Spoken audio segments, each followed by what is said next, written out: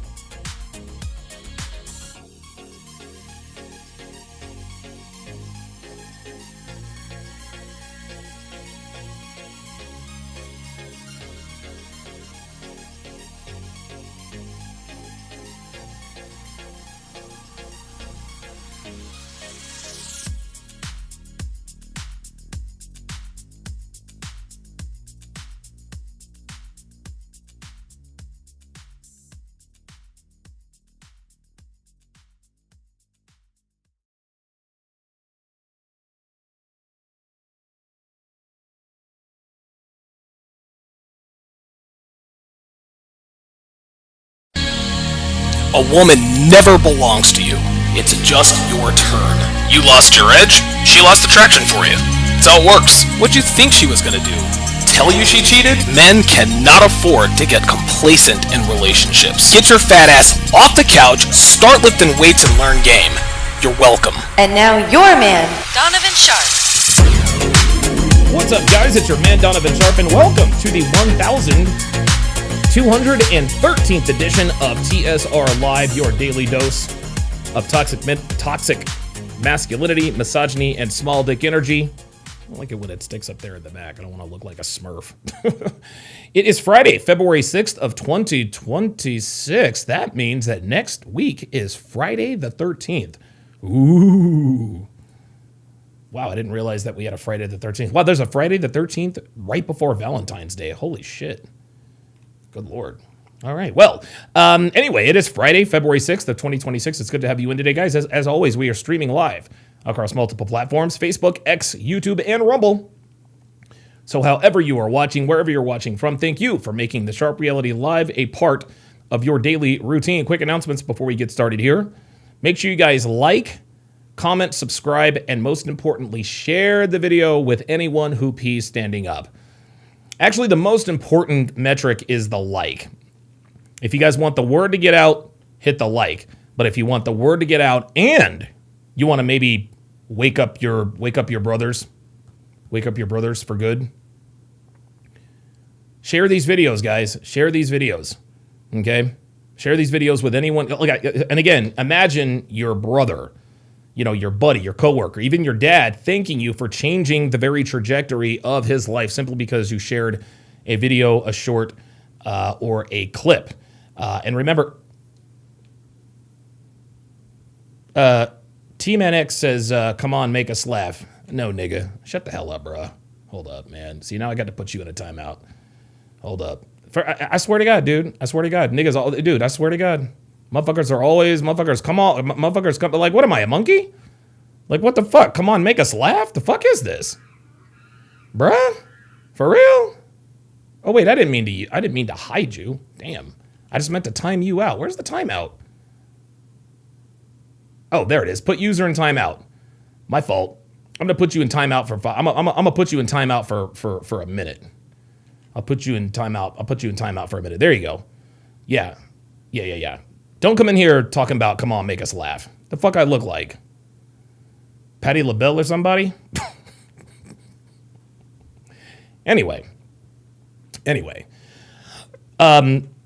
Remember, guys, I want to let you know there's no need to accompany, the sharing of any of my videos with some sort of explanation as to why they need to watch it, as to why they should watch it. All you need to do is drop the link, and if they have any questions, you can answer them. But this is the best way to get the word out. Okay, no paragraphs of texts, right? No, hey, do you need to watch this, bro? None of that.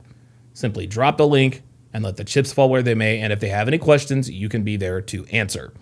Also, be sure to join my Discord. I'm going to have my video accompaniments for all this. For whatever reason, a lot of these files got lost.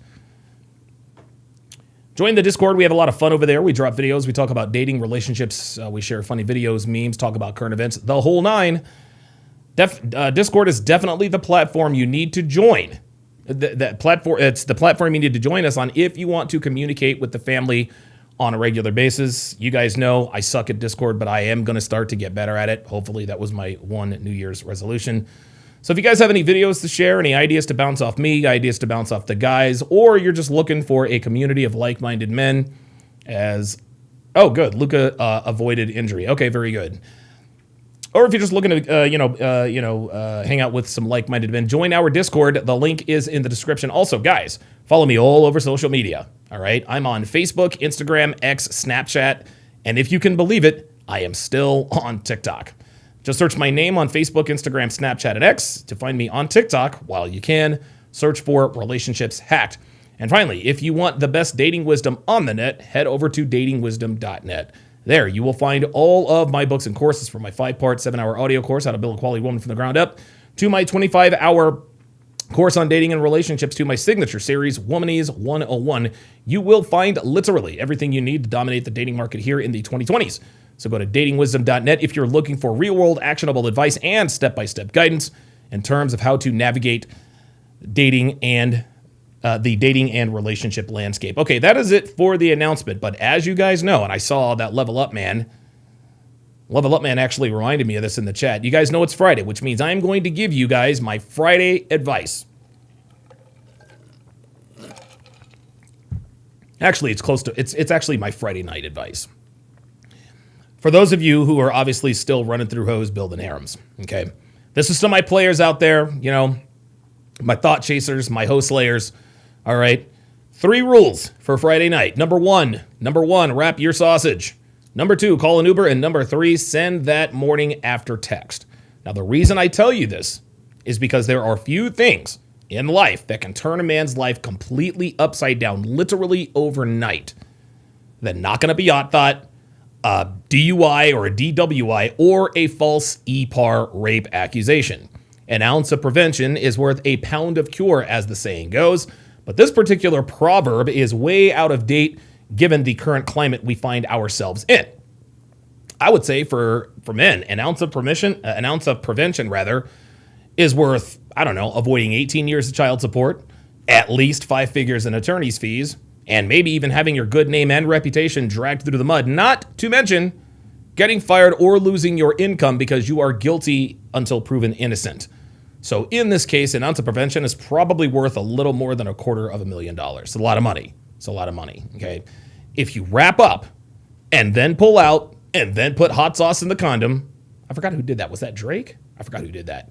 Either way, pull out, put hot sauce in the condom, you got nothing to worry about, okay? Flush it down the toilet.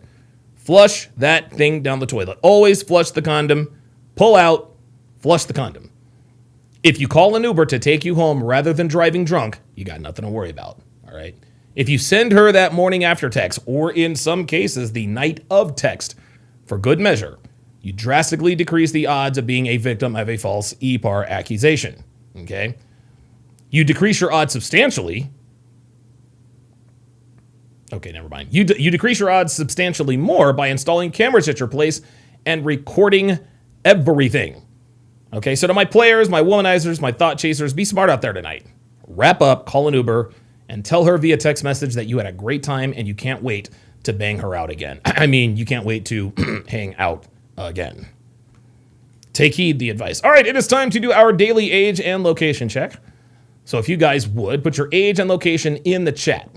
Myself and everyone would really appreciate it. So for example, I would type in 48/Reno because I am 48 years old and I live in Reno, just like you guys see in the chat. Now, the reason we do this is because if you are here, there is a better than average chance that you think the way we do here at TSR Towers. But you also understand how difficult it is to meet like-minded people who also share our beliefs. Well, by putting your age and location in the chat, you alert people here who might live in your proximity. You never know. Someone watching could be from your city. They could be in your neighborhood. They could live on your street. They could be from your block. They might even live in your own building. So this age and location check is how we start to build communities of like-minded men. So put your age and location in the chat if you're interested in building relationships with people who think the way we do. All right, we are off to a very, very fast start on a Friday. We've already got 80 people watching. Let me check the likes.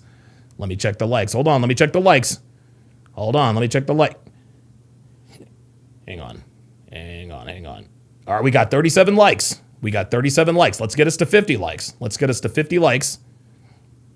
Let's get us to 50 likes. Got a great show in store for you guys today. We are obviously, today we are going to react to the Piers Morgan versus Andrew Tate debacle on Piers Morgan's YouTube channel. We are also going to react to one of the newest loyalty tests by our guy Sergio, aka Udi. But before I do that, yes, Drake did do that. Yes, Drake did do that. Let me shout you guys out here in the chat. T-Man X 3578 wanted me to dance like a monkey, and I told him fuck no. Actually, hold on. Wait a minute. I always get this wrong. Sorry about that. And I told him fuck no. Oh, hell no. There we are. Yep, there we go. Funeral 1112 says, what's up, Big Don? Do you think it's going to be a good Super Bowl? I hope it's going to be a good Super Bowl. I think the Seahawks are going to win by 10. If the Seahawks get off to a fast start, it could get ugly very soon.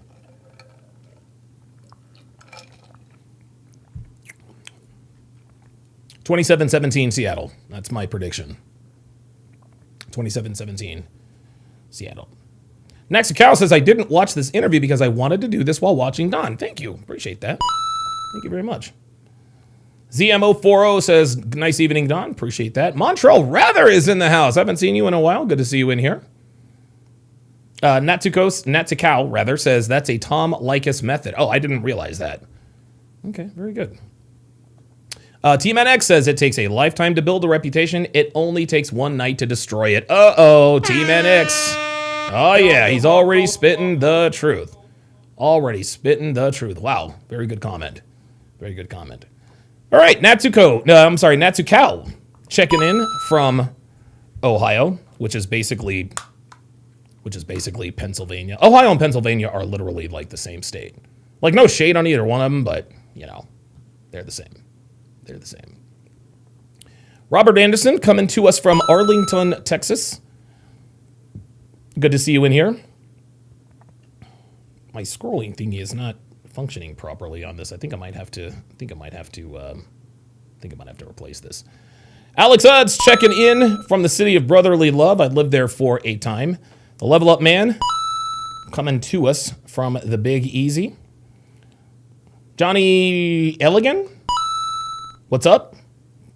What's up? Watching from, what is that, Rosemont, Texas? Is that what that says? Wait a minute, hold on. Rosenberg, Texas. Ah, gotcha. Montreal Rather checking in from Dalton, Georgia. Loaded Locks Gaming watching from the Golden State. Jethro Raffro. And I still have not gotten my results for my loyalty test. I still haven't gotten the results for my personality test, so I think I might have to take it again. So, yeah, I'm going to get that taken. I'm very, very interested, by the way. But shout out to Jethro Raffro. Very, very good. FBS watching us from the Sunshine State. So is Justin Consciousness. Chris Williams checking in from Anaheim, California. Brembo Pirelli. Wow. Oh, this is K Swifty. So K Swifty checking in from the 919. Dude, I fucking hate Raleigh. Oh my God, I hate Raleigh. I hated Raleigh. Dude, I was getting pulled over in Raleigh like every other week. That's probably why I hate it. TMNX 52 checking in from Alberta. I was actually watching the Olympic opening ceremonies. Team Canada has like 211 athletes. I think half of them are hockey. Listen, man, if you don't bet the Canadian hockey team to win gold in Milano Cortina, it's a bad bet. It's a bad bet. You know how that goes.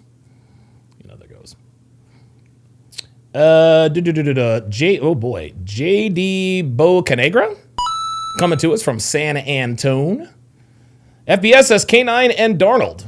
Why does this keep skipping on me? I can't use this one. There we go.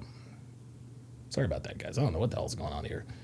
FBS 1579 says K9 and Darnold have to play their hearts out. Yes. Yep. And I think that now Zach Charbonnet being out, listen, you'd rather have him in than not. But I think Kenneth Walker III, K9, I think he can handle the load. Listen, it's just one game. I think he can handle it. Tex-Mex Barbecue says, hey, Donovan, CME1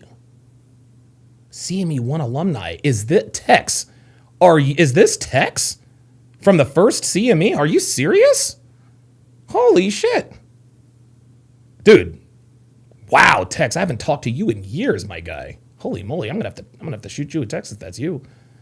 Waka Tango Flaka checking in from Ohio says, fly, Eagles, fly. Thank you, Coach Stoutland. Guys, listen, man. The media hates the Eagles. They hate Nick Sirianni. They're trying to convince us that the Eagles are in turmoil and that there's all sorts of... Dude, been to the in the last 5 seasons, been to the playoffs all 5 seasons, been to 40% of the Super Bowl, won 50% of those. We've won the division 2 times in a row for the first time in 50 centuries. We're fine. We're gonna be all right. We've got the squad. We've got the squad. If you don't like Nick Sirianni, I don't give a shit. Eat a dick. I don't care. The dude wins games. The dude wins games. Straight up. Christopher Brooks coming to us from Fort Myers. Good to see you in here. Pro Special checking in from Hamburg, Germany. Texas coming to us from DFW. That's just outside of Dallas, for those of you guys. No. Very good. Cam Jam says, the real RP Don, good to catch alive. Absolutely. Let's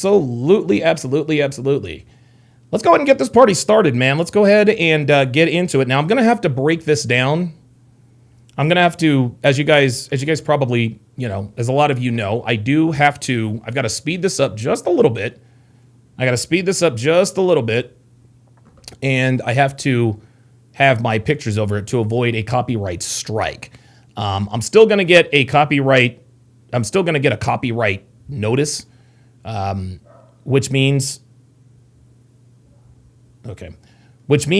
I'm not going to make any money on this particular video. Obviously, outside of any super chats you guys might want to send in. So it is what it is. So Andrew Tate, I don't know when this interview happened, but I know this dropped yesterday.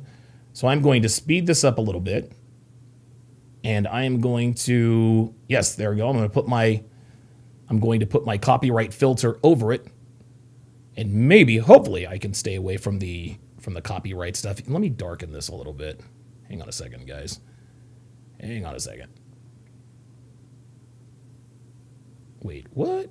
That's the fair use. Yep, we got the fair use. Donovan cartoon. There it is. All right, let's do this. I'm going to have to darken this a little bit. The opacity. Yeah, let me darken the opacity a little bit. There we go. All right, good stuff. All right, guys. As you guys can see, just to remind you, the pull-up line, as you guys can see, the pull-up line is open. If you got something on your mind, you can pull up. The link is pinned in the chat. Looks like Jim Schwartz has also resigned as the Browns defensive coordinator, which is a bummer because you got the monster Myles Garrett. Let's get it. Here we go. You said I miss human trafficking. Why did you delete it? It was just deleted by my PR team as I slept. These gotcha moments are 5 or 6 years out of date. Let's be professionals, Piers. Why was the DJ unwittingly, he was unaware of what the song was? Far be it from me to teach you how to answer questions in interviews, is to say that you find what's in the Epstein files utterly disgusting, and celebrating the song Heil Hitler is also disgusting. Oh my God. Are you kidding me with this? Are you kidding me with this? Absolutely, absolutely insane. This dude is worried about a song. Jock Silver says in 3 years, Mike Tomlin will be the Eagles head coach. Nope. No, we don't want him in Philly. No, we're about Super Bowls. There, not here, Reno.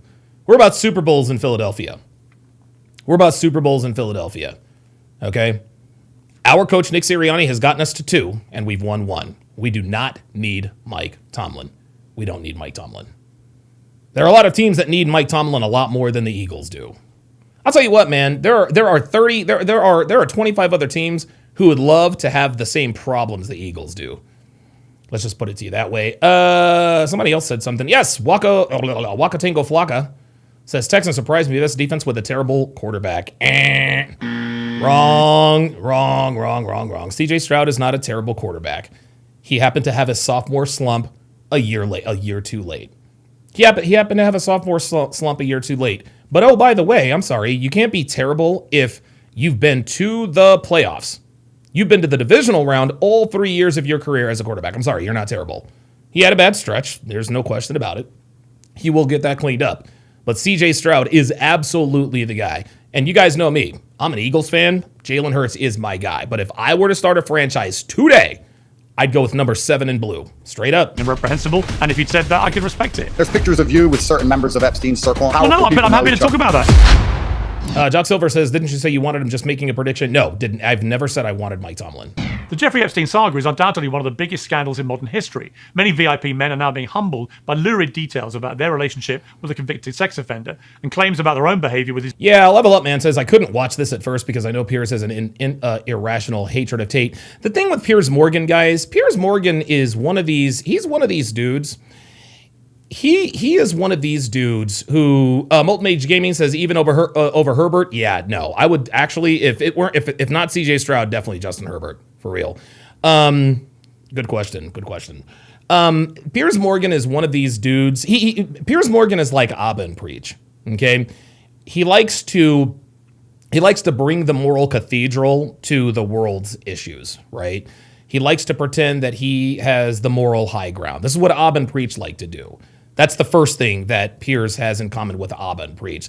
The second thing that Piers has in common with Abba and Preach is that we don't know what he believes in. We don't know what we have no idea what his steadfast beliefs are. We don't know if he's a Democrat or Republican, a liberal, conservative. I mean, we don't know.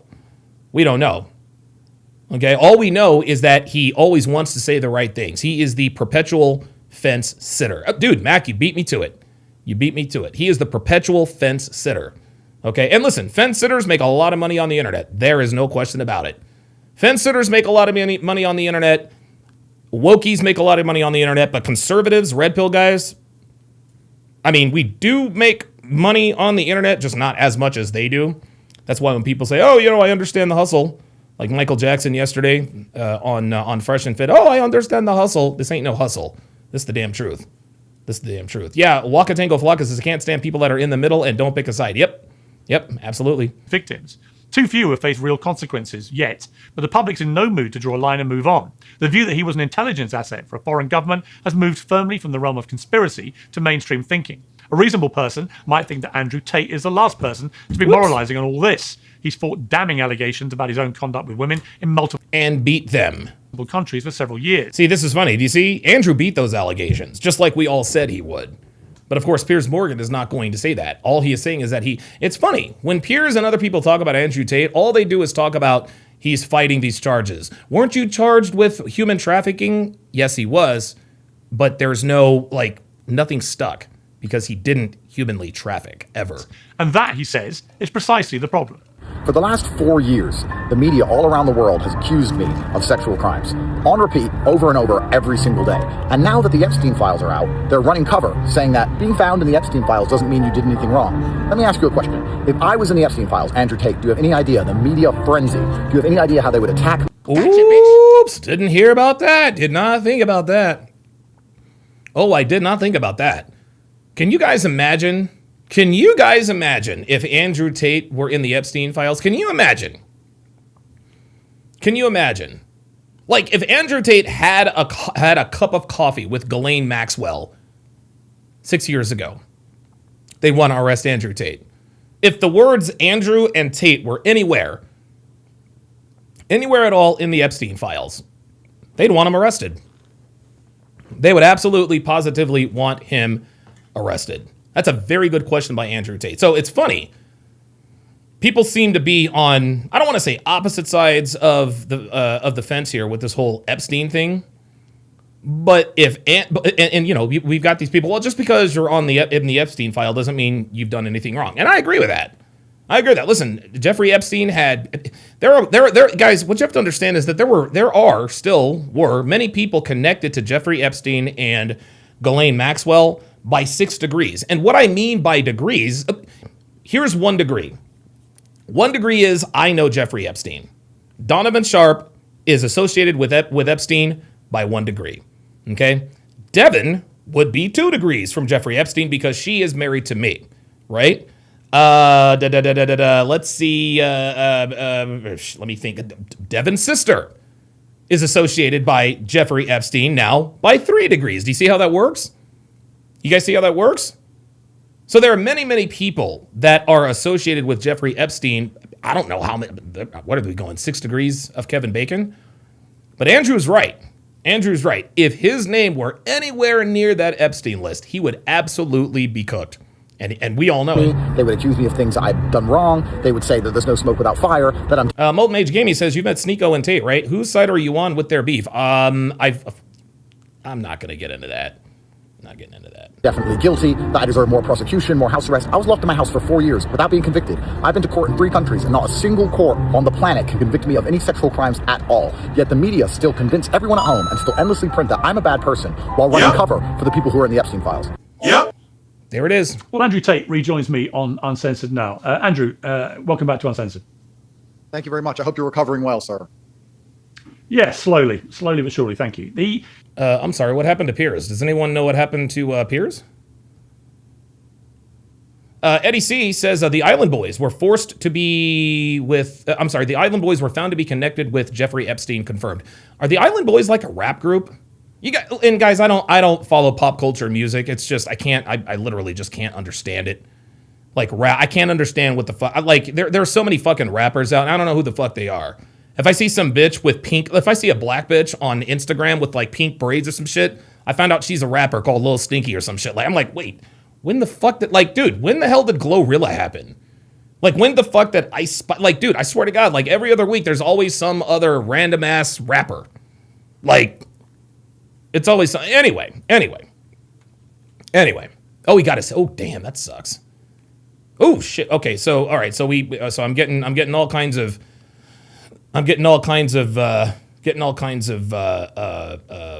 intel here. So we've got hip surgery here by Jethro Raffro. Jock Silver says he slipped and fell on some ice. Bryce Fright or Hell Fong says he fell down some stairs. Okay, all right. Well, it is what it is. Jay Blaze says wife said she was close to leaving him because she's a hoe. Yeah, you know what? We'll go with that one. Let's continue. So it's an interesting point you raise. I'm not going to relitigate in this interview the outstanding criminal and civil actions that you're facing. No. You see what Piers just did there? I'm not going to relitigate. Of course you're not going to relitigate because you know he's not guilty. You know he's not guilty, Piers. Of course you're not going to relitigate it. You're not going to relitigate it because you know you're going to lose. Guys, look, let's make one thing clear.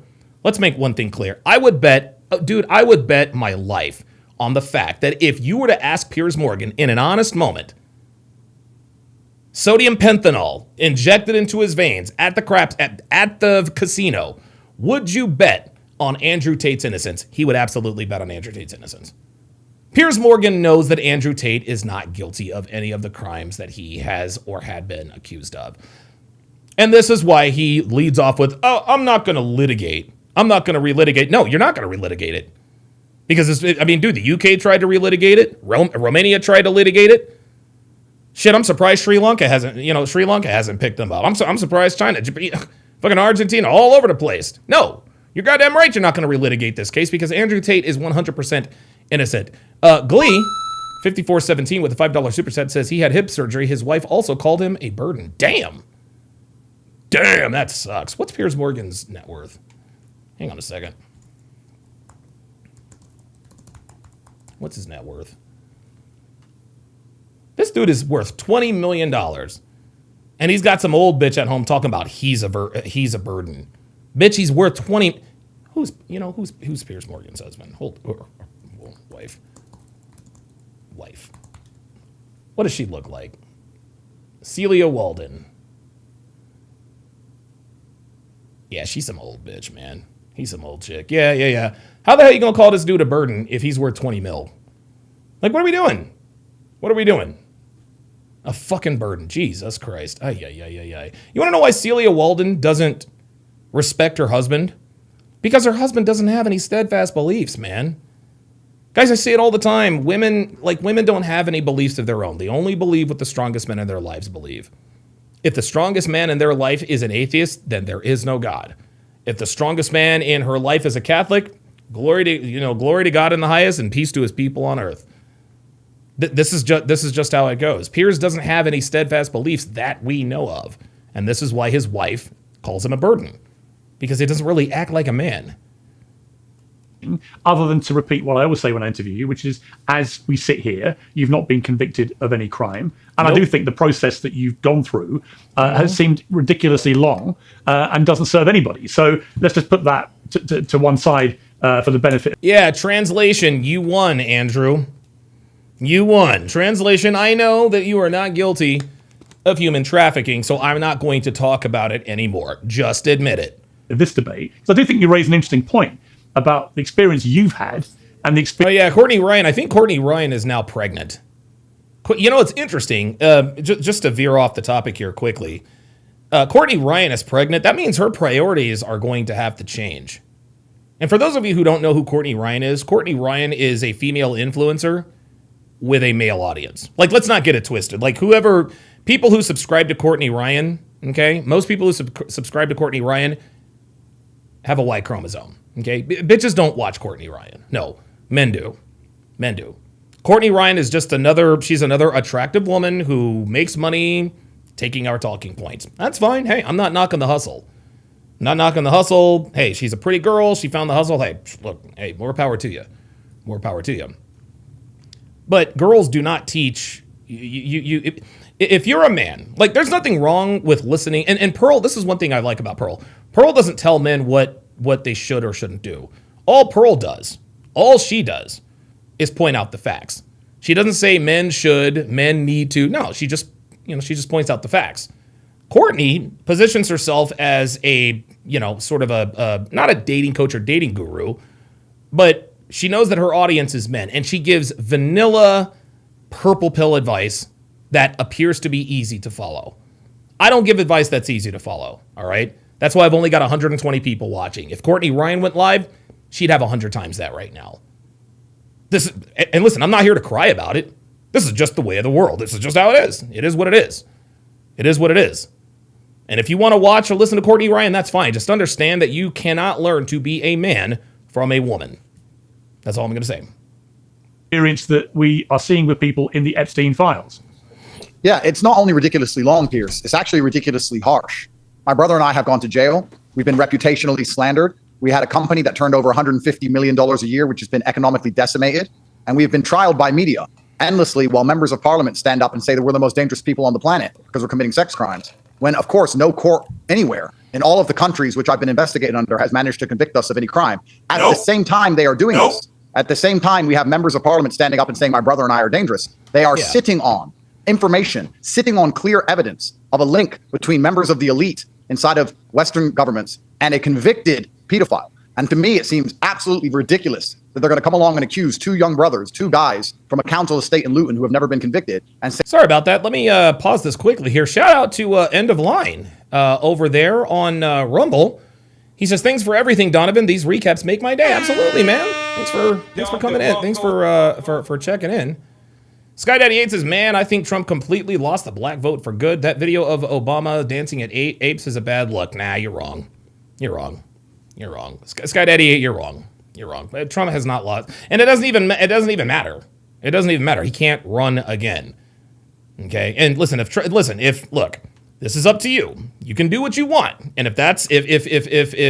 if you no longer endorse Trump because, and I haven't even heard about this Obama ape video. I've never heard of it. It's the first time I've heard of it. But I don't give a shit. I don't care. Okay? I do not care. I'm still 1,000% a Trump supporter. Full stop. Don't care. I don't care that I don't care. I don't care what it is. Now, if him dancing like a monkey as Barack Obama causes you not to endorse him anymore, who am I to tell you that you're wrong? You can do what you want. You can vote for who you want. This is a free country. It is what it is. That's not how I roll. Say that we're the enemy and talk about us in question time while ignoring information they've had for over a decade, linking senior members of British government directly to a convicted pedophile. And I think anybody with a brain at home understands this reeks of monumental corruption. Well, I certainly think, I've drawn a line on the Epstein scandal in terms of plausible deniability for people in public life, because so many people, public figures, have been connected with him. Yeah, there is a qualitative difference to me between the people. That plausible deniability that Piers just talked about with regards to Jeffrey Epstein, that's what I was talking about. 6 degrees of separation. Like, I'm sure that there are an exorbitant amount of people that are connected to Jeffrey Epstein in some way, shape, or form. In some way, shape, or form. Okay? I'm sure there are. Just because you're on that list doesn't mean you're guilty. Dorkstar81 says Sneeko sucks. He's a modern streamer who wants views. He's causing problems for the red pill. Look, I like Sneeko. I think he's got a good head on his shoulders. I think he's young. And he's got a lot to learn, man. Because when I first got into content creation, I had a lot to learn. Okay, Myron and Fresh, when they first got into content creation, they had a lot to learn, right? And listen, in this whole streaming life, influencer, we've all been through some shit. We've all been through some sort of scandal. We've had lies told about us. We've stubbed our toe. That's the way it is, right? Nobody has it all figured out. So listen, look, I like Sneeko. I've met him. I like the kid. I think he's got a good head on his shoulders. I think at some point, the older he gets, the more he'll work his way through this part. Because you guys got to understand, Sneeko is still very young. What is he, 25, 26? Still a kid. Like, dude, Sneeko is still a kid. He's got all this money, all this celebrity. He's, rubbing elbows with all, with all the main manosphere guys. Yeah, it's gonna, listen, he's gonna make some missteps. He's gonna make some missteps. This doesn't mean that he's I don't think he's a bad guy. No, listen, has he hurt the manosphere in some way, shape, or form? Yeah, probably. But I think all of us have in some way, shape, or form. Myron's hurt the manosphere. Okay, in the past. Kevin Samuels did it. I've done it. MLD has done it. We've all made mistakes. We've all made mistakes. And so, listen. Knowing Sneeko like I do, I know that he is highly intelligent and he will figure this out. And listen, and I agree with Zero Cool. He's still a bit green. That's all. That's all. Disowned him after his conviction in 2009 for being a pedophile who abused an underage girl, and for those who then stayed in contact with him. And many of the people we're seeing toppling like dominoes. TM Flesh says, man, I haven't come across a Donovan video in years, and suddenly I catch you live. Well, that's because I have been ban shadowed. I'm still around, TM Flesh. I'm still around to you. Oh, by the way, guys, I know I'm taking a while here, but just bear with me. This is actually pretty cool. I'm actually starting to get a little bit of headway. Ladies and gentlemen, we have cracked 171,000 subscribers. Yes, we have. We have cracked 171,000 subscribers. As you guys know, my channel has been under attack. I don't want to say under siege, but my subscribers had slowed to had grinded to a halt over the last, I would say 2.5, maybe 3 years. I was in the high 160, 169, 170 for a while, but now I appear to be going back up. So who knows? If I can hang on to this momentum, I think we'll be all right. Let's get it. Whether it's Andrew Mountbatten-Windsor, Lord Mandelson, and others, are people who emphatically denied staying in contact with him, and now we see from the files that that is actually a lie, and they continued consorting with him for many years afterwards. Do you see that distinction? In other words, take your situation. If you were to be convicted of what are some very serious offences that you've been... He's not going to be convicted. ...charged with. If you were to be convicted, and it's hypothetical, I accept that, and you must go through fair due process, and it should happen... Yeah, I accept that. Translation, I know you're not guilty. And faster than it's happening, I've said that. But if you were to be convicted, would you think it's fair and reasonable of people in that eventuality to say, I want nothing more to do with Andrew Tate, and to be judged accordingly? And conversely, if people decided to carry on, being your friend... Yeah, King Life says Sneeko doesn't have steadfast beliefs. He does seem like a fence sitter to a degree. I'll agree with you on that. I will agree with you on that. I will also tell you that Sneeko is 1,000% red pill. Like, he is absolutely, no matter what he says, he's red pilled for sure. Doing business with you, whatever it may be, they should be judged accordingly too. Yeah, that's a fantastic question. And you've also been very fair to me. I have to give you credit for repeatedly pointing out that I've not been convicted and that you believe in the rule of law and we should wait for a conviction. The problem here we have is that we see all of our democratic institutions are absolutely corrupt. How can Peter Mandelson be promoted to the most important political position that perhaps exists inside of the UK government, which is ambassador to the United States of America, when he has such clear links to a convicted pedophile? Why was he promoted? Is it because of his clear links to a convicted pedophile, which is a whole another question? And now you're asking me, do I trust the UK courts? Do I trust the systems which are hiding information that they have on pedophiles, which are clearly protecting powerful people, which are clearly engaged in a two-tier policing structure? Do I now trust them to give me a fair trial? The whole point of democracy is transparency. Nope. The whole point is rule of law. And if they're applying rule of law to some people and completely ignoring it... TMNX3578 says, I'm here. Let me know if I'm welcome. Yeah, you're welcome. Absolutely. Yeah. Everybody's welcome. For elites, you now have to ask yourself a question. Are the courts fair and is the system fair at all? Please understand, my brother and I have gone through the most heinous trial by media that has happened in modern times. As I've said, we've already been punished more than most sex offenders are ever punished at all. We were locked up for a total of 4 years. We lost our business. Our bank accounts were frozen. We were unable to travel. We couldn't see our children. I missed medical appointments. Many bad things have happened. My mother had a heart attack and I couldn't be there. These people, where they had serious, credible, concrete evidence, haven't even been investigated. And these are the people who are in charge of the government. So Piers, as a logical person, to answer your question, can I trust anything the British government does when they're clearly running cover for people that they have serious evidence on, while endlessly attacking me and mentioning my name in the media and mentioning my name in question time when they don't even have any evidence on me and they've struggled to find a conviction for the last 5 solid years? To me, that reeks of governmental corruption. There you go. Well, I think it's a perfectly reasonable question if I'm in your shoes. Yeah, because you've not been convicted of any crime. The interesting thing about Mandelson is you have the British Prime Minister Sir Keir Starmer today admitting in Prime Minister's questions that he did know, because of the vetting process, that Mandelson had continued in a friendly relationship with Epstein that was ongoing. Right. And despite that, he's... Yeah, TM Flesh says, yeah, can't keep everybody down at the same time. Glad to see you're still at it. Yeah, they actually can, but, I think one of the many reasons why, I think some of the reasons why I'm on my way back up, number one, is I'm a little more consistent these days. The last 6 months have been very, very trying. I've had a lot of personal issues, a lot of family issues to deal with. And so that has not allowed me to be as consistent as I am now. And you know how that goes. And so, but, another reason, of course, is, being banned, shadowed, being suppressed in the algorithm and all that good stuff. But, yeah, I'm still at it, man. Listen, thankfully, I'm, financially secure enough to be able to do this and, not really make that much money. I've got to make enough to make it worth doing this for the amount of time that I do. That's why I appreciate you guys' super chats and cash apps. But, yeah, I'm still at it, man. Still appointed him as one of the most powerful people in his government as the UK ambassador to the United States. And that, I think, is going to be was going to be very damaging for Starmer, because that's the first admission that he knew that Mandelson and Epstein had continued being friends up to the point, we don't know to what final point, but certainly right up to near to when he died. So there you've got somebody in Mandelson's case who twice had to resign from governments in disgrace over various financial skullduggery. And then you have him supporting and staying friendly with a convicted paedophile, and the British Prime Minister knowing they had stayed in touch and it was an ongoing friendship, and still making him the ambassador. I find that crazy. Yes, exactly. I mean, look, I find that crazy too. And this is why Andrew Tate does not trust the UK government, because they are giving men who are connected with known PDF files in power.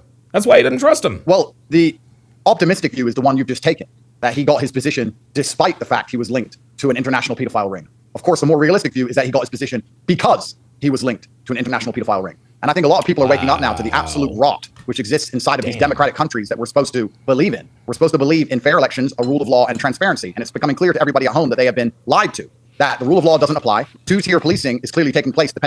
Listen, if Sneeko really is oh my God.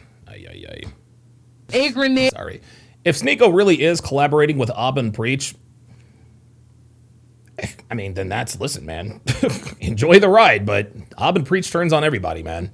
They turn on everybody. So on your social status. If you're a young man from Luton, they'll trial you by media and throw you in jail and take all of your money without credible accusation. But if you're a lord, perhaps, they can sit for over a decade on credible evidence of you spending time with a pedophile on a secret island and refusing to even investigate you, let alone... Glee 5417, welcome to Chat Privileges. At Glee 5417 to welcome him to the TSR family. I'm going to do that myself. Welcome. I want you guys to at Glee 5417 to welcome him to the family, guys. Anyone who becomes a member, you guys are spending your hard-earned money to support what I do and what my mission and what my goals are.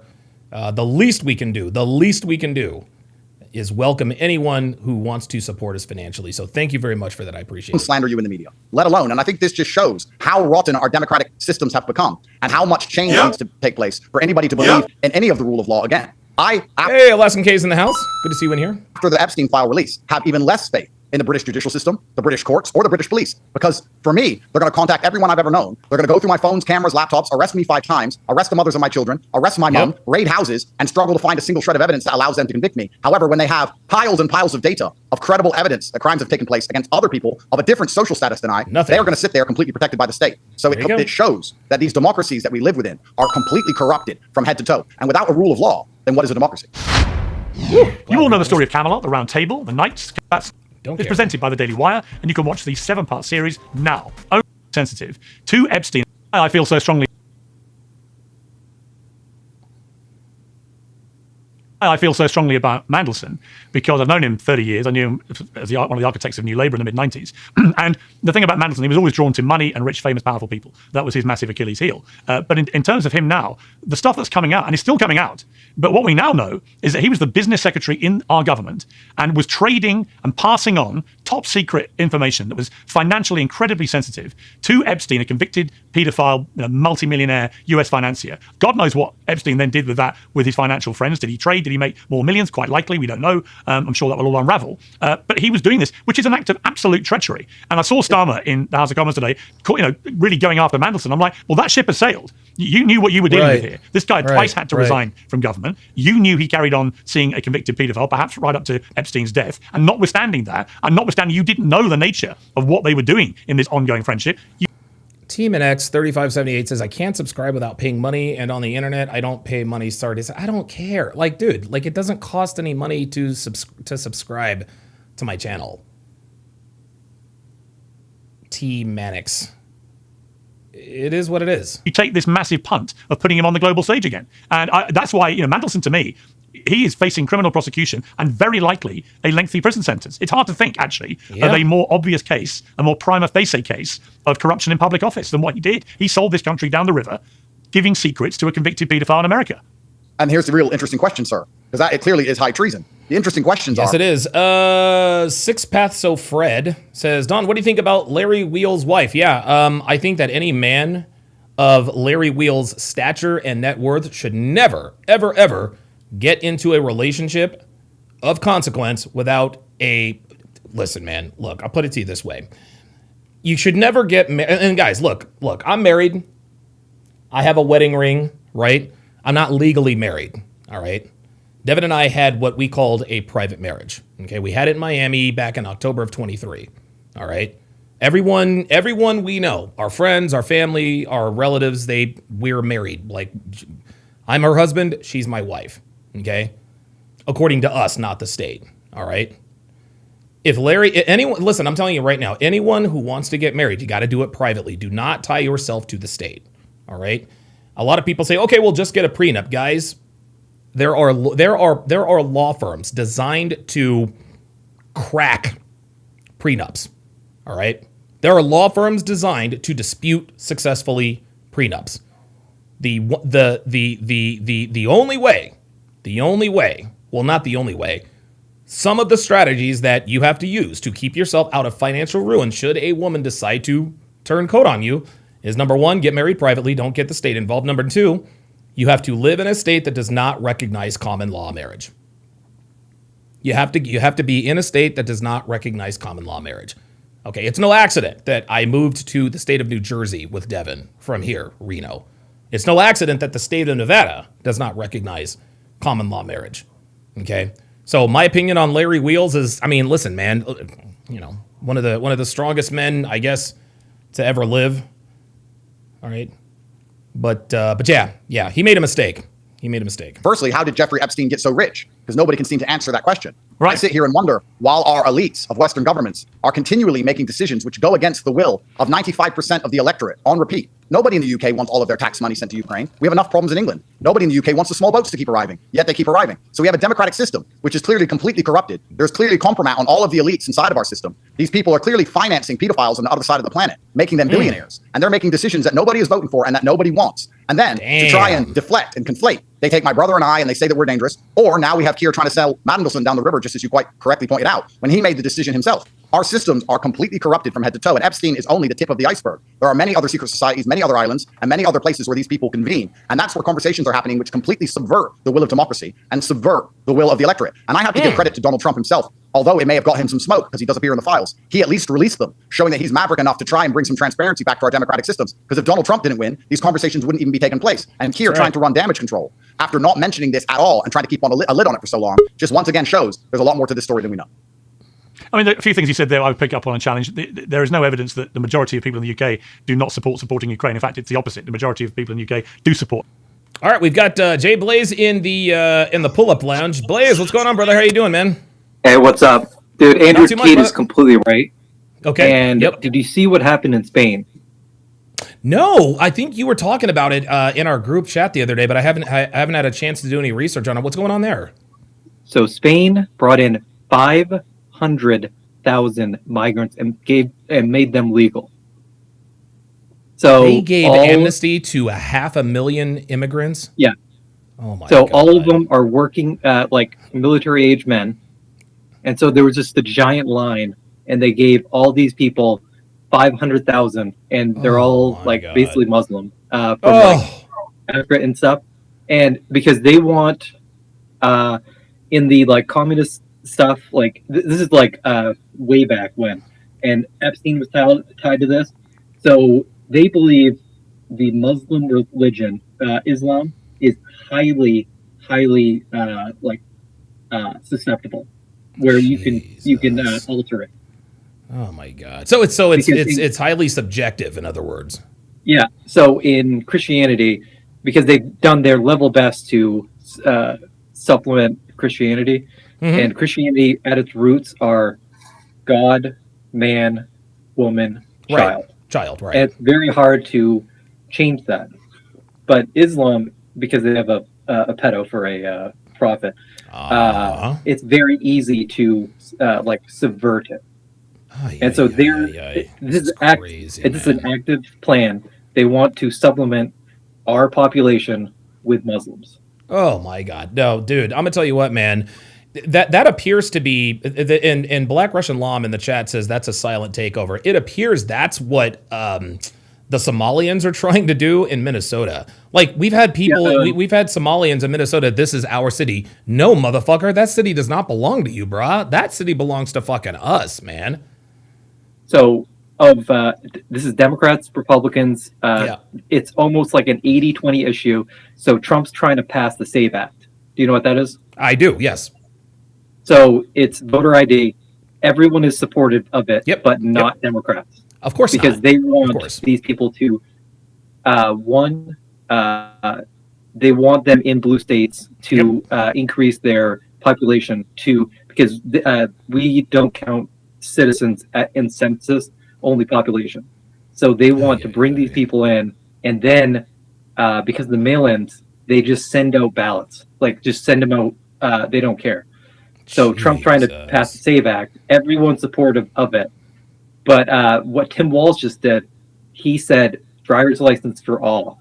Yep. He just passed the driver's license. So he's just going to hand out driver's license to everyone. Because you can use the driver's license to vote. That's right. Ah, Yep. yeah. What do you think's going to happen with? What do you think's going to happen? Oh, I'm sorry. Go ahead.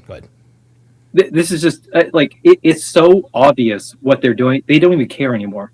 No. Like you have Lady Gaga. She just did like some demonic presentation for the Grammys. They don't even care anymore because we are so. Did you ever see the? It was the ex-KGB officer who was talking right after like World War II. He was talking about how they would destroy the West. No, I have not heard of that. So it's basically called disappraisement, and this has been going on for like the past 40 years. And we are in the later stages of it. Like, unless you give somebody a reason to fight, they won't fight. And no, that's right. Look, we have no marriages. We have very little to fight for, and so like, dude, it's all going down. Dude, oh my God, dude, I did not know that Spain, dude, a half a million people got amnesty in Spain. Spain is done, dude. So, that's it.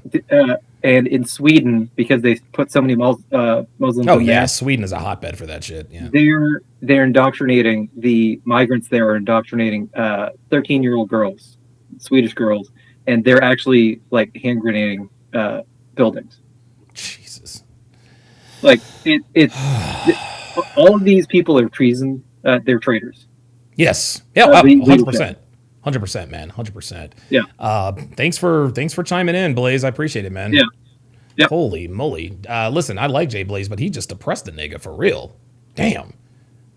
Dude, I heard that something had gone on with Spain, but 500,000. Oh my God. Oh my God. Well, hey, listen, man. As long as we have Trump and/or Vance in office, I don't think we have anything to worry about. Wow. Helping the Ukrainians. You're right about the small boats. On Trump, I know Trump very well. I spoke to him a few days ago. I think on the... Yeah, TM Flesh says, even if you have a solid prenup, she can still waste your time and money fighting it anyway. And if you make all the money you are paying for both of your lawyers, dude, it's a no-win situation.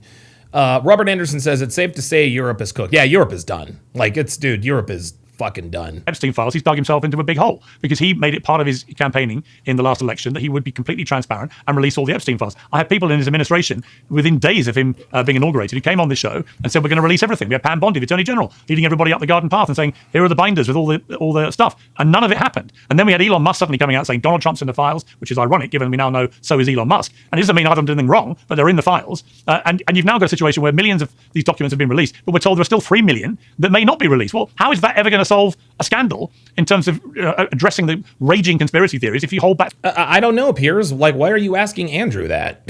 3 million documents. That's not transparent. So I think if I'm being critical of Trump about anything with this, my main criticism is the failure to deliver on his promise to be transparent. Perhaps, but he's certainly been more transparent than the governments before, where we know that they had this information for a very long time and an absolute lid was kept on it. So at least he's beginning the process of letting the people at home understand how corrupt our institutions are. And myself, I'm in a lot of trouble with many charges from the British government for my speech, saying the things I say are completely unacceptable. But primarily my message is challenging the blanket authority and the blanket narratives which are pushed by our institutions. And now that we see our institutions are completely corrupted by billionaire pedophiles, now we see our institutions have been completely overrun and they're operating in secret rooms and subverting the rule of law. I think that makes it even more important that people like myself continue to challenge authority. And yeah, subverting the rule of law. That's exactly what they're trying to do in Minneapolis. Like that, I don't want to make this about Minneapolis, right? But what's happening in Minneapolis, that is those people, whatever the hell is going on up there, they are trying to subvert the law. Our president, we elected our president. Okay, he ran on immigration reform, among other things. We put him in office, and he is doing exactly what the hell he said he was going to do. And the people of Minnesota are trying to subvert it. We don't like your immigration laws, so we are going to fight ICE so that you guys can go away. Trump can't pull ICE out of there, otherwise that gives them the victory. If Trump and Tom Homan bring ICE out of Minneapolis, Minnesota, that sets a precedent, like for good. That sets a precedent. Okay? This means that if anyone has any problem with any law, specifically immigration laws, well, hell, all they got to do is raise a ruckus, protest, assault officers, block streets and blah, blah, blah, blah, blah. And this is why Trump and Homan have been very, very clear. Look, man, we're not going nowhere. We are not going anywhere. We're not going anywhere. Demand answers and demand transparency and not believe official narrative. If you want ICE officers out of your city, You should have voted in Kamala. This is just the tip of the iceberg. What we know is going to be a fraction of what actually took place. And I find it absolutely disgusting, and I don't want to make this about me, that they managed to do so much damage to my brother and I with no evidence, while sitting on such a huge pile of evidence for some of the most important people on the planet.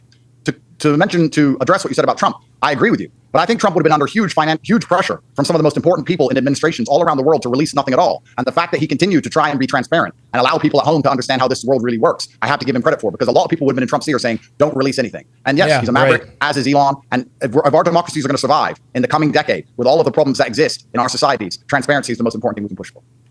Yeah, but even with Elon, who I'm a big fan of in terms of his business acumen and achievements and everything else, but he's out there every day, all day at the moment saying, I've led the charge against the Epstein stuff. I want full transparency. I had nothing to do with it. I rejected all advances from Epstein and so on. And yet we're reading emails from him where he's clearly very keen to get on the island, very keen to know what night's the wildest party night and so on, which is a complete conflicted reality to what he's trying to make us think. Age hits you like a brick and earlier than you think. Jesus, boy, I tell you what, man. Hey, I can't knock the hustle. I'm happy to talk about that. But hang on, okay. Sorry, y'all. There we go. Go to Mars.com for 50% off and 3 free gifts at checkout. After your purchase, they will ask you where you heard about them. Please support our show and tell them that I sent you. Tell them Piers Mulkin sent you. Well, yeah, sure. And there's pictures of you with certain members of Epstein's circle, and I'm not for a second going to accuse you of any kind of wrongdoing. Well, no, but I'm happy to talk about that. But hang on, okay, but look, but you raised that, so I can. But I have explained that very simply. All right, so in 2013, I think it was. Yeah, so there you go. Piers Morgan is connected to Jeffrey Epstein by 50 degrees. Okay, what? I went to a book launch for a guy who was editor of a British newspaper in Manhattan. A lot of starry people there, Stephen Fry, all these people, and I was introduced to a woman I didn't know called Ghislaine Maxwell, and the link was that Ghislaine Maxwell. There she was. I was editor of a Daily Mirror in the UK, which was owned by her father for many years, Robert Maxwell, who then fell off a boat and probably killed himself. Maybe not, we don't know. And I had a 5-minute conversation with Ghislaine Maxwell, and a photographer appeared and took group pictures, and then people have cut out me and her and posted it. Now, I've explained that many times. That was the only time I've met Ghislaine Maxwell, had any dealing with her. Never met Jeffrey Epstein, had any dealings with him. Certainly never went to his island or his parties or anything. That's it. So my full extent of exposure to either of them was 5 minutes at a book launch, standing there, and there happened to be a photographer, and that was 2013. So I argue. I believe you. I've got no problem, people. I've got no problem. It doesn't really matter. That's what happened. And the point being, though, that I believe I've been 100% transparent. All I'm requiring other people to be is when similar stuff comes out about them, be equally transparent, right? And my argument about Elon is he's saying one thing, but we're reading a different thing in the emails, which contradicts what he's saying. That is not being transparent. You know, if I said this about Ghislaine Maxwell and someone said, well, hang on, because I've got all these emails of you and her having a good old chinwag on email or going to the island, or then I'm a liar. Then I'm lying, and I should be judged accordingly. Nobody has ever said that. Everyone accepts. I met her for 5 minutes. I want people in these files to say, here's what's in there about me. I mean, look at Bill Gates, right? So Bill Gates has come out. We've got a clip, I think, of Bill Gates. This is... Yeah, King Life says, everyone keeps telling me I should become an ICE agent. My patience with these libs is low. Yeah, I could never be an ICE agent, dude. Nah, bro. No, I could, dude. No. Dude, me and King Life as a part of, no, bro. We'd be on the news every day. We'd be on the news every day, man. I'd be like, yeah, I shot the bitch. What? The bitch tried to run me over, so I fucking shot her. What do you want? So just for viewers who've not followed this, Bill Gates, it turns out in one of the documents in the Epstein files, Epstein appears to have drafted a note that would have been sent by one of Bill Gates' right-hand men to Gates by way of kind of leverage stroke blackmail for this aide to avoid being fired as he feared he was going to be. And in it, he says that he protected Gates when he caught... Yeah, Max says Piers thinks he's just above being accused wrongly. Right. An STD from a prostitute, and also protected him when he wanted to get medication secretly to Gates' then wife to stop her getting infected. Now, what was interesting about this? Gates says this. Let's take a look at what he has said in the last 24 hours about this.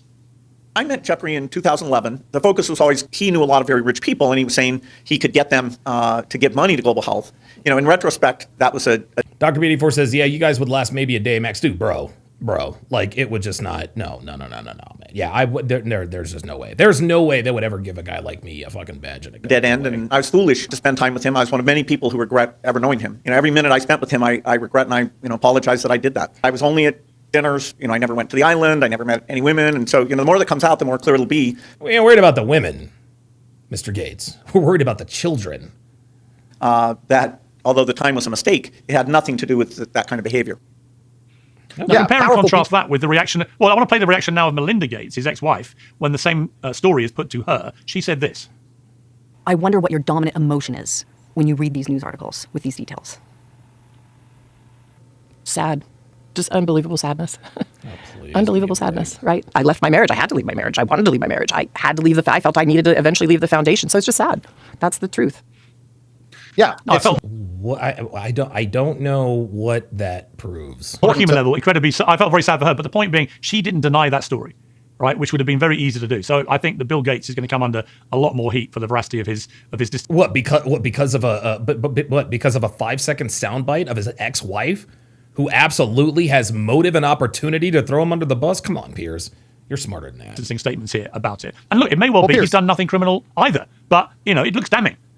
absolutely, it looks damning. And you're talking about him being under a lot more heat. I would argue that he's not going to face Jay Blaze, he had sex with Russian hookers and gave STDs to her. Yes, that is motive to lie, absolutely. fraction of the heat that I have. He's not going to lose Microsoft. He's not going to go to jail in Romania. He's not going to be locked in his house for 4 years. And it's important we understand context. I believe everything you said about your relation with Lashane because I know that rich and powerful people know each other. And sometimes you meet at social events, these things happen. But also I know that people who do wrong things don't often admit to doing them wrong. And it's the job of the authorities to investigate people who perhaps they have evidence that they've committed crimes, investigate them fully and clearly, and let the people at home know the rule of law applies. How can the British state have endless resources to try and put myself in jail, endless resources to lock people up for tweets, endless resources to knock on doors for people who are unhappy with their Guys, listen very closely. Andrew is speaking facts here. government, but do not have resources to investigate this huge pile of evidence that we have, that huge, important members of the British establishment have a serious link with a convicted pedophile. It is because it is two-tier policing. It is because Keir and his government and the government previous are so corrupt to their core that they want to ignore these pieces of evidence and go after the people like myself instead who talk about them. And this reeks of absolute governmental corruption. Yes, there are people in the files who did nothing wrong. Yes, there are people in the files who did a lot wrong and are lying about it. This is the job of our policing structure. This is why we pay our taxes, sir. We need to know exactly what happened to guarantee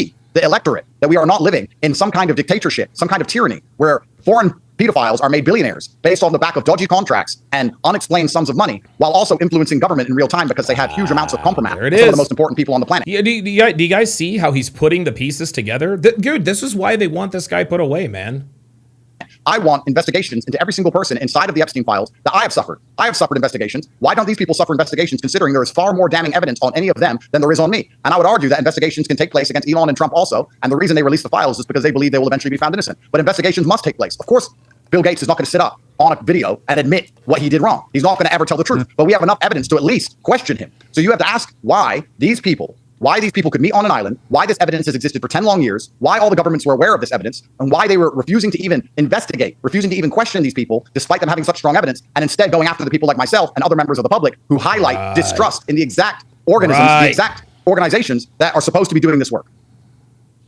I want to turn just to some things you posted in the last week, which you then deleted. And I want to ask you why you deleted them. So the first one, Sure. you said the thing I'm not supposed to say about the Epstein files is that women have become such lying whores that it's impossible to take any of these unsubstantiated claims seriously. Women have sex, then cry rape so often that real victims never face justice. Now, notwithstanding that a lot of people will be highly offended by the language you've used there about women in a generalized manner, Who gives a shit? It's true. why did you delete it?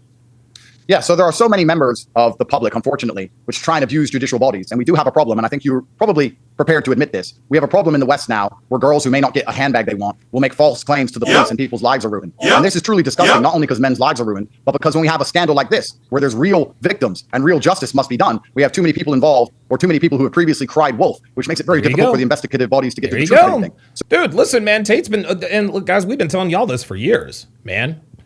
False rape accusers not only hurt the victims of false rape accusations, the victims of the accusation, they hurt real victims. So it's truly heinous that women lie and pretend to be raped when they're not and make real victims, put real victims in a position where they cannot trust the police to get them justice like they deserve. So why delete it?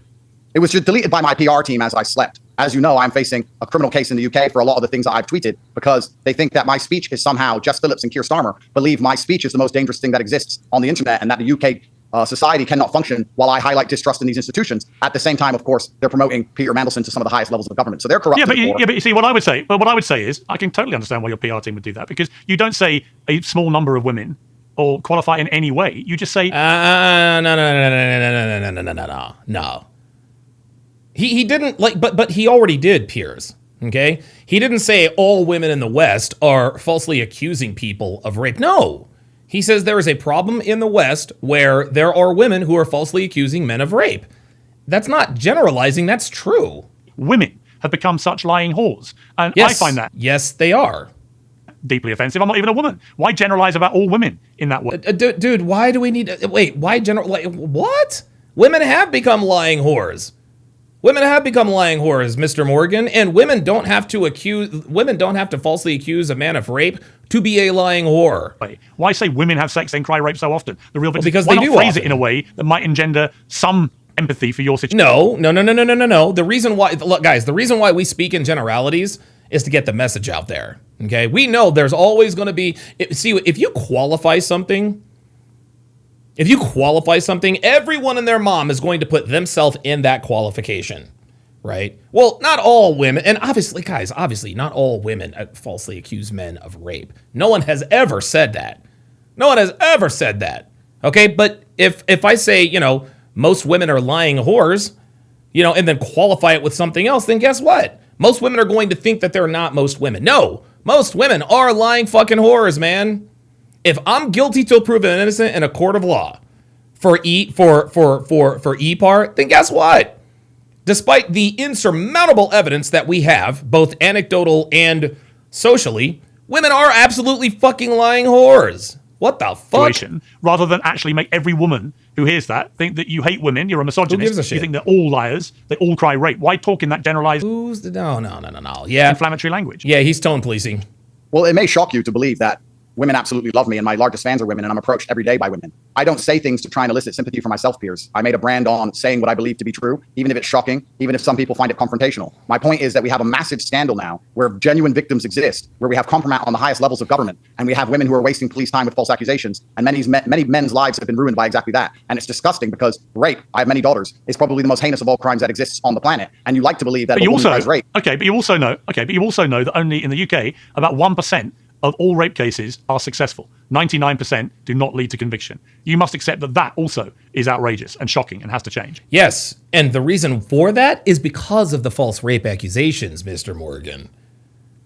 Well, that's outrageous if the 99% are genuine rape claims, of course. Yep. We can't try and get the number up without evidence. My point is, of that 99%, how many are fake? We don't know. We live in a world now where, very unfortunately, women can get huge financial gain, and they can also get huge social media gain by falsely accusing men who never did anything. Yeah. That makes it extremely difficult for the judicial authorities and the police to Not only that, it gives them incentive to do so. find true victims. If we didn't have all these fake rape claims being given to the British police all day, perhaps they'd have more interest, I doubt it, but they'd certainly have more time in investigating a serious pile of evidence of over 6 million files of people who are spending a lot of time with a convicted pedophile. These things are not mutually exclusive. Of course, we need to try and prevent any kind of fake accusation of crime happening, of course. And of course, crying wolf makes it more difficult to discern what is true and what is not true. But it is very clear that huge piles of evidence exist here inside of the Epstein files, which have been ignored. And it's not only because of fake rape claims, it's because of systemic corruption inside of our democratic systems. And the democratic system has all of the resource it needs to come after the people like myself who highlight these corruptions, as opposed to trying to fix the problem. Yeah, but on the one hand, your position is that the Epstein files, they should be all released. These awful men should be held to account. Blah blah blah blah blah. I think they're all meant to be investigated, sir. Okay, but on the other hand, you then say, but the problem with the Epstein files is women have become such lying whores, it's impossible to take any of these unsubstantiated claims seriously. How do you square those two positions? It makes it very difficult for a judicial authority when they get a claim of rape, knowing that 99% never lead to conviction, to take them as seriously as they should. So this is a two-pronged attack. There you go. You can't have it both ways, Piers. Of course, the police need to heavily investigate every single accusation of rape, as they did on my brother and I. Of course, they took that extremely seriously and failed to reach conviction. You're inferring that the 2,000 women. You're inferring that the 2,000 women who've made allegations about Epstein and other men involved with Epstein, that none of their claims can be taken seriously.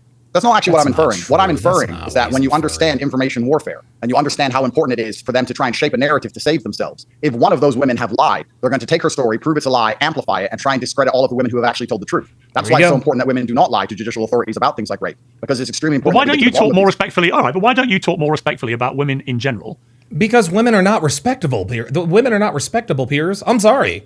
I'm not going to speak respectfully about women if they are not respectable. If a woman is not respectable, I am not going to speak respectfully of her. That's just the way it is. But save your anger for the small minority of women who do what you're saying. Small minority of women. It's not the vast majority of women. You know it. Nobody said it was the vast majority. Guys, I say this all the time. Do most women accuse men falsely of rape? No, of course not. Or I'm sorry, do all women accuse men falsely of rape? No. Do most women falsely accuse men of rape? No. In fact, I don't know what the percentage of women is that falsely accuse men of rape. But I do know this. It is more than enough. Okay? And this can, guys, this can be, you can use this with anything we talk about. Are all women like that? No. Are most women like that? No. But enough of them are. Do all women cheat? No. Do most women cheat? Probably not. But enough of them do. Enough of them do. And guys, this is why the manosphere is so important. Okay, the world is telling everybody else that something is going on, but when men can actually talk to each other and exchange stories, we think, wait a minute, your wife cheated on you that way too? You went through that with your girlfriend too? Your wife ran that line too? Your girlfriend cheated on you with it? We started exchanging stories, and we found that a lot of our stories had a lot of commonalities and a lot of things in common, and thus the manosphere was born. This is how this works. Men exchange information. Okay, we're not like, dude, we're not all liars, man. Like, dude, we didn't just wake up one day and just decide to shit on women. Like 1,000 men didn't wake up and just decide to put lie. We didn't just get together with a bunch of guys and be like, you know what? Let's shit on women. Let's all make up these ridiculous claims about them. Just to, no, this shit has happened to a lot of men. It's crazy. And I know it. It's not like all women that make these allegations are making it up. You know that. And it's the way you talk in this generalized term is why people think you're a misogynist and hate women. And you may well, I don't know if you are or not. But I do know that when you use language like this, which even your PR team then take down. I mean, look, another one you posted that they took down. I presume they took it down. You can clarify. You said, I miss human trafficking. The emotions ran high. Been chasing dopamine ever since. Yeah, it's hyperbolic. I think you're aware that the internet has changed a lot across the last 5 years, and that the entire nature of conversation. He did that for clicks. Give me a break. Has changed. And it's hyperbolic to highlight exactly how ridiculous it is that I was accused of human trafficking in the first place, while we have members of the Labour government which are spending time on an island with a convicted pedophile. Like, guys, this is what I'm talking about. This is what I'm talking about. For Piers Morgan to take Andrew's tweet and to play it literally, guys, dude, you're doing that in bad faith. You're doing that. Why in the world would Andrew Tate tweet out, I miss human trafficking, while facing all of these charges? Clearly it was satirical. Come on, man. And everybody else at home understands that. The internet is heavily hyperbolic. It's heavily sarcastic. This is the way the internet currently functions. So I don't think anybody at home really believes, one, I'm a human trafficker. I've yet to meet anybody. Yeah, Luxac Dan says Tate was clearly trolling with that tweet, and so does Piers Morgan. This is stupid. Who said anything other than they're trying to stitch you up, Andrew, for highlighting their corruption. And secondly, even if I was somehow convicted of human trafficking, that people would believe that I'm going to tweet that that's what I want to do. It's called sarcasm. I'm sure you understand it very well. The nature of the internet is why did you take it down? Or was it who took it down? I'm answering the question. Because of people like you, bruh. That's why. And these gotcha moments are 5 or 6 years out of date. Nobody cares anymore about these gotcha moments. Everybody knows that I've been completely unfairly treated by the judicial authorities, that my business and my reputation has been slandered by the exact people who were doing the crime. Hang on, what do you mean? Okay, let's unpick this. What do you mean by gotcha moment? Right there. That I miss human trafficking, Piers. He was being sarcastic, and you're like, oh, you miss human trafficking. That was the gotcha moment, Piers. Let's not act like you don't know what this is. By you saying you tweeted this sarcastically and you can't say that, I don't think anybody's interested in this anymore. We have a much bigger and more. I didn't know whether it was. I didn't know what you were doing with this tweet. Here we fucking Stop go. the cap. Stop the fucking cap, guys. Come on.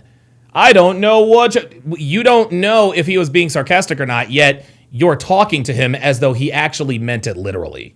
So you don't know if he was being sarcastic or not, yet you're sitting here putting his feet to the fire for a tweet that he tweeted out sarcastically, even though you didn't know. I read was what you wrote, and then it got deleted. Right? Which infers either. Well, who deleted it, first of all?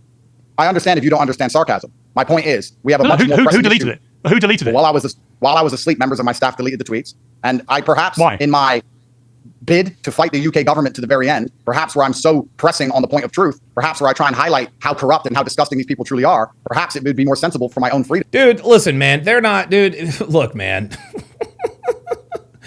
He's not. Look, dude, Piers is acting like he's got the smoking gun. See, Andrew Tate is human. He does human trafficking because he says he missed it. Give me a break. To not tell the truth about some of these things and not. James Hancock says misogynist is just a buzzword to try to deflect criticism. It's childish.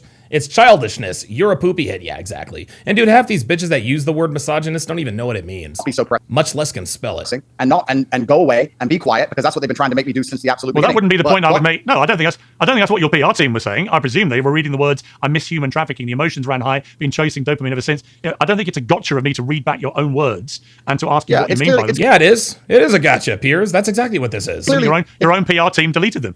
It's clearly sarcastic. Okay, yeah, but listen, this is a gotcha moment because you said something, you tweeted something, and your PR team took it down. Why did they take it down? Piers, that is the very definition of a gotcha moment. Sarcastic and hyperbolic, and I think that to sit here and talk about tweets which are sarcastic as opposed to the systemic corruption that exists inside of all of our democratic institutions, it's probably a waste of time. We can talk about this dude is sitting here talking about a fucking tweet.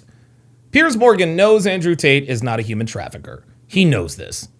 He knows this. Andrew Tate just broke down all of the corruption that has the PDF file stuff in the background. Yet Piers wants to say, well, why did you tweet this out? Why are you worried about a sarcastic tweet? For the rest of this interview. But clearly what's far more interesting is the fact that we have a ruling class which is ignoring the electorate completely. There's two-tier policing taking place. People are spending time with convicted pedophiles and sending them billions of dollars. And me highlighting in a hyperbolic and sarcastic way how ridiculous it is that 2 young boys from Luton were accused of human trafficking, slandered, investigated, and put in jail, while none of these people face 1% of the punishment my brother and I have been through. I think that highlighting that ridiculousness is actually quite important. It is absolutely insane that my brother and I have been investigated more heavily than anybody else inside of those files.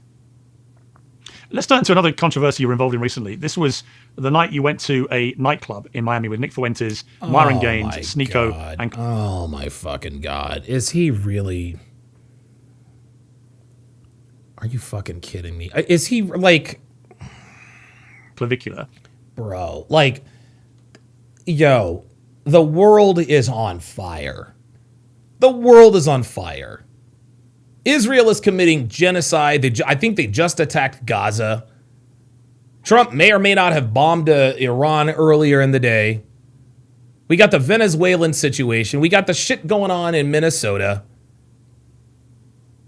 And this dude wants to talk about a song they heard in a fucking Miami nightclub that hurt absolutely no one. Are you kidding me with this? You all came under heavy criticism because in the van that you were traveling in with people live streaming from it, you were playing Kanye West's song Heil Hitler. And that song was then requested to be played once you got in the club to the DJ who played it unwittingly. There's been a lot of backlash. Why was the DJ? You know. Wait. The DJ The DJ unwittingly played the song. So let me get this right. He's going to absolve the DJ who actually played the song. Yeah, okay, got it. Be professionals, Piers. Why was the DJ unwittingly, he was unaware of what the song was? Thank you. He knew what it was. Well, he claims to have been unaware of what he was... And you believe him, Piers? You believe... Oh, so now Piers believes what he said. Give me a break. Right, so we'll come to that in a moment. Let's go through chronologically what happened here. Whose idea was it to play that song in the van? Well, I didn't play the song in the van, and the great thing about this entire event is that it was live streamed, and you could see me say, what is this, and leave the van quickly. I also think it's pretty ridiculous for us to, once again, as we highlight that all of our institutions are completely corrupted to the core by satanic pedophiles, and completely ridiculous for us to sit here and ignore a genocide that just took place and complain about a song being played. I'm not going to... Oh my God, dude. That's what I'm talking about. That's what I'm talking about.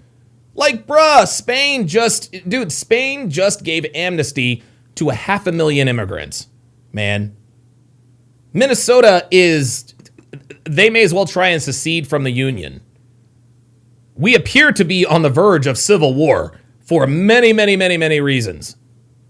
The world is on fire, yet this guy wants to talk about a song being played in a party bus. Sit here and say that it's okay. Well, we're complaining about, hang on. We're complaining about it's ironic because we're complaining about a song being played that idolizes Adolf Hitler, who waged one of the all-time worst genocides against the Jewish people. So actually, it couldn't be more relevant. I'm glad you mentioned the genocide word. So let's just stick to what happened because I'm curious. You're all in this van. The word is that it was Sneeko that put the record on in the van. Is that correct? I believe it was Sneeko. It certainly wasn't me. Somebody else played it, and it's all on video. I'm sure that you and your team can do an investigation and work out who it was. And by association, being in a van when someone else plays a song, to try and grill me for that, considering that you were at a book launch and accidentally took a picture with somebody who's now in jail for pedophilia, you understand very well sometimes you're just...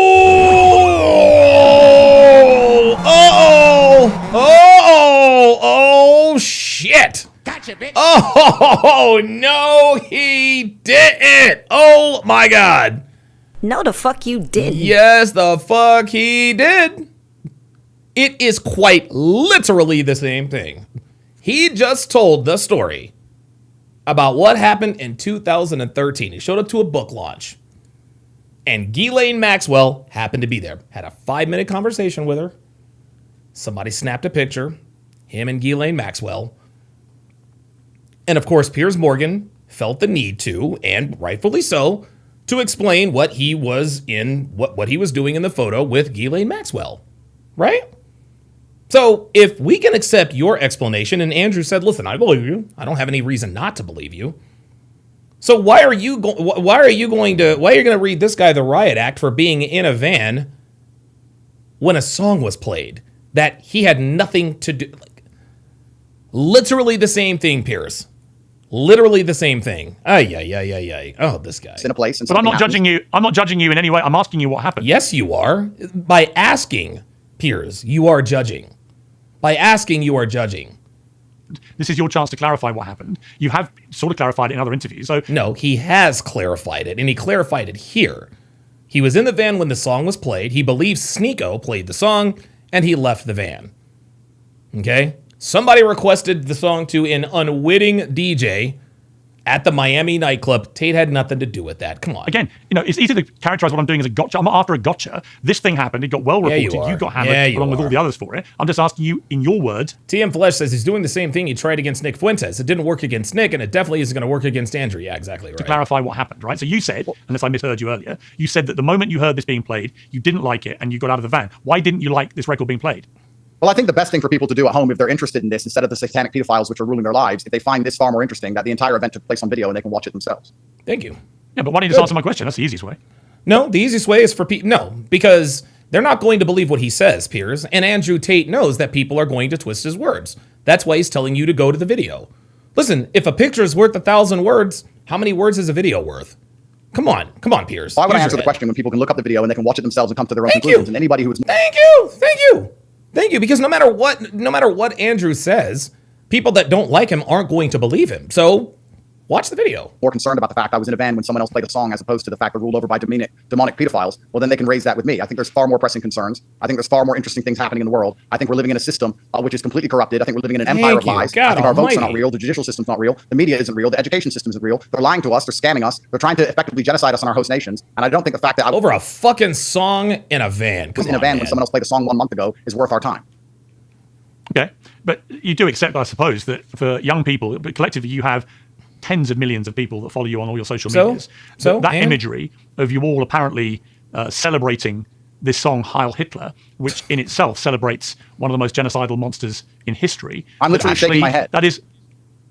Okay, so I'm Please asking watch you it what again. your reaction is to that song, because it happens in the van. We're now looking at footage of it happening in the club. What is your reaction to the song?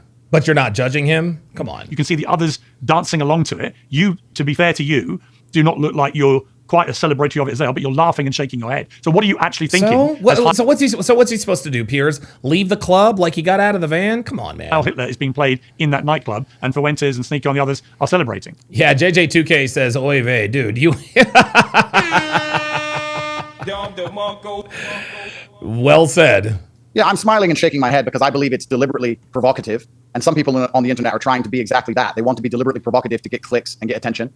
With all due respect, Piers, you've been known to do it yourself. I wasn't interested in trying to be deliberately provocative. I went out because it was the first time I met some of those gentlemen. I stood in the club and repeatedly said, this is boring, I want to leave. People can watch the video themselves. And I think it's far more interesting and far more concerning that members of our government, that our democratic institutions we're supposed to believe in, are corrupted to the core, and we're sending billions of dollars to convicted pedophiles. It's really amazing that me standing in a club playing a song, or me doing absolutely nothing wrong, is going to get endless media smear, me lose my companies, lose my banks, lose my passport, go to jail, locked in my house, try and take my children from me when I've never been convicted of any crime. And we're going to pretend I'm the boogeyman. Jess Phillips and Keir Starmer are going to sit here and mention that video along with other things and say I'm the boogeyman and I'm dangerous, as opposed to discuss the fact that our entire democratic institution has been infiltrated. Y'all are worried about a fucking song played at a nightclub he happened to be in. Give by me a satanic break. pedophiles, Piers. That is far more interesting to me. It affects far more people's lives. And it is truly disgusting that the media and its machine manages to conflate and distract and bring up garbage to take away people's attention from what truly matters in this world. We live in a... Dude, listen, they're doing the same thing up in Minneapolis.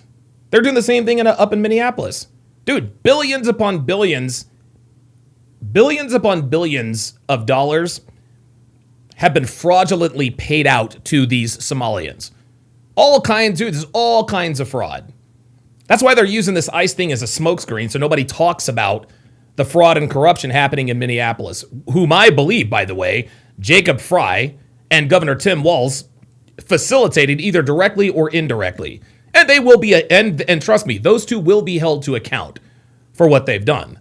But this is the reason why they're making such a big deal out of ICE to, hey, don't pay attention to this, look at this. No, the real issue, other than ICE, the real issue they're trying to cover up is those $1 billion in fraud. That's why they're making such a big deal out of ICE.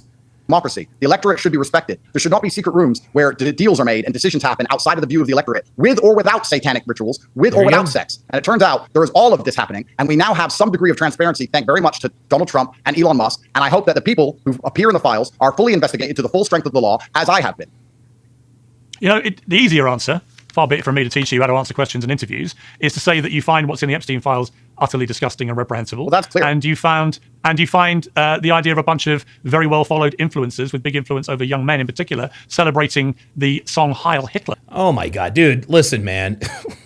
Young men are not going to. This is funny. What Piers is trying to say here is that because Andrew Tate and Myron and all these other influencers were in a club while Heil Hitler was being played, that must mean that all of their millions of followers, they're gonna rejoin and they're all gonna become Nazis. They're gonna resurrect the Third Reich. No, Piers, people are smarter than that. Like, give me a break. Oh yeah, I'm afraid that you influencers are gonna influence these young boys to become Nazis. Get the fuck out of here with that. Nobody believes that, not even you. Give me a break. It's also disgusting and reprehensible, and you wish you had not been there at the time, because obviously it reflects badly on everybody involved. That's the simple answer, and if you'd said that, I could respect it. Instead, you go on a long, torturous non-answer, which makes me think, well, did you care or not? Well, perhaps. He did not. Neither do I. And see, he's still trying to judge him. He's trying to get Andrew Tate to say he did not care about Heil Hitler. That's all. Piers, and I want to be honest with you, because we've spoken quite a lot of times. Perhaps after going through the hell I've been through, and it's been truly hell, after going through the endless decimation attacks, the endless slander, after going through what I've been through while witnessing a genocide in real time. Remember, I was the first person to tell you on October 9th that it was a genocide before it was popular to say that. After watching all of these things, after understanding that we're ruled over by satanic pedophiles, after understanding that our entire judicial system is corrupt, after understanding that Jess Phillips and Keir Starmer are trying to put me in jail when I've done nothing wrong, while covering for pedophiles, perhaps the idea that a song played in a nightclub that I stood in, perhaps it just doesn't register on my metrics of importance. Perhaps. Thank you. I've just been through so much, and I've seen so many terrible things that are happening in the world right now that I don't think it's the biggest news story, and I really don't think it's worth your time or. Thank you, Piers. Thank you. It's a big fucking nothing burger, Piers. Nobody gives a shit about this. Mine. You're an extremely well-known, established journalist, and we're talking about a nightclub playing a song 1 month ago. If a nightclub played a song about killing black people or rape or murder, which is basically every single rap song that exists, nobody would care. So I think this. Got him. That's it. Thank you. There you go. Shoot 'em up, what? Shoot 'em up, what? Kill. Murder. Y'all ever heard that track? Nobody made a big deal of that.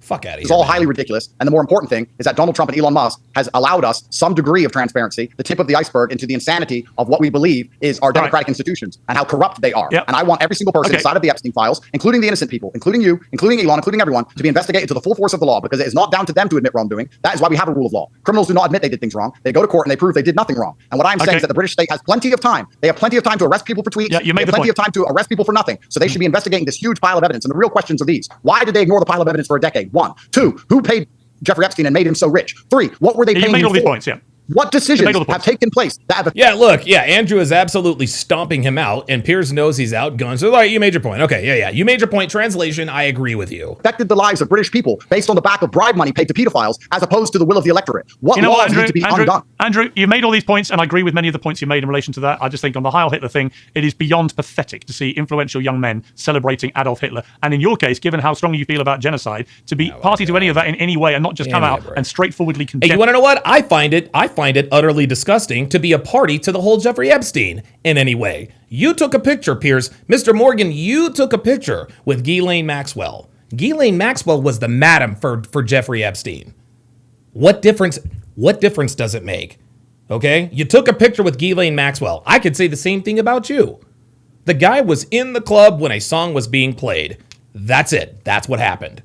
You took a fucking picture with Ghislaine Maxwell.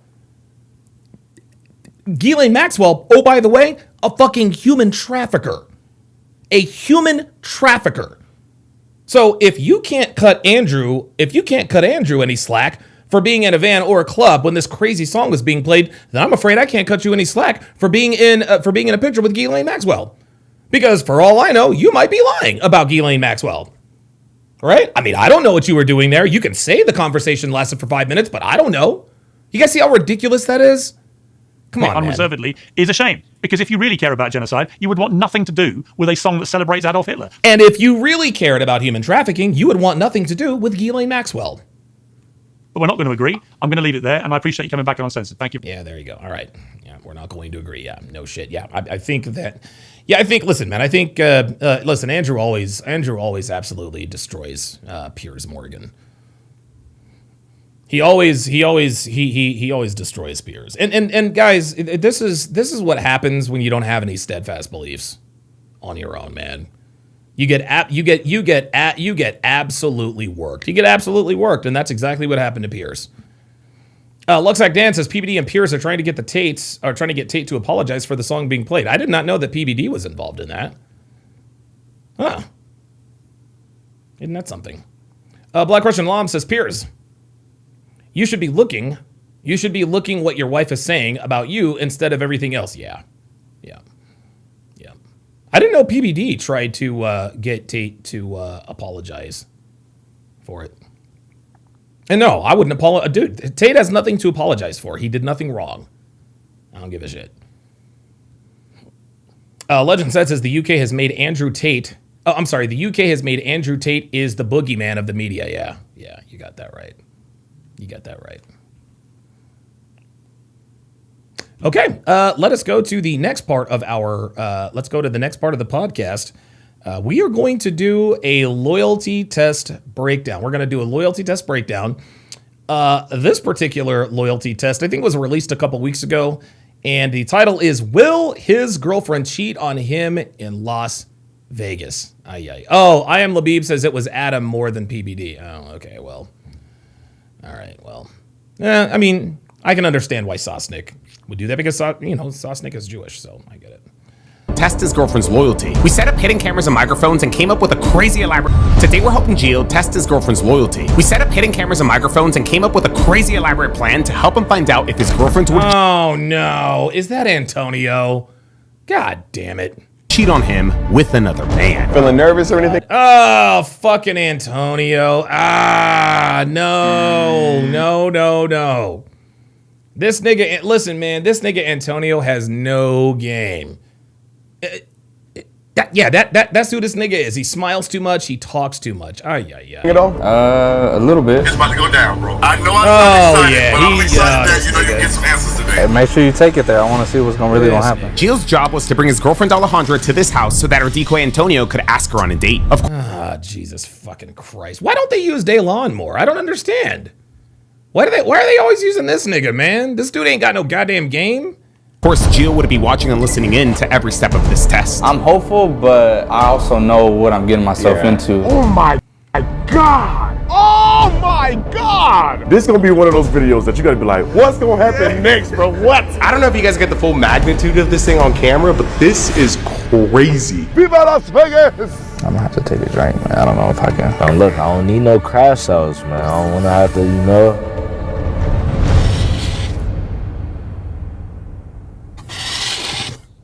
So Gio, what makes you want to test your girl? Or you want to give us a rundown from the top as to like why you wanted to put your girl to the test? Yeah, so basically Donnie Sense says Adam was butthurt and wanted him to apologize so he could get brownie points to get his show back. I doubt that's what that was about, but dude, Adam's not getting that show back, man. That show was terrible. That show was trash. Man, dude, I'm gonna tell you what, the red pill, dude, check this out. Adam Sosnick had a show because of us, y'all. Adam Sosnick had a show because of us. We were the people that made his channel relevant. And he'd bring on porn stars and this and that and the third. No, man. No. No, man. Nope. And here's the thing. Adam Sosnick would absolutely still be on the air if not for Natalia. If Natalia, dude, I'm telling you right now, if Adam Sosnick were to tell the truth instead of trying to suck up to all of his hosts and trying to suck up to that fat slut Natalia who doesn't know when to shut her fucking mouth, he'd still have a show. But because he doesn't want to piss off Natalia, because he doesn't want to piss off the women, he wants them to come. He can't be as straightforward.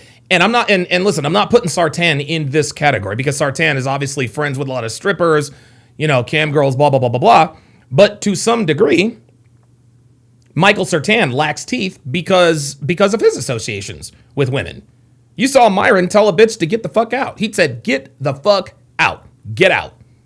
And Sartan sat there like, what do I do? Dude, this is Michael fucking Las Vegas player pimp slayer Sartan. You can't tell a bitch to get the fuck up and go. No, he couldn't. He couldn't. Because there's a conflict of interest there. You cannot, listen, man, I'm telling you right now, you cannot be friends with women that you have on for these red pill talking points. Sorry. Doesn't work that way. Doesn't work that way. Right? And listen, Sartan has good material and he is good at what he does. But he's not red pill. Sartan and Sosnick, they're always trying to fuck. They're always on. And guys, this is, and we tell you guys all the time, dick discipline. We tell you guys all the time, dick discipline. Dick discipline doesn't mean just not fucking, some random bitch at the club. No, dick discipline means not trying to throw dick either directly or indirectly at a bitch in front of you. Okay? Dick discipline, the dick discipline and the lack thereof, that's the reason why Sosnick has no show anymore. Dick discipline and the lack thereof is the reason why the red pill community doesn't really respect Sartan. Like, they respect him, but they don't respect his authority in terms of women. And Rollo, great guy, love him to death. He lives in Las Vegas. So now he has to be, and listen, Rollo comes at it from a more scientific point of view, right? But like I told you guys before, y'all, like I told you guys before, Adam Sosnick ain't built like us, y'all. He's not. He's just not. He is not. Like, there are not, guys, there are not many men. There are not many men on this planet, let alone the internet, who would look a hot girl in the eye and be like, you're a slut. I would never fucking marry you. You belong to the fucking streets. You have no talents. You're an OnlyFans model. No. Very few people have the guts to sit in front of an attractive woman and say, you ain't shit. Not many. Not many. Myself, Myron, MLD, Andrew Tate, we're all built like that. We're all built like that. And listen, Michael Sartan, I guarantee you, he's known more hot girls and has probably slayed more hoes than I have. Hey, no problem. I will give that to him. I'm sure he has. His methods and everything, they work. But that's where he should stay. That's where he should stay. Okay? He shouldn't, like bringing all these women together and then putting red pill, no. Because you're the host of the show. The buck stops with you. I actually went to Vegas a couple years ago with Geeky Anomaly, a.k.a. Mike Steele. Shout out to him and shout out to Elena. And I might actually bring this up. I'm doing a podcast. It's myself, it's Devin, it's another young, attractive girl, it's Elena, and then it's this stripper bitch named Lana. Okay? Lana, very attractive, blah, blah, blah, blah, blah, blah, blah, blah. Okay, got it. I knew I was going to have trouble with Lana. I kicked her ass the fuck out. Lana could not believe it. She couldn't believe it. She's like, no. Glenn, no. I said, Glenn, get her the fuck out of here. Get her the fuck out of here. I told her, get the fuck out of here. Hot girls are not used to being checked like that. I have, at this point, I just don't, not everyone is built like us, okay? Not everyone is built like us. There's a reason why there are not very many of us. I've been feeling like I want to take it to the next level, but before I do that, I want to make sure she's serious about me the way I am with her. I met her at a bar, right? It's like a sports bar, but they're kind of... Yeah, Aaron the Moses says, who remembers the decoy with the cringy trick game and the nice car and jewelry? Yeah, that's him. That's Antonio. Yeah, like Antonio runs trick game. I hate that shit. Well, not kind of. They are in bikinis, right? So they're a lot more revealing, to appeal to a certain type of customer base. So basically Hooters. Basically Hooters, but this on is... steroids is what it sounds like. Hooters on steroids. I don't want to dox her work, but Gio's girlfriend Alejandra, or Olive for short, basically works at a restaurant. Personally, I don't think there's nothing wrong with that. However, I can see that when you're in a restaurant, I had never heard it called that in before. a relationship, it could be a little tricky to manage. I guess it all depends on each person's personal comfort, jealousy levels, and relationship values. Oh my God. Yeah, the Level Up Man says, I like Sartan, but he does give way too much benefit of the doubt for the women on the show. Yes, Michael Sartan Michael Sartan knows the truth. Listen, Michael Sartan is red-pilled. Adam Sosnick is absolutely red-pilled. Adam Sosnick's worth $10 million, man, and he hasn't been taken to the cleaners. The dude is red-pilled. PBD is not red-pilled, and I think that's probably good for him and his family. He's one of the ignorance is bliss winners. Okay? PBD got lucky. He met his wife when she was young, before she had a chance to jump on the carousel. He's completely in the dark about modern relationships. Good for him. I wish I were. I'd probably still have hair on my head and a little more and a little less gray in my beard, right?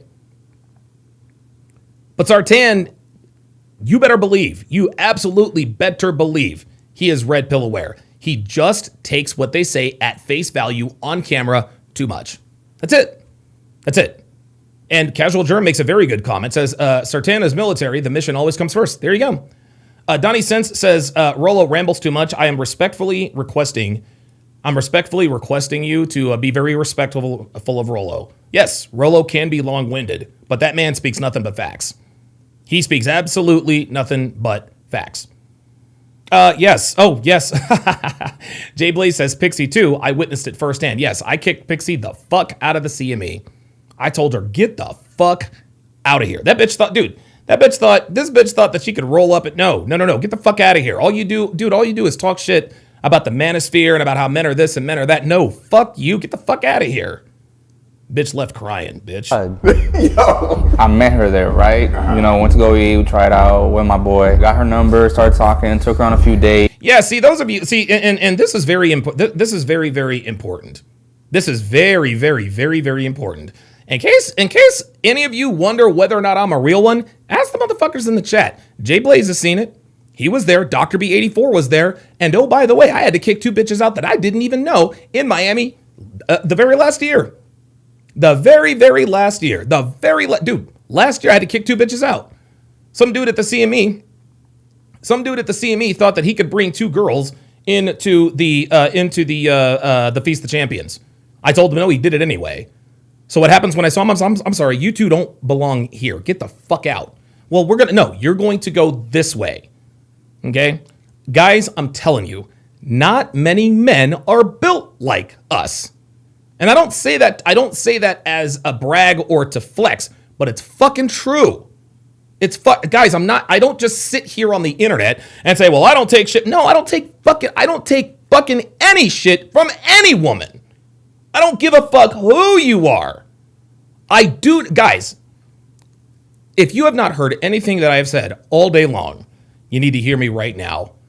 As a man, it is your duty to never tolerate disrespect from anyone, man or woman, least of all a woman. Do not let women disrespect you. Fuck that. If you gotta raise your voice, I don't give a shit. I don't give a shit because the first time you let a woman disrespect you will be the last time she respects you. A lot of guys on the internet talk a good game and this and that and the third. Dude, ask my wife. She'll tell you I'm the same on and off the fucking camera. She will ask you, I'm the same on and off fucking camera. Pixie found out and those 2 fucking bitches found out. And so did Lana. I'll play that for you guys. I'll play that for you guys a little later. You guys need to look. Just before I move on, if you're going to choose anyone to follow, listen. Follow Sartan, right? Follow Sosnick. Follow PBD. They all give. Sartan gives. Listen, Sartan, dude. That dude is fucking brilliant. In terms of female psychology, that guy's got it on lock. Absolutely on lock. There is dude, honestly, he's probably this generation's, Paul Janka or even, what's his name? Mystery, right? Owen Cook. I know he works with Owen Cook. Sartan, and Sartan knows Andrew Tate. Sartan is connected. Don't get it twisted. The guy knows what he's talking about. The guy knows, dude, we're the same age. The guy knows exactly what the fuck he's talking about. There is no question about it. But if you want to but what you need to do is you need to key in on men who are not afraid of women. Michael Sartan is afraid of women. Adam Sosnick is afraid of women. Patrick Bet David is afraid of women. Okay? I'm not. Myron's not. MLD is not. Follow all of us. Listen to what we have to say. But you really need to key in on what the fuck a man has to say when he's not afraid of women. And you can tell the difference between a man who's not afraid of women and a man who is afraid of women by how he treats women when the cameras are rolling. But I finally got to a point where, not that it bothers me, but I want to know if she's ready to move forward. I need to know she's okay with stepping out of that life. Oh, Like, Yeah, there it is. Yeah, she's not going to be okay with stepping out of that life, my guy. out of that work environment, just because Yep. I know how it can get. Have you talked to her about that or had a conversation? Yeah, so we talked about it. Like, the whole reason I was okay with it at first, like staying there, is because Yeah, Aaron the Moses asks a very good question. He asks a very good question. He says, how can you understand women's psychology and be afraid of women? Can you explain that? I can't. I don't know. I'm not saying that Michael, let me get, I'm not saying that Michael Sartain is physically afraid of women. I'm not saying that Michael Sartain is not, oh my God, it's a woman. No, I'm not saying that. Okay. When I say afraid of women, what I mean is afraid to check a bitch. Can you check a bitch? Can you be like, yo, I'm sorry. You want to knock it off? I'm sorry. What the fuck did you just say to me? That's what I mean. You are not bringing value to this podcast. Get the fuck out. That's what I mean. Sartain, that's the best answer I can give you. Sartain and, PBD and they're not physically afraid of women. They're women. They're girls. They're weak. They're dumb, and they're, stupid. Fine, whatever. But on camera, when push comes to shove, can you do what needs to be done and say what needs to be said in the presence of a woman and other people? Can you do that? The answer for those guys is a hell no. because like she agreed that she would just keep it strictly work, but I know how those guys can get, right? They could be overly pushy. They could just start trying to throw money at them. This is not their fault. This guy needs to understand that men are going to be men. Okay? If you are in a relationship with an attractive woman, you need to understand that when men hit on your woman, it is not her fault. It's not the man's fault either. Okay? That's what comes with being an attractive woman. This guy dates a woman who lives in a restaurant. Clearly, he does not have the experience, nor does he have the wherewithal to handle or understand that. Now, I wouldn't date a woman who works at a restaurant, but this guy did. And guys, this is why I tell you. You guys are my no-nos are. I don't commit to women, among other things, who go to bars or clubs. I don't commit to women who do girls' nights out. I don't commit to women who travel alone. I don't commit to women who have guy friends. I don't commit to women who are on social media. So if I were to meet a girl at a restaurant or Hooters and I start fucking her, I already know I'm not taking her seriously. The only way I take her seriously is if she unprovoked says, you know what? I quit my job at Hooters. Well, why did you do that? Because I want to be in a relationship with you and I want to protect our potential relationship. Okay, now you might have a chance. But if you cannot talk a sex worker out of doing sex work, you can't do it. I've dated 6 strippers, never tried to talk them out of not stripping. You're just not going to do it. The money comes too fast, it comes too easy. It comes all the time. You're not gonna tell a girl to give up a $4,000 to $5,000 a week cash paying job to satisfy you. Nah, fuck that. Bring home the bacon, baby. Just understand you're not getting the ring. This guy doesn't have that wherewithal. She taking that, is she down to quit or stop working there, or? She's open to it. Okay. But I can tell probably deep down she would still like to work there. So have you been there? Deep down, she still likes the attention. That's what she likes. During her work hours, kind of like. After I met her and I knew she was working there, I kind of told myself, I don't really want to go in there and watch her, watch the guys hit on her, because it would probably just make you mad. Yeah, probably make. Why would it make you mad? See, there we go. That right there. I don't want to go in there and watch her because it would make me mad seeing the guys hit on her. It would make me mad. This is the type of dude that would blame the man for his girl cheating. Okay? A lot of men get cheated on. We know that. Okay? But the telltale sign of a man who just doesn't know is a man who blames the other man for his woman stepping out. Don't blame the man, blame the woman. She made herself available. She's the one that cheated. He was just being a man. Dude, when Devin and I are out, people look at her they look at her all the time. The woman is nearly 50 years old and everyone, You guys know, look, she's got huge fake tits. I think she's like a size H or something, she just said. She's got a tight, pertly ass. Dude, she's got, legs with nice muscle. Like, dude, she's an attractive woman. You don't believe me? Hold on. This is what she looks like. This is what she looks like. Okay? That's what she looks like. She gets hit on. She gets hit on. Doesn't matter what she wears. She gets hit on. That's the way of it. And if I were to get mad every time someone were to look at, why are you looking at my woman? Well, why else would they be looking at your woman? If you're going to date an attractive woman, you're going to have to understand that dudes are going to hit on her. That's all there is to it. Me feel some type of way, so I said I'll let her do her thing. I'll trust her. Danger Close with the $2 Rumble rant says, I would say Mike is more afraid of not having women around, so he has to placate to them. Yeah, I think that's probably a part of it too. Mike knows that if he pisses off one woman, he'll piss them all off, and he won't be able to, he's got a podcast and he does these like bikini contests. Like, dude, all of it is tied. Like, dude, he has to keep. Michael Sertan's product is women. That's the product. The women are the product. With Fresh and Fit, the product is also women. And haven't you noticed that even though Myron Gaines is the most hated man, him and Andrew Tate, the most hated man, blah, blah, blah, blah, blah, there's still never a shortage of girls willing to come onto the show, which proves to you that you can be honest with women and tell them what the fuck is up and not worry about them turning their nose up at you. Sertan should try it. Now, listen, if I were him, I wouldn't, because, you don't want to take that chance. Oh, don't go to Sertan. He's one of those red pill guys. He's going to make you look stupid on camera. Okay, I get it. That's the way it is, though.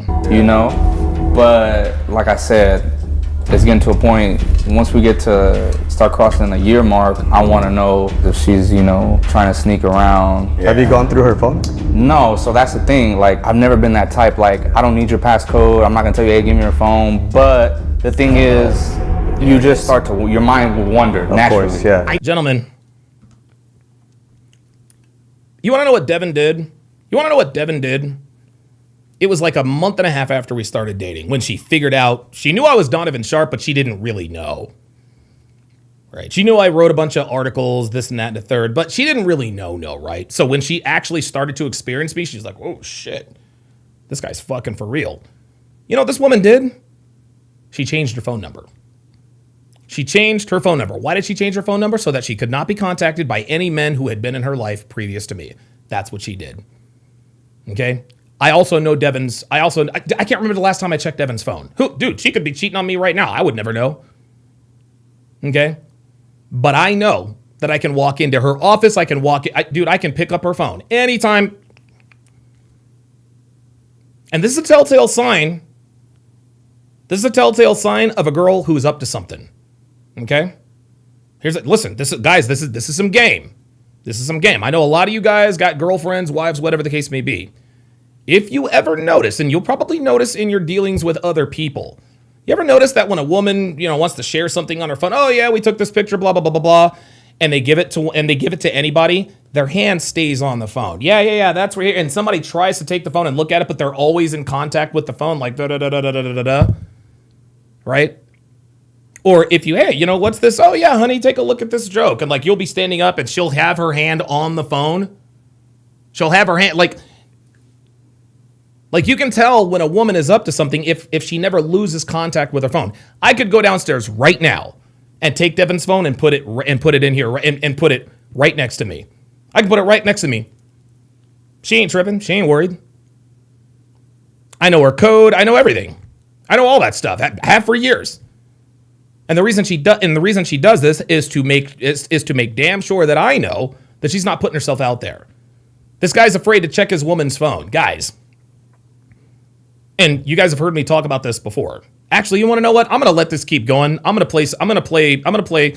Speaking of phones, I'm going to play a video for you here in a little bit during this video. And I think you guys are going to get a lot out of it. A lot of you guys have seen this, but This whole, well, I'm afraid to go through a phone. This will clear that Definitely shit see right Gio's up. concerns, but he met her at the restaurant. At the end of the day, it's an honest job, and for lack of a better phrase, he should know what he signed up for. That being said, though, Alice should respect the boundaries in her relationship, whether she continues working there or not. She's solid, bro. But what I can say is, a few times I've been around her, the drinks get to flowing, get passed around. She gets a little touchy, little hugs here and there. Stuff happened a little too long, and you get that sense of feeling like, she might be going, bro. So do you feel like that could be the than her? Like she feel like she's still at work. You gotta know when to turn that off. You know, I feel you gotta have that on and off switch. So my take on it. It's not that you got to know when to turn that off. It's you should automatically turn that off. You should always automatically turn that off. The whole thing is, at first it started off as like a fun thing, like, oh, I got a little baddie ass. Hey. But at the end of the day, it just gives me like bottle girl vibes, like, you know. And Woo! Bottle girl vibes. Oh, no, he didn't. No, he didn't. Bottle girl. Dude, this is from one of her homeboys. This is from one of her homeboys. So a lot of you guys in the chat are probably watching me. You guys probably haven't watched me a lot. And this is why I play a lot of my older videos, because I know that my audience gets refreshed. Right. But I didn't get to 171,000 subscribers by not knowing what the hell I'm talking about.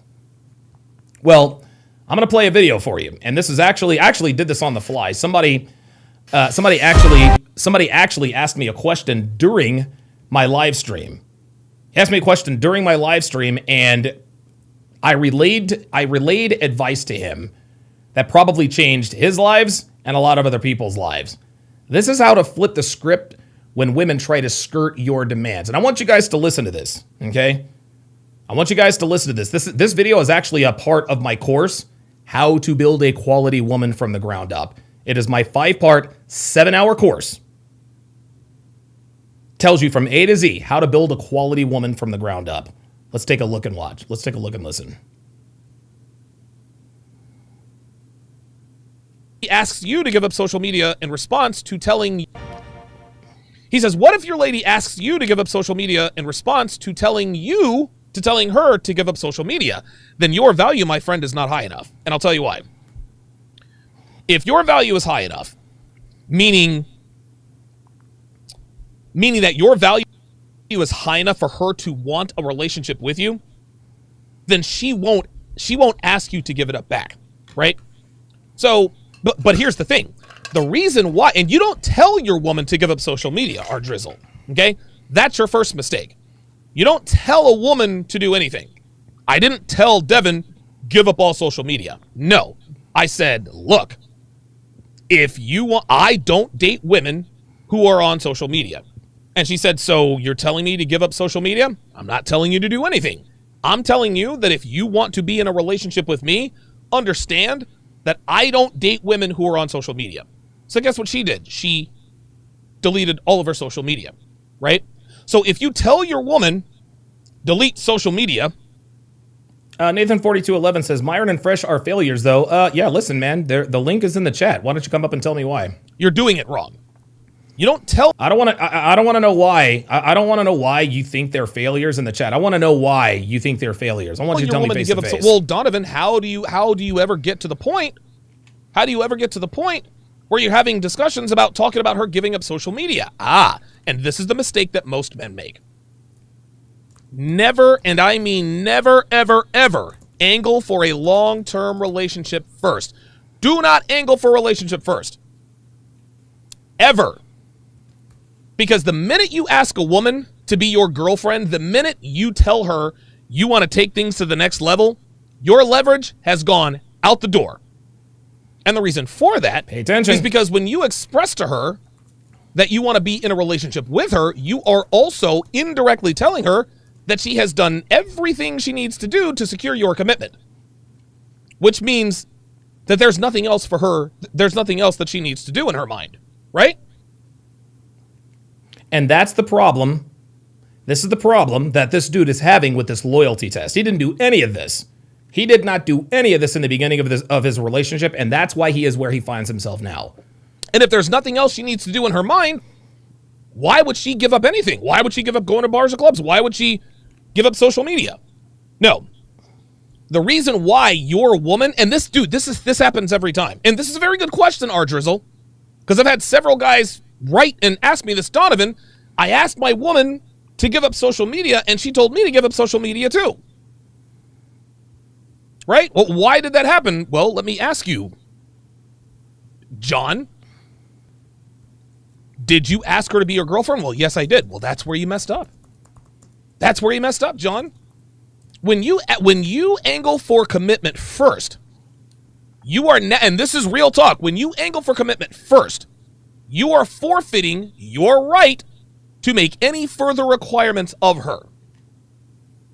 Because when you angle for a relationship first, like I said, you are literally telling a woman there's nothing else she needs to do to secure your commitment. This is why women are always trying to get in relationships with men, so they can get fat and stop putting out. This is why women are trying to drag men down the aisle. They know that once they get married, they don't have to do anything. They can get fat, close their legs, sleep with their personal trainer when they decide to get back into shape. So when your woman is telling you, well, if I have to delete social media, you do too, this means that you are angling for commitment first. And if you angle for commitment first, you are forfeiting the right to make any demands of your woman. Now, let's say she says, I want to be in a relationship. And here's how to handle this, R Drizzle. Here's how to handle this. I'm going to put you, this is going to be some next level game for you guys, because I know a lot of you guys are watching me for the first time. So you meet a girl, you hook up with her. You're hooking up with her for a few weeks. Right? The sex is good. You enjoy each other's company. You like each other. You guys spend time together. You guys go out to eat. You do movies, blah, blah, blah, blah, blah. Everything is going great. Then, inevitably, you guys are laying in bed, and she says to you, so where is this thing headed anyway? This has happened to me many, many times. Half the time, in my early Vegas days, I would fail this comfort test miserably. My later Vegas days, passed them every time. But invariably, inevitably, a woman who likes you enough is going to say, hey, where is this headed? In other words, I want to be your girlfriend. Where is this going anyway? What would you call us? What are we doing? That is womanese for I want to be your girlfriend. Now, a woman will never just tell you, hey, will you be my boyfriend? You want to know why? Because they risk rejection. And women, as Myron Gaines says, they don't take L's. They're not used to taking L's. They don't handle rejection well at all. They just don't. So instead of just telling you flat out, hey, I want to be your girl, they say, so where is this thing headed anyway? One girl pulled this on me. We're laying in bed. Dude, I think we had sex for like 45 minutes. We were in a sweaty heap. It was the greatest thing ever. So this is when I smoke. So after we smoke a cigarette and catch our breath, this is Saturday. She says to me, so should I tell my mother I'm not going to visit her tomorrow because I'm with my boyfriend? And I paused for a second. And right when she was about to speak up, I said, yeah. She says, no, that's okay. Oh, wait, what? I paused for a little bit. I really like Jennifer, but I knew that I couldn't be her boyfriend. But I was weak because I really, really liked her. And I said, yeah, you can tell her, And she was so happy after that. And the next 2 weeks were magical. And then everything went downhill. There you go. Like clockwork. But let me rewind. So you're laying in bed, and your girlfriend asks you, so where is this thing headed anyway? Right? You tell her, well, it sounds like you're asking me if we want to be in a relationship. Yeah, okay. What you do is you tell her you do not want to be in a relationship with me. Well, why not? I really like you. Trust me, you don't. And tell her, look, I'm not trying to be funny. You don't want to be in a relationship with. Why don't? But listen, we have fun. We have great sex. I mean, I like you. You like me, right? Yeah, I like you a lot. So why do you think I don't want to be in a relationship with you? Well, it's really, really difficult to be with a guy like me. Now she's intrigued. Why is it difficult to be in a relationship with a guy like you? Listen, drop it. I don't want to talk about it right now. Okay? She'll drop it because she doesn't want to scare you away. Guess what? She's going to try again. She's going to try that second time. Look, I know we mentioned, Donovan, that you didn't want to talk about this anymore, but I really want to know where this is headed. I want to know what to tell my friends. Like, that's the excuse they're going to give you, right? I really want to know what to tell my friends. My mom's asking me questions. My aunt, my friends are asking me questions. Like, why are you with this tall, good-looking black guy who drives this really awesome car and lives in this Vegas high-rise? I know that's oddly specific, but I promise I'm not talking about myself. People are asking questions like, when are we going to make this? Listen. Stop the cap. I told you before. You don't want to be in a relationship with me. Well, I mean, have you ever been in a relationship? Well, sure, I've been in plenty of relationships. Why do you think I don't want to be in a relationship with you? Listen. It's very, very difficult to be my girlfriend. I'm just telling you, it's tough. Why is it so tough? Listen, drop it. Just drop it. She'll drop it again. She's going to bring it up a third time, but this time she's not going to let it go, guys. This time she's not going to let it go. She's going to push, she's going to prod, because now she really wants to be your girlfriend. You want to know why? Because you've shut her down twice. You've told her you don't want to be with a guy like me. That makes her what? Want to be with a guy like you. Now she wants to know, why is it? What is it about this guy that makes him think I don't want to be with him? Now she's intrigued. Now she wants to be your girlfriend for no other reason but that she's just got to find out why it's just tough to be with a guy like you. She's going to bring it up a third time, but she's not going to be so roundabout-y this time. She's going to be more direct. She's like, all right, Donovan. And this is not going to happen during, before, or after. No, this is going to be like, all right, Donovan. All right, Donovan. You keep putting me off. You keep telling me that I don't want to be with a guy like you and this and that and the other. Listen, I want to be your girl. I do. And listen, I like you, you like me, but if we don't make this thing official, we can't continue to do what we're doing. Now, you can go one of two ways, right? You can either say, all right, well, listen, it's been fun. Toodaloo. I mean, listen, I'm not going to say that this isn't disappointing, but I'm not looking for a relationship. And if that's a deal breaker for you, then good luck. And oh, by the way, when I've taken that route, I have never, ever lost a girl because of that. A girl has never said to me, Donovan, we need to make this thing official or I'm gone.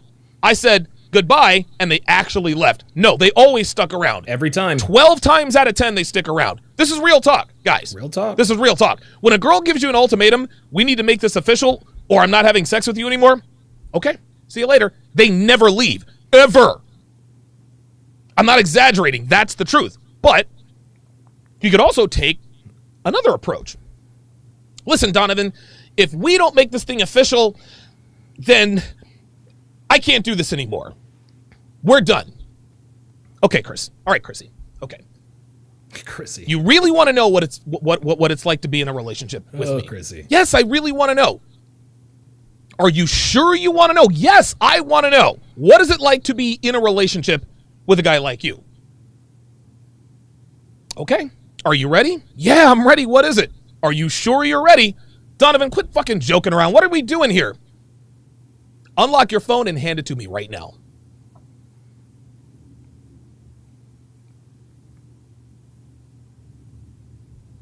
What'd you say? You heard me. That right there, gentlemen, sets the tone. That right there speaks volumes. That sets the tone. That lets her know, in no uncertain terms, that if you are going to commit to her, there needs to be full transparency. Unlock your phone and hand it to me right now. In other words, if you're seeing other guys on the side, if you're DMing with people, I'm going to know about it right now. Now, in her mind, now she's got a choice to make. Now she's got a choice to make. Do I get up out of here because I know he's going to find out about the other guys I'm seeing on the side? Or do I stick around and get rid of all the other guys I'm seeing so that next time he asks me, I'll be ready? Right? That's what's going through her mind. She knows at that point, in order to be in a relationship with you, one of the base requirements is full transparency. If I ask for your phone, boo, you're going to have to give it to me. And and you don't even have to tell her. In order to be in a relationship with a man like me, I must You must hand over your phone every time I ask for it. You don't have to tell her that. You demonstrated it. You demonstrated it. So when you tell her, unlock your phone and hand it to me right now, she's probably not going to do it. I had one girl do that successfully. Dated her, I think, for 6 months. Every other girl that did that, every other girl I said, unlock your phone and hand it to me right now, they're just like, oh, God, no, I can't do that. Okay, well, and I didn't take it personally. I was seeing other girls. She was seeing other guys. It is what it is. I didn't say, okay, all right, cool, no problem. You still want to have that conversation? No, we're good. Let's go ahead and head on out to the restaurant and have fun, right? Then she's going to be ready for you next time. Then she's going to be, listen, I really want to be your girlfriend. Listen, here's my phone. Here's my phone. You know what your response is? Okay, that's a start. Oh my God, that's a start. Listen, I told you 3 times. You don't want to be where you don't listen, it's hard to be in a relationship with a guy like me. What else do I have to do to be in a relationship with you? You don't have to do anything. But I will tell you this, and this is when you lay it out. I do not date girls who go to bars or clubs. I do not date girls who hang out with their ex. I do not date girls who travel alone. And I do not date girls who are on social media. Now you tell me something, R Drizzle. After that entire sequence, you lay that out to her. Do you think for 1 second, after trying to pressure you into a relationship, now 4 times, when you lay that out for her, do you think she's thinking about telling you to delete your social media because you just told her that you don't date girls who are on social media? Yeah, I didn't think so. Girls don't try time after time after time to lock down low-value guys. They're just happy to be there. So the answer to your question, what if your lady asks you to give up social media, in response to you telling her to give up social media, you don't tell her to give up social media. You put her through her paces and you show her that you don't date women who are on social media. And that, my friend, is how it's done.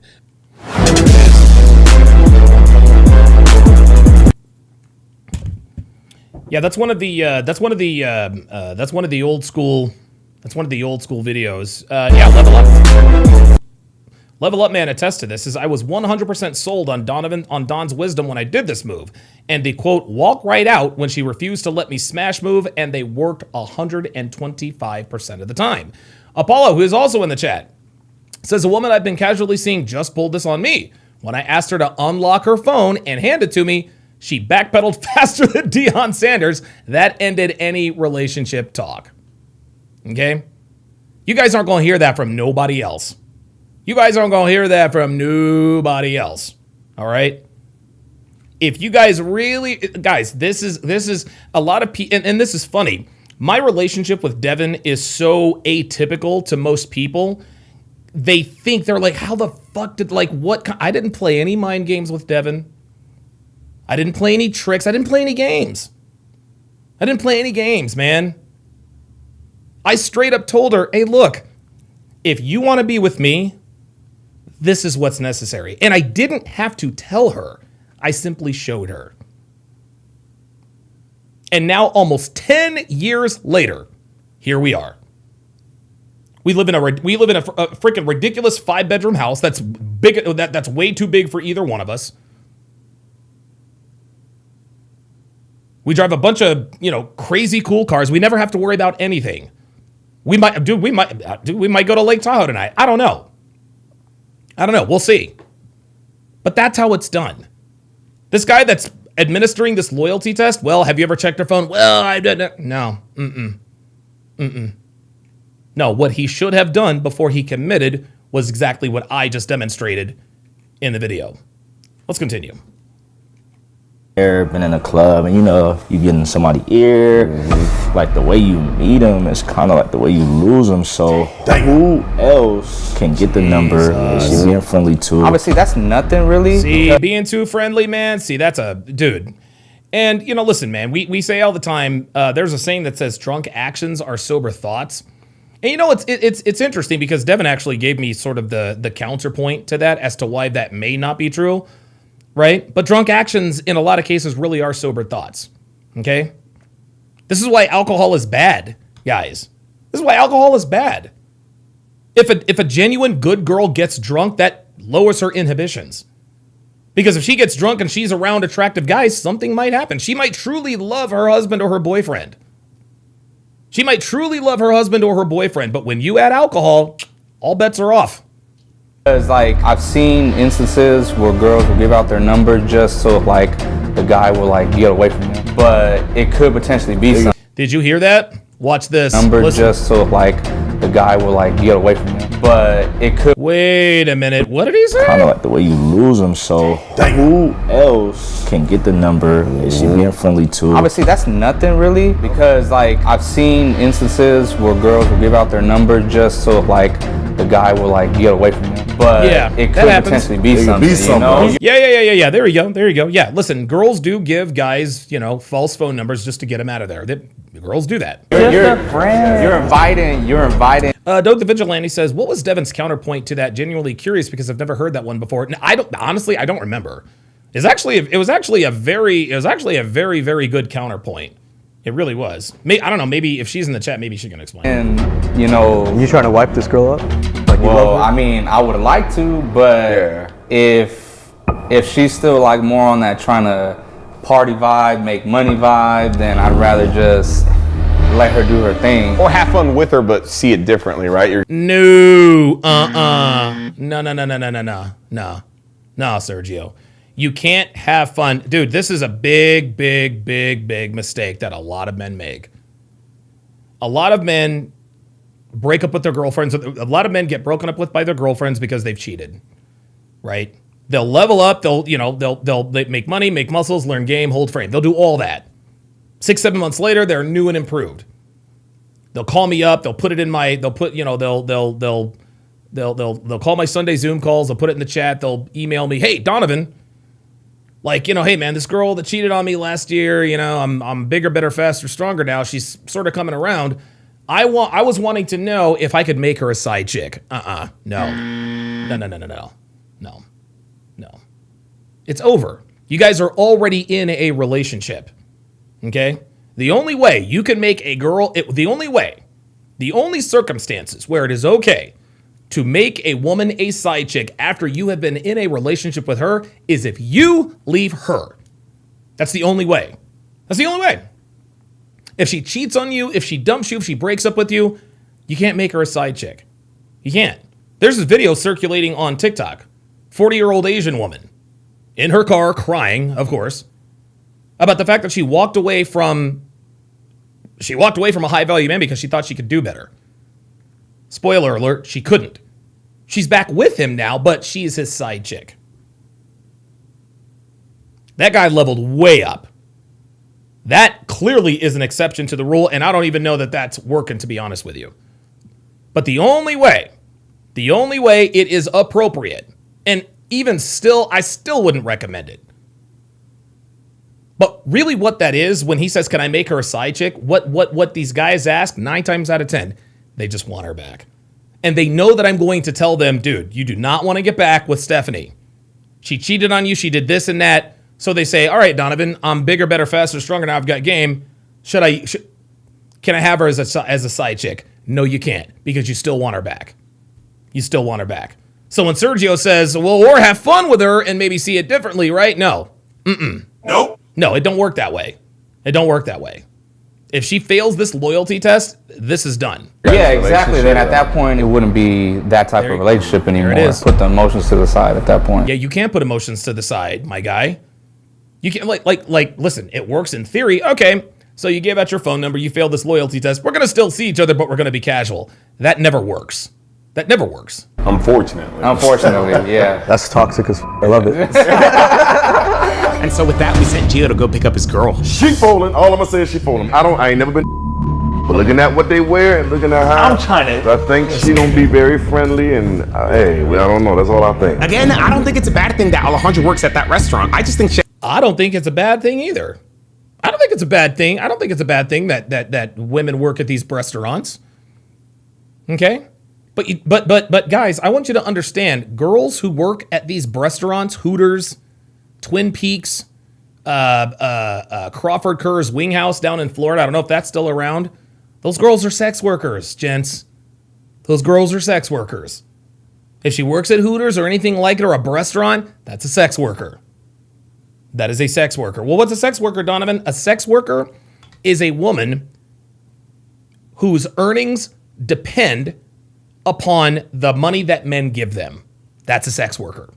If a woman uses her sexuality to extrapolate money from men in any way, shape, or form, you are a sex worker. You are using your sexuality to make money. You're a sex worker. Whether you take your clothes off or not, you're a sex worker. Cocktail waitresses are sex workers. Hooters girls are sex workers. Cam girls, sex workers. There are a lot of girls out here who are sex workers and don't realize that they're sex workers. They're sex workers. And listen, shout out to the sex workers of the world. Female sex workers are the reason why we haven't had some sort of an insurrection or a civil war. Okay? Vegas Pro Gambler says, I love these places. LOL, bikinis and panties all day. Yeah, straight up. Yeah, listen, dude, go for the wings, go for the food, stare at the ass and stare at the titties. Just don't put a ring on it. Has to respect the boundaries in her relationship, and hopefully she does and we don't catch her cheating today. Kind of like a lot of us have been cheating on her health, but not in this new year. I get it, you've got goals, you want to get healthier, but one thing you're still putting off is actually seeing a doctor. And I get that too. You don't want to call the office, you don't want to be put on hold, and then you don't want to wait months just to be seen. But that's why I use ZocDoc, the sponsor of today's video. ZocDoc is a free website that lets you search and compare high-quality in-network doctors and instantly of specialties. So if one of your New Year's the description below to instantly book a top-rated in-network doctor today. Thank you, ZocDoc, for sponsoring this video. Gio was supposed to return with his girlfriends within the next 2 hours, but an hour into waiting for him, he texted me a concerning update. He couldn't get her here anymore. Oh, no. Yo, man. She said she's had something come up and might not be able to go. I'm calling her right now to see why she's lagging. Oh, no. Oh, my God. This bitch is failing. Dude, this bitch is going to fail the test before it even begins. Yeah, apparently she had some family thing that came up. Oh, my God. Dude, that is absolute Your powers bullshit. combined. I am Captain Planet. Oh, my God. I had a family thing come up. Oh, my God. Oh, dude, this bitch is already cheating. She is just saying that she has family things. Damn. Hello? Yo, so what you think? You think you'll be able to get her here? This bitch is flaking on her own boyfriend. Or... That's what I was just... I don't really know if she just lagged at last minute. So... You think she caught on to anything or nah? I don't think she caught on to it, but I'm gonna keep trying her. I'm gonna call her back right now and talk to her, but... Okay, we'll be on standby until you text me or call me again. Look at Antonio. Antonio doesn't have any game. He uses trick game, at least as far as I know. But Antonio is also red pillowware. He knows. All right, sounds good. I'm looking kind of scared she got suspicious and caught on. How was she? No, I don't know. No, she didn't get suspicious and caught on. There's no way for her to know. She's fucking somebody else, my guy. Something came up. I had a family thing. Translation, I'm getting butt fucked tonight by the DJ. Come on, guys. Yeah, he didn't sell it right. He didn't sell it right. I don't know. How are you gonna have a family thing last minute though? You don't think your boy got cold feet? It could have been him getting cold feet, man. Nah. Could have been him. Well, I mean, if he's not ready to see this thing through, then... Nah, yeah, 100%. I'm gonna tell him. Tell him, no pressure. If he doesn't want to do it, he doesn't want to do it. Despite our suspicions, Gio was being responsive. Eventually, he did confirm that he couldn't get her here today, but he was down to try to get her here next week. I wasn't too sure if that was actually gonna happen, but why not give it a shot? Okay. Yo. Oh my God, dude. Honestly, I was kind of scared that he changed his mind, that he was like, damn, I don't want to lose her. Throughout the week, I texted Gio to make sure that he wanted to do this. After all, it was Christmas week, so I didn't blame him if he didn't. Despite the holiday, though, that was CJ Stroud. Y'all see that? He wanted to do this. After all, it was Christmas week, so I didn't blame him. Look at your boy. That's CJ. Look, that's CJ Stroud right there. If he didn't. Despite the holiday, though, he's... Hold up. That was CJ Stroud. It looked like CJ Stroud right after he threw a pick. After all, it was Christmas week, so I didn't blame him if... Look at him. He's like, fuck. Yeah, man. Yeah, he dude. Didn't. Despite the holiday, though, he said he was down. I swear we didn't pressure him. If anything, we tried to give him a way out. He didn't take it, though. And earlier today, he confirmed that he was on his way. Alrighty, guys, it is the weekend after Christmas. Gio is coming over with his girlfriend. I honestly thought he was going to back out, but he's coming. So maybe she really did have something to do last weekend. Or maybe Gio didn't want to lose her. She did have something to do last weekend, and it wasn't Gio. Before Christmas. I'm kidding. Hopefully she stays loyal. Whatever the case, everyone was ready to go and knew the tweaks to our plan. Yo. Oh, he's on the phone. I think they might be here. All right, my boy, I'm about to come get you right now. Let's go. All right, here we go. Game time. The couple is here. I repeat, the couple has arrived. Gio successfully did what he was unable to do last week. He brought his girlfriend over, which meant our test was officially underway. Yo, what's up with it, man? It's been a minute, huh? It's the homie. Man, what's up? You been good too. I remember you. Follow me, bro. This Oh, look at this. Hi. Did you hear that? Hi. is my boy crib right here who hosting it. Taj successfully retrieves the couple and walks them into Antonio's home. Follow me this way, right up the stairs. Oh, damn, there she is. Perfect. This is my boy Antonio. Hey, what's Gio up, right y'all? here. His girl. What up, my guy? Antonio. No problem. How you doing, Antonio? Pleasure to meet y'all. So Damn, she looks good. last week, Gio tried to convince Alejandro to come with him to his friend's gift exchange party. This week, we had him tell her something different. Damn, Alejandro's got some fucking kicks, y'all. Damn.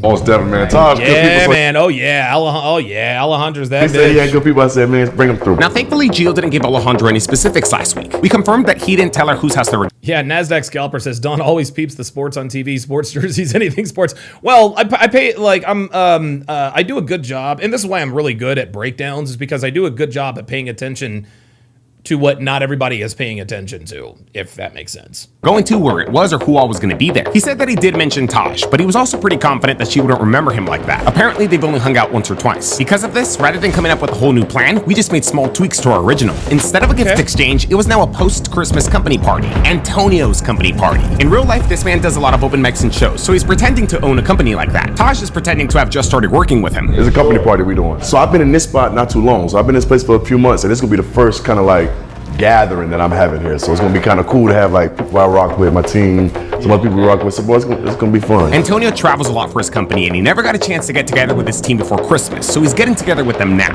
along with everyone's plus ones. You know, we still in the Christmas spirit, even though, you know, it passed a little bit, we still in that spirit. So we said, let's just do something. Always been traveling. I just got back from Florida. Also, we got like an entertainment business. So we do like events, host the open mics, live events, music events. Yeah, he's in the industry. Stuff like that, bro. It's probably gonna be a little minute because we told everybody to be here in the next 30, 45 minutes. But you know how people get, you know, people come at their own time, at their own pace. Yeah, I'm just now getting my feet wet, bro. So you know, they put me on, bro. But you know we had to bring you a little gift, my fault. Hey, let's go. So far, it doesn't seem like Alejandro's suspecting a thing, but then again, she hasn't said a word. Damn, she's lucky a little quiet. Y'all want some water or anything? Y'all good? You want water? Water, I got beer. Here's something else to notice. Look at this. Word. Damn, she's lucky a Watch little this. quiet. Y'all want some water? Look at this. Do you see this right here? This is another telltale sign that a woman is probably cheating. Her phone is always face down. Her phone is always face down. Guys, this is one of the most basic This is one of the most basic slut tells. And it's funny because so many girls put their phone face down as a matter of habit that most guys don't realize it. They just don't realize it. So when they actually start dating a girl and they don't pay attention like I tell you guys to do, her phone is always face down. Always face down. Anything? Y'all good? Look at her. Even when she, look at this. Look at this. Even when she moves her phone, she cannot keep her hands off the phone. She has to maintain physical contact with the phone all the time. Again, watch. Even when she moves it closer to her, she puts her other hand on it to make sure she stays in contact. Instead of word. Damn, she's lucky a little quiet. Y'all want some water or anything? Watch. So she moves the phone closer to her, which means it's away from him. See? Why not just leave the phone here? There's nobody standing there, and her boyfriend looks to be 1 seat away. Why not just leave the phone there? No, she's leaving the phone there because she's up to something. So she slides the phone closer to her, away from her boyfriend, and watch this. Good. Puts her hand right back on it to maintain contact. Water, I got beer. I know the party ain't started yet, but water real quick, okay. Antonio gives the couple water and invites them to the couch to get comfortable. Come on over here with Muba. Sorry, man. I'm like into this game right here. There's money on the line, you know. Uh-oh, what's going on? Bro, Who man, with what's it? good on? Muba. Nice to meet you. Hi. How's your nice to Well, meet yeah, you? Muba here in the company with us. I think we're making her really, really comfortable. Maybe we should have had another girl here, but it's all good. It's looking pretty good. Supposedly, the rest of the guests are coming in about an hour, but Supposedly. unfortunately, Gio can't stay. This time, it's his turn to have family stuff to do. See, the people that we work with, they all real cool people. Yeah, they should have had another girl there. Because if there's not another girl there, dude, I'm going to tell you what, man. I'm going to tell you what. This is bad. This is really bad. This is really, really, really bad. The fact that there's not another girl there, and it looks like they still completed this loyalty test because there's quite a bit of, there's like 30 minutes left. This means they pulled this off without another girl there. Okay, this dude is about to say, hey, I've got a family issue, and he's about to leave her there with 4 men she does not, or with 3 men she does not know. She's there with 3 men she doesn't know. Anything could happen. If this woman is comfortable being in a house without her man, boyfriend, husband, with 3 men she does not know, where's my button? She belongs to the streets. Straight up. Straight up. Say that like we don't work with nobody that's with nobody crazy. Everybody pretty chill. Bro, I wish you could stay and like meet everybody and all that mingle, bro. Wait, why not? I was telling them my family flew in from Mexico. Oh, that's lit, bro. They're not here too often, so bring like, them. Bring them. There really was no party, so the whole family thing was just an excuse to eventually get the couple out of here. Anyways, after some time, I cue Antonio to bring up the present that he still has to wrap. You see, since he didn't see his team before Christmas, he's given them all gifts today. Unfortunately, though, he ran out of bags and now has to wrap the last one, which he sucks at. This would have then cued Gio to mention that his girl is really good at wrapping gifts and offer her assistance, taking us one step closer to isolating her and Antonio. Got it. Okay, that makes sense. Okay, so he's not going to leave. Okay. You got my message, but Taj jumps the gun and cues himself in early. Hey, Muba, them tamales though, man. I told you my name on the line with him. This guy somehow managed to find halal tamales. I don't know how. What's a spot down the street, yeah, bro? I don't know how. Oh, damn. I quickly try to fix the error. Now look, he been talking about these tamales forever. Bro, they bad. We blaming him. You see, we planned on getting Gio out of there by having him go with Taj to pick up some tamales that he ordered. The thing is, we need Alejandro distracted first. My name on the line. That's how fire they are. Now y'all sure that y'all do not want no beer or anything? I know y'all can wait, but you know, y'all guess. I can't say no twice. I'm telling you. All right, let's go. That's what I'm saying. You gotta get the party right. Oh, I'll show you. Can I use your restroom? She says. Can I use your restroom? Watch. I'm telling you. All right, let's go. That's what I'm saying. You gotta get the. Can I use your restroom? Oh boy, oh boy. Guys, this is some next level body language shit. I want you guys to pay very, very, very close attention to what I'm about to tell you. Okay? This is not insignificant. And the reason, guys, the reason why body language is so important to learn and understand is because body language fills in the gaps. Body language, voice inflections, facial expressions, that fills in the gaps that aren't told by women. Look at this. What do you guys see here? She says, can I use the bathroom? She says. Do you see what's in her hand? It's the phone. Now, what significance does that have? Well, the reason she wants to use the bathroom is so that she can use her phone. This woman has no idea that she is telling on herself with this body language. If she had to use the bathroom, all she would have had to say is, hey, can I use your bathroom? Cool, let's use the bathroom. This woman it's almost like she's asking Antonio indirectly, inadvertently asking Antonio for permission. Can I use the bathroom so I can check my phone? She can't check it next to Gio, but she knows she can check it into the bathroom. And oh, by the way,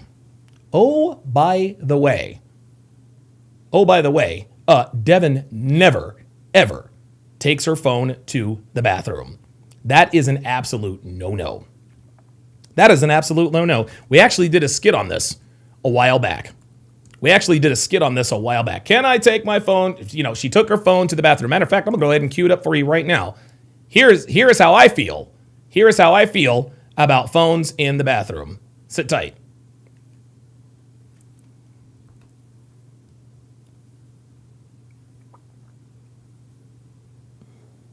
I'm going to the bathroom. All right.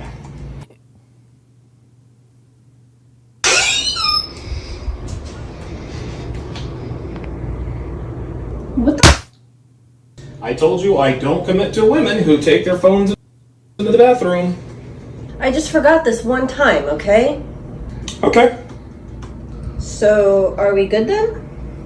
Yep, I called you an Uber. This is so petty. Call it what you want, but this is how I move, and you've known this from the start. Ladies, don't pretend you've never texted an ex in the bathroom. Or swiped for sausage on Tinder while in the shower. Or God knows what else you don't want your man to find out about. There you go. That's it. That's how I feel about the phone in the bathroom. That's how I feel about the phone in the bathroom. Looking at the screen one more time. Can I use your bathroom? Her body language is telling us in no uncertain terms that she is going to use her phone in the bathroom. And this is why I tell you guys to pay the fuck attention. This woman is going to the bathroom to text whoever she was fucking last week, which was the reason why they couldn't do the loyalty test last week. Ay, ay, ay. Oh, you're right. Oh, I'll show you. It's right down this hall right here. He's in the bathroom? Ooh. Is it too early to make the exit? Should they just get out? So you're gonna go up these steps right here. It's gonna be on the left-hand side. We could have taken advantage of this, but it would be risky. Should they just get It's out? always in her hand. Oh. Yeah, maybe they should just get out. Our options were to either stick with the original plan and hope it doesn't feel forced, or just leave now. Both of which are actually risky. Hello? Yo. I say if she's in the bathroom, bro, I say just get out of there. All right, got you. Screw it. Just come down. Yeah, just come down. All right, okay. And then tell Antonio. Oh, okay, I'll call Antonio right now. Yeah, bro. Damn, hopefully we made it the right call. I think these guys would have found a way to play off the plan, but I don't know if Alejandra would have bought it. She was barely saying anything. It was really hard to get a read on her. So he is leaving. And like I told you, this was the Texans. Hello? Antonio, we just got them out of there. You don't have to bring up the gift wrapping anymore if you don't want to. You can if you want to, but you don't have to bring it up anymore because we already got them out of there. I got you. Was it too early to get them out of there or no? Or you think it's good? No, I think that was good. I mean, we've been chilling. We've been hanging out. How was she on the way here? Suspicious or anything? No, she was cool. Yeah. Got nervous. She's pretty. All right, hopefully she was able to stay. Oh, there she is. They just literally left to go get the tamales a few minutes ago. They said they'll be right back. Yeah, it shouldn't take them too long. You like tamales? Like, to you? Yeah, they're good. Y'all gotta stay for at least for the tamales so you can tell us if they're good or bad. Because he's raving about them too much for me. What makes a tamale good? Yeah. We're gonna ask you. You seem like a tamale expert. You seem like you know. Like the meat to masa ratio is good. Okay. So if it's too much masa, it's not good. No, right. Okay. What's the best type of, it's like beef, pork, what's the best to put in? In my opinion, beef. Do they have seafood tamales? What? Like shrimp tamales? That would be different. Like I'm saying, like no. Shit, Damn, maybe we should have Damn, shrimp tamales, shit. had a girl here, huh? A seafood tamale. Wait, but like, do you think that's a good idea? I don't know if it'll blend. Okay. I'm just gonna shut They up. have like sweet tamales. Wait, really? Yeah. Pastry tamales. Yeah, they have lemon tamales, strawberry. Yeah, I've had all those. Tamales. No. With like cinnamon and stuff? Like strawberry ones. Yep. Like a corn one. Wait, no way. So they mix like the meat and the strawberries together? Or? No. Like just It's by just itself. straight like, okay. Kind of like a crepe? It's like the flavor of the masa. I'm not gonna get Mooba out of there until she opens up a little more. Yeah, we wish you guys could stay, honestly. It's gonna be a good So time. sick. This is, it's his side of the family? Yeah. Okay, cool. Like you met them before? I met them a few times. Yeah, really nice. They're cool? Oh, that's good. That's good. Are you from the same city as him as well? Where you from? I'm from. All right, I'm gonna get Mooba out of there. Ooh, caramel tamales. I didn't know those existed, but yeah. For real. Either one of these your teams?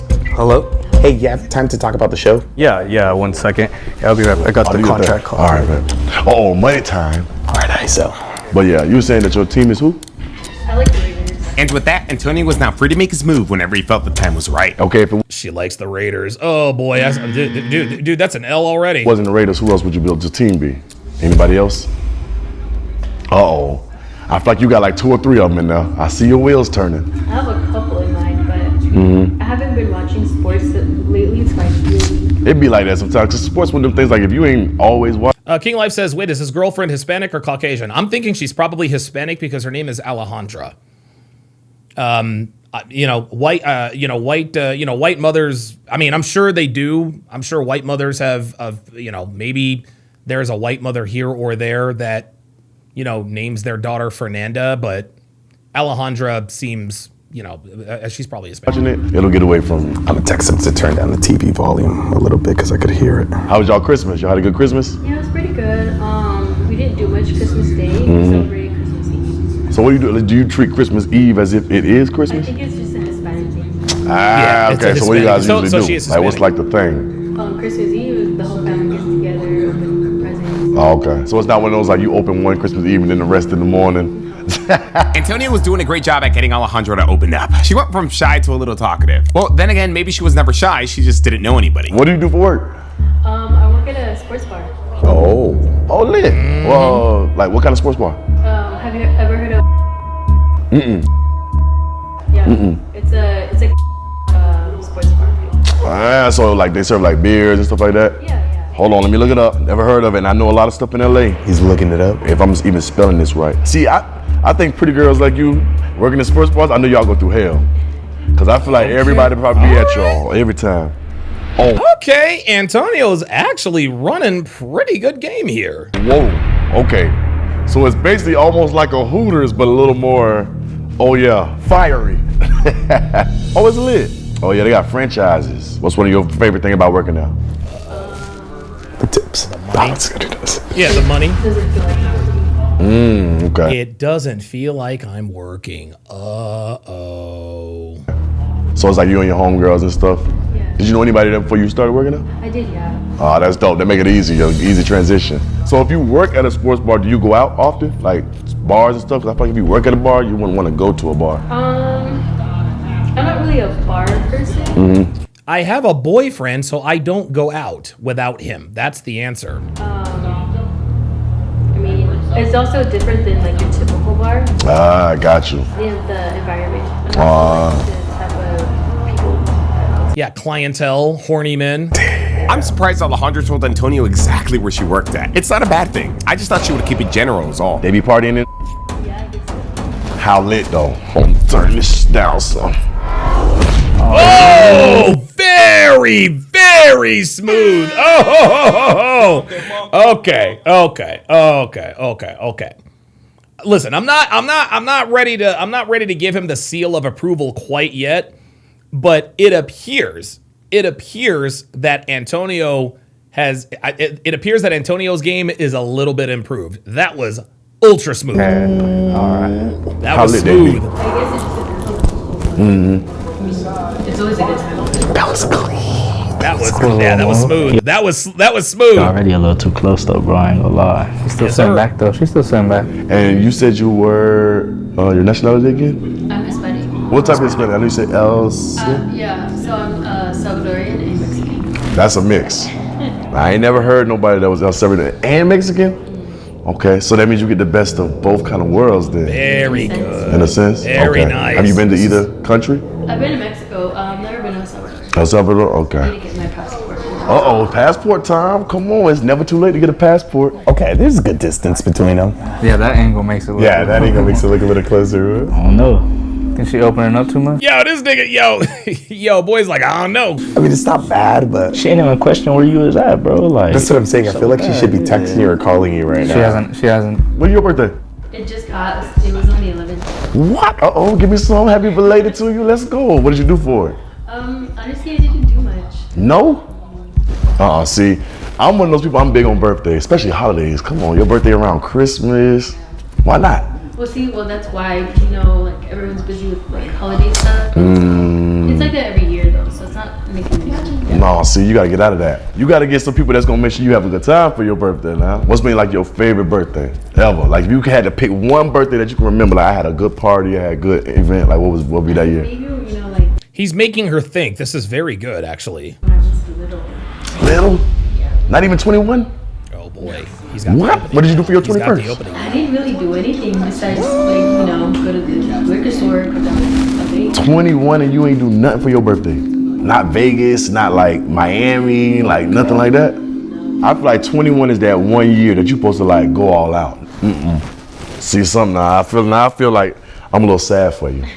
And I feel like something is off with that. So you never want to go to Vegas for your birthday? Like do nothing cool? Oh, here we go. Antonio brings up Vegas perfectly. This is it, dude. This is really good. It's part of our plan, but I'll explain later. I mean, like, of course, but I just because it's so close to like Christmas and stuff. Everybody's doing their own thing. I feel you.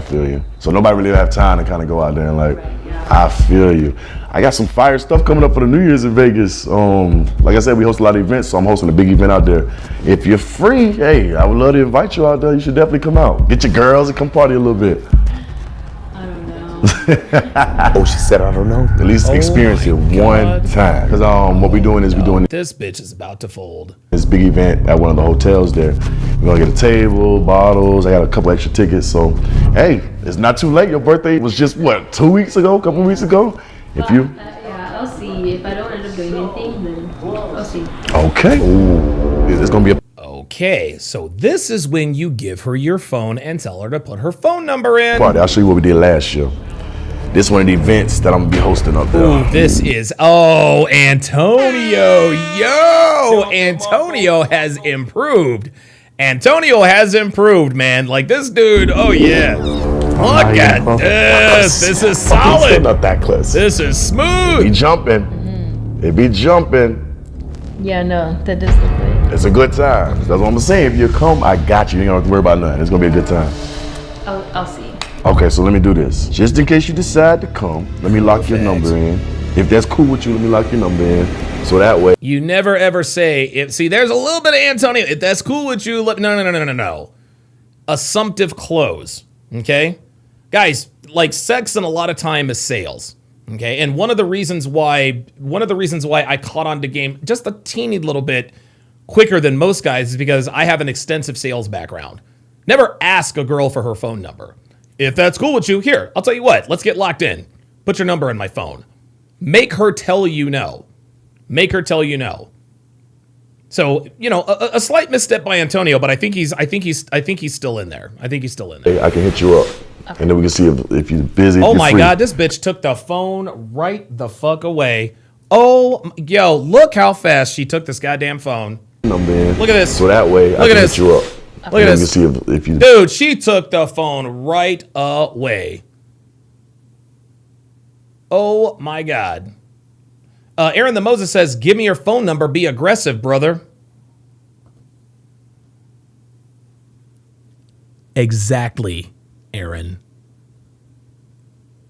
You see, the opposite of aggressive is what, Aaron? Passive. The opposite of aggressive is what, Aaron? Passive. Now, you tell me, Aaron. Is a girl most likely to give her phone number to a guy who's passive or to a guy who is aggressive?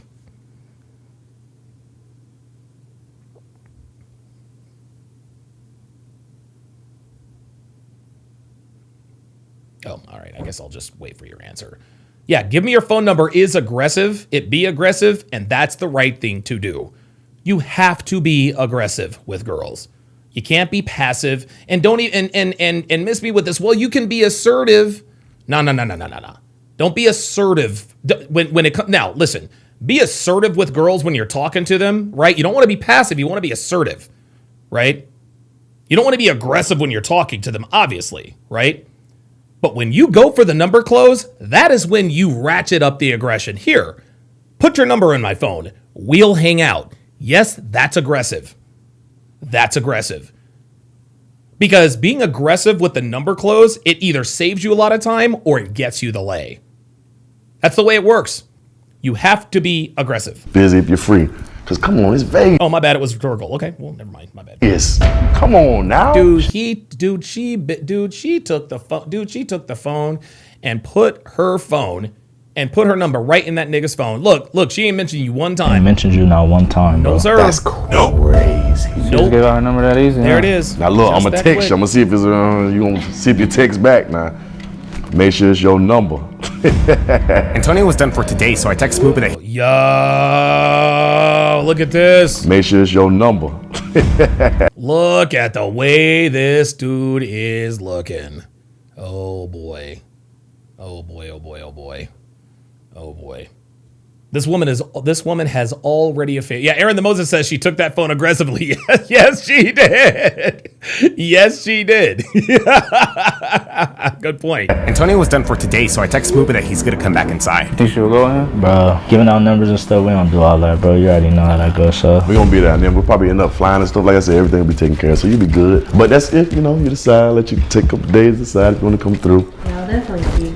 Yeah, I'll definitely let you know. Oh boy. Oh boy. Be fun. That's crazy. You ain't never did nothing for your birthday. It's just always been like this. My thing is, if my boy was able to do this, what is she doing at work, bro? Yeah.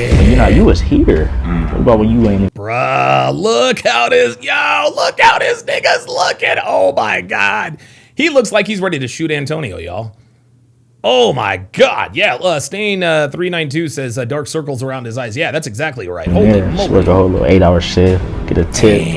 And it's supposed to. Yo, look at my guy. Yo, my man is all. Yo, this is my man. Yo, this is my man right here. Is like, yo, you know that's fucked up, right? Like if she's giving out the phone number now, like what's she doing an 8-hour shift? I mean, I'm not saying. I'm just saying, you gotta watch out. Look. Watch. What about when you ain't even there? She work a whole little 8-hour shift, get a tip. And it's supposed to be your boy. Look, it's like, you know that's fucked up, right? But too, like she just, man. You feel me? Yep. That's going, bro. Low key, that's Telling going. you, man. He close. He didn't complimented her all that. Boo, I'm low key hungry, Boo. What's the move? Why'd you turn off the game? Bro, I accidentally turned it off on the remote. I feel like giving a number out is one thing. What was she gonna do after? Is she actually gonna go to the party? Not.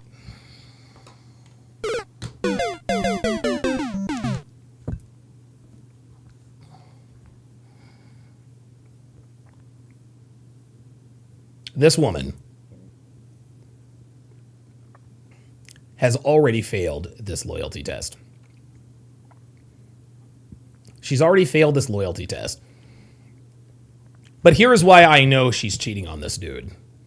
Is because this is the type of dude who wants 100% proof that she's cheating. He wants to catch cock and ass.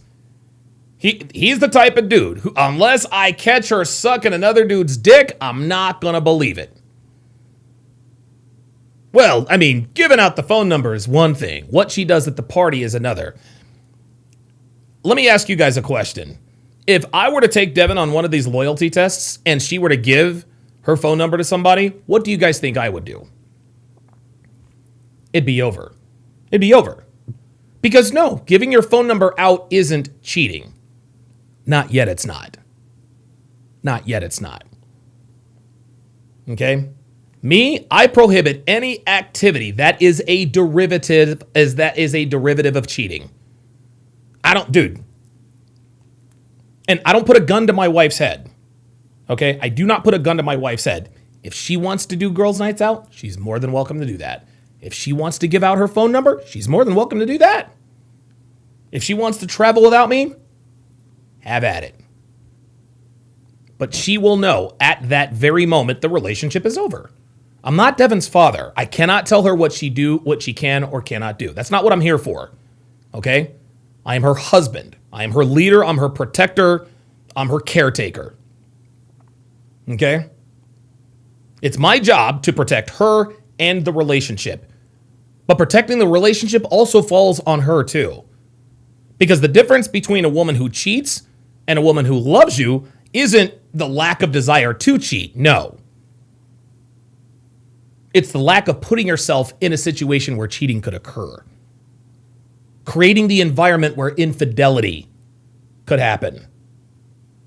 So while giving a man your phone number isn't cheating, when a woman does cheat, it always starts with her giving a man her phone number. Well, going to the club isn't cheating. No, it's not. But when a girl gets into a situationship with a dude she met at the club, she met him at the club. Well, doing girls' nights out isn't cheating. No, it's not. Being on social media isn't cheating. That's not either. But the guy that she's having an affair with, she met on Instagram. Okay? When your woman is with you long, and women know and understand. Women know and understand. Women know and understand which behaviors lead to cheating. They do. That's why they try to, well, I'm giving out my phone number. That's not cheating. No, it's not. No, it's not cheating. Guys, a girl giving another man her phone number is not cheating. Not technically. But if you stay with a woman who gives out her phone number to another man while in a relationship with you, then you deserve to get cheated on. You deserve to get cheated on. Because a man who says, well, I caught her cheating on me, that's why we broke up. Well, why didn't you dump her sooner? Well, I didn't know she was cheating sooner. Well, how did you not know she was? Well, I didn't know she was cheating. Really? Really? Does she do girls' nights out? Well, yeah. Well, that's not cheating. Okay, but I can guarantee you that she met the guy she cheated with. she met at the nightclub. Does she have social media? Well, yeah. Well, I can guarantee you that one of the guys she's fucking, she met on social media. Guys, giving your phone number isn't cheating. It's not. But in any case, I'll put it to you this way. A girl is not going to fuck every guy she gives her phone number to, but every guy she fucks, she has given her phone number to. Let me repeat that. A girl is not going to fuck every guy she gives her phone number to, okay? But every guy she has fucked, she's given her phone number to, okay? A girl is not going to fuck every guy she meets at the club. She's not. But every guy she fucks, she met at the club. You guys see how that works? You see how that works? So yeah, certain behaviors might not be cheating. But women know that women are keenly aware of the behaviors that lead to cheating. And this is why they fight so hard to justify these actions.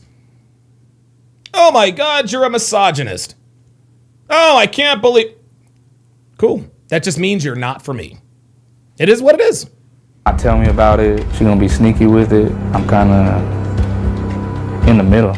Yeah, bro. Like, I'm upset she gave the number out, but... There it is. I'm upset she gave the number out, but this man is in denial. This man is in denial. He's in denial. He does not want to accept the fact that his girlfriend is a hoe. Poor guy. I feel Look like... at him. He knows. It's all about what happens after, you know? Bruh, it's not all about what... Listen, here's the thing. Here's the thing. If I were this guy's best friend, and we're sitting watching this together, and he says that to me, well, look, she gave him the phone number, but it's really what she does afterwards. I'll say, okay, fair enough. Fair enough. Maybe she doesn't sleep with this guy. Let's just play it all the way. Okay, let's say she doesn't sleep with this guy. Do you now feel good about the fact that she gave her phone number out? If she doesn't fuck this guy, do you feel good about... Of course not. Of course not. That's the point. That's the point. She gave this dude an opportunity. She gave this dude access. Any activity that gives men access to your woman should mean the end of the relationship. Period, point blank. Social media, going to the club, girls' nights out, traveling without you, etc., etc. Any activity that leaves the door open for men to hit on and take your woman is prohibited. It's prohibited.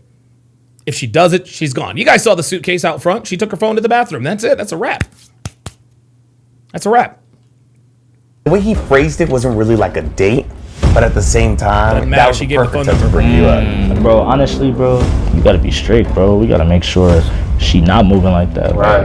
And where she work at and all that, bro. You already know how I feel about all that. So you think we should push her further? See if she actually gonna go through with it? For me, it's too friendly, bro. He complimented her. Oh, you look good. All of that. I heard it. I did. TM Flesh says if she was really loyal, she wouldn't even want to look like she's cheating. Yep, that's right. He heard that. If he has that real number, nah, you think it's raps? It's raps. Oh my God. King Life says he's the type of nigga that says she fucked him, but she didn't let him nut. I'm mad. Oh damn, really? You gotta see it through, bro. You gotta see what's up. Bro, your homeboy is mad that your girlfriend gave another man his phone number. Like, bro, come on, stop being afraid of women. I'm telling you though, seafood tamales could become a thing, bro. In the end, Gio decided to keep this thing going to another day. Is that what you want to do? Yeah. I mean, I wanna know keep why, it she rolling. I already wanna see failed. what's gonna happen. Okay, just open the front door and then close it, just to make it seem like you guys are coming. Okay. Oh, y'all don't made it back finally. No, it wasn't no down no street. Bro, down the street is 5 minutes. Everyone plays everything off, and Gio eventually says they gotta get going. All right. Look at that. Look at how she got up. Bro, down the street is 5 minutes. Everyone plays everything off, and Gio eventually says God, they look gotta at get her going. ass. Dude, she's got a fucking... This bitch got a fucking ass, yo. That's it. Alejandra didn't seem to suspect a thing, but who knows, right? Hopefully she tells him. Like, hey, he invited me. She will not tell him. She won't do it. And I give him my number, but I'm not gonna go. Yeah, she's not doing that. Alejandra never told Gio that she gave Antonio her number, so we gave Antonio the green light to start texting her. As a green There it flag, is. she wasn't really responsive, but we still had Antonio bring up the Vegas trip. It did feel a little rushed, but you see, it was currently December 28th, and if Vegas was gonna happen, it needed to happen on New Year's Eve. The idea actually came from Muba. He was renting a crazy suite for the holiday and encouraged us to use it for the test. This is why Antonio brought up her birthday and Vegas on day one. Thanks to Gio, we knew Alejandra's birthday was in December and that she hardly celebrated it. The plan was simple. Antonio would invite her to Vegas for the show that he's hosting and to celebrate her birthday on New Year's. Would she be down to go without her man? Honestly, I thought it was kind of a long shot. But surprisingly, she was... Wait, what? And was simple. Antonio would invite her to Vegas for the show that he's hosting and to celebrate her birthday on New Year's. Would she be down to go without her man? Honestly, I thought it was kind of a long shot. But surprisingly, she was down. Let me see who's free. Or at least kind of. To her credit, she wanted to come with friends and she definitely sounded a little hesitant. Still though, even considering going to Vegas without your man and with another guy is crazy. New Year's was now... It's not crazy. It's not crazy. That's cheating. You like, dude, going to Vegas with another guy without your boyfriend and not telling him, guys, that's a wrap. It's over. Only 2 days away, and the only thing... Whether she fucks him or not, whether she actually cheats or not is immaterial. It doesn't matter. It doesn't matter. Man. Apparently stopping her was her friends already having plans. She was down, but she didn't want to come alone. It was literally 50-50. She was still asking around. So we decided to take the gamble and head to Muba's suite. What up, my G? Just making sure you're on the way. You know I'm on the way. Okay, and you're still keeping in touch with her and all that? I'm texting the whole ride, bro. What is she Yes, doing? sir. Right now she working, so I'm just texting what she up to. It seemed promising. We didn't want to force Alejandra to come, but at the same time, if she did come, we didn't want to miss the opportunity to catch her in Vegas. About to check in. Finally made it. She is still texting Antonio. Wow, okay. Things are looking good for tomorrow for you. You're still gonna pull up and everything? Yeah, I'm gonna try. You have to, bro. You got no choice, man. You have no choice, bro. Yeah, Come on. 100%. Y'all be there for sure. We came to Vegas to apply pressure. We figured that maybe Antonio sending her photos and videos of Muba's suite would help lock in her final answer. After all, we had to confirm with some of our crew and with Gio if they should even come tomorrow. Oh my god! This is the party right here. Oh my god! What the? Muba really knows how to choose his suites. And this, by the way, guys, is only the first floor. I don't know if you guys get the full magnitude of this thing on camera, but this is crazy. Wow. Antonio began sending her video while I give Gio Yo, that is one hell of a goddamn suite. Holy shit. a tour. I think it's gonna do the job. God Oh my damn. god, bro. It's crazy. The photos and videos were sent, Antonio pressed for an answer, and she began leaning towards not coming. Oh, I definitely feel like she lagging. I said call her, see if she answers. We had to call twice for Alejandra to answer. Came off a little desperate, but we wanted to see where her head's at. Hello? Hey, what's up? How you doing? Good, and you? Damn, I was texting. I said I might as well just call you so we could just talk on the phone instead. So how you feeling? What you thinking? You think you're gonna be able to make it tomorrow, or what's the move? I'm not sure because my friends they all got plans, so This I don't know. is what I'm saying. Let your Yo, guys, this was a fail when she gave him the phone number. It's even more of a failure that she did not tell Gio. Okay? Strike 3 is that the reason why she's thinking about not coming to Vegas is because of her friends and not her man. This is crazy. friends had their plans, and me and you got separate plans for New Year's. What you thinking? I don't know. It's kind of I don't want to say last minute, but What's holding you back from really getting here, though? I can get you here if you need me to get you here. That's just a flight. That's nothing. no, it's not even that. I'm not trying to pull up alone, you know. So I feel you. Ah, that's what it is. Yeah, she wants to be with somebody. Well, let's do this. I can get you a flight if you need that. I can book it for you tonight. Worst case scenario, just let me know. Okay. All right, later. Damn, that sucks. Sucks for us, but good for you. No, it sucks, but that makes sense. I mean, you know, she wants to. See, in other words, going with her friend gives her plausible deniability, guys.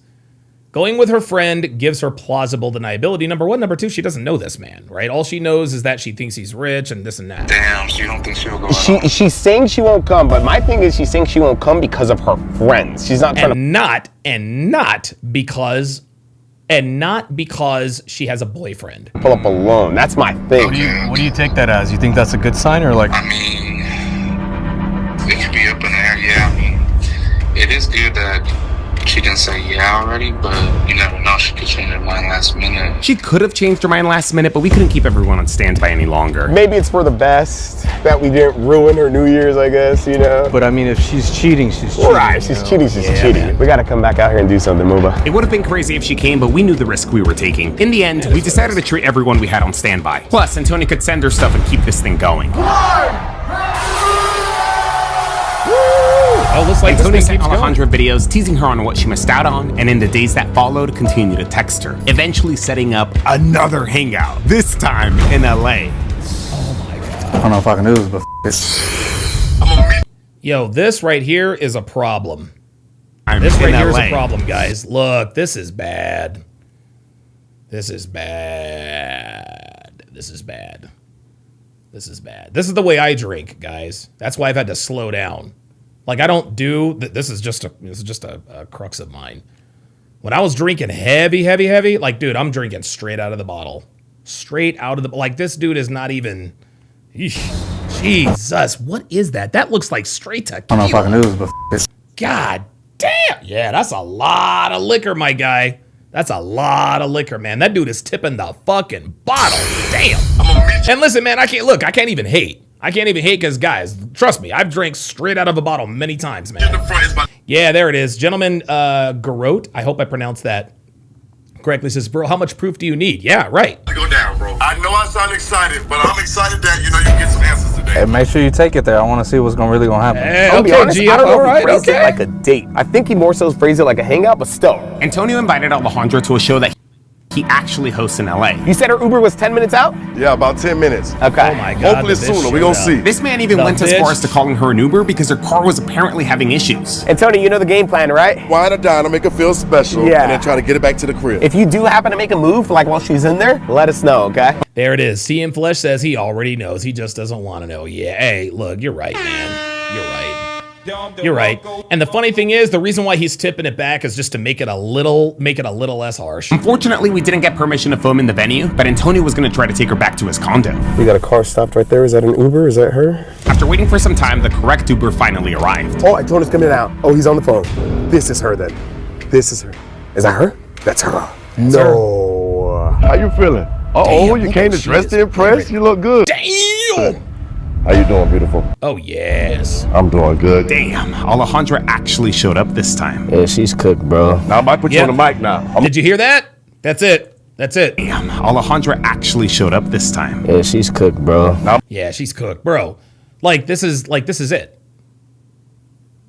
It's over. Like I don't know what more. Just like what's his name said. Like I don't know what proof do you need. Might put you on the mic now. I'm gonna get you the host a little bit, all right? So you gotta be ready. With that, we headed to a nearby parking lot and played the waiting game. You like champagne, or you more of a drink person? Are you thinking like a mimosa? You can either do some mimosas, or you can get actual drinks like tequila, or we can get a shot to start. I'm gonna have to take a drink, man. I don't know if I can. Don't look. Oh, this is bad. This is bad. This is bad. But this is also very telling.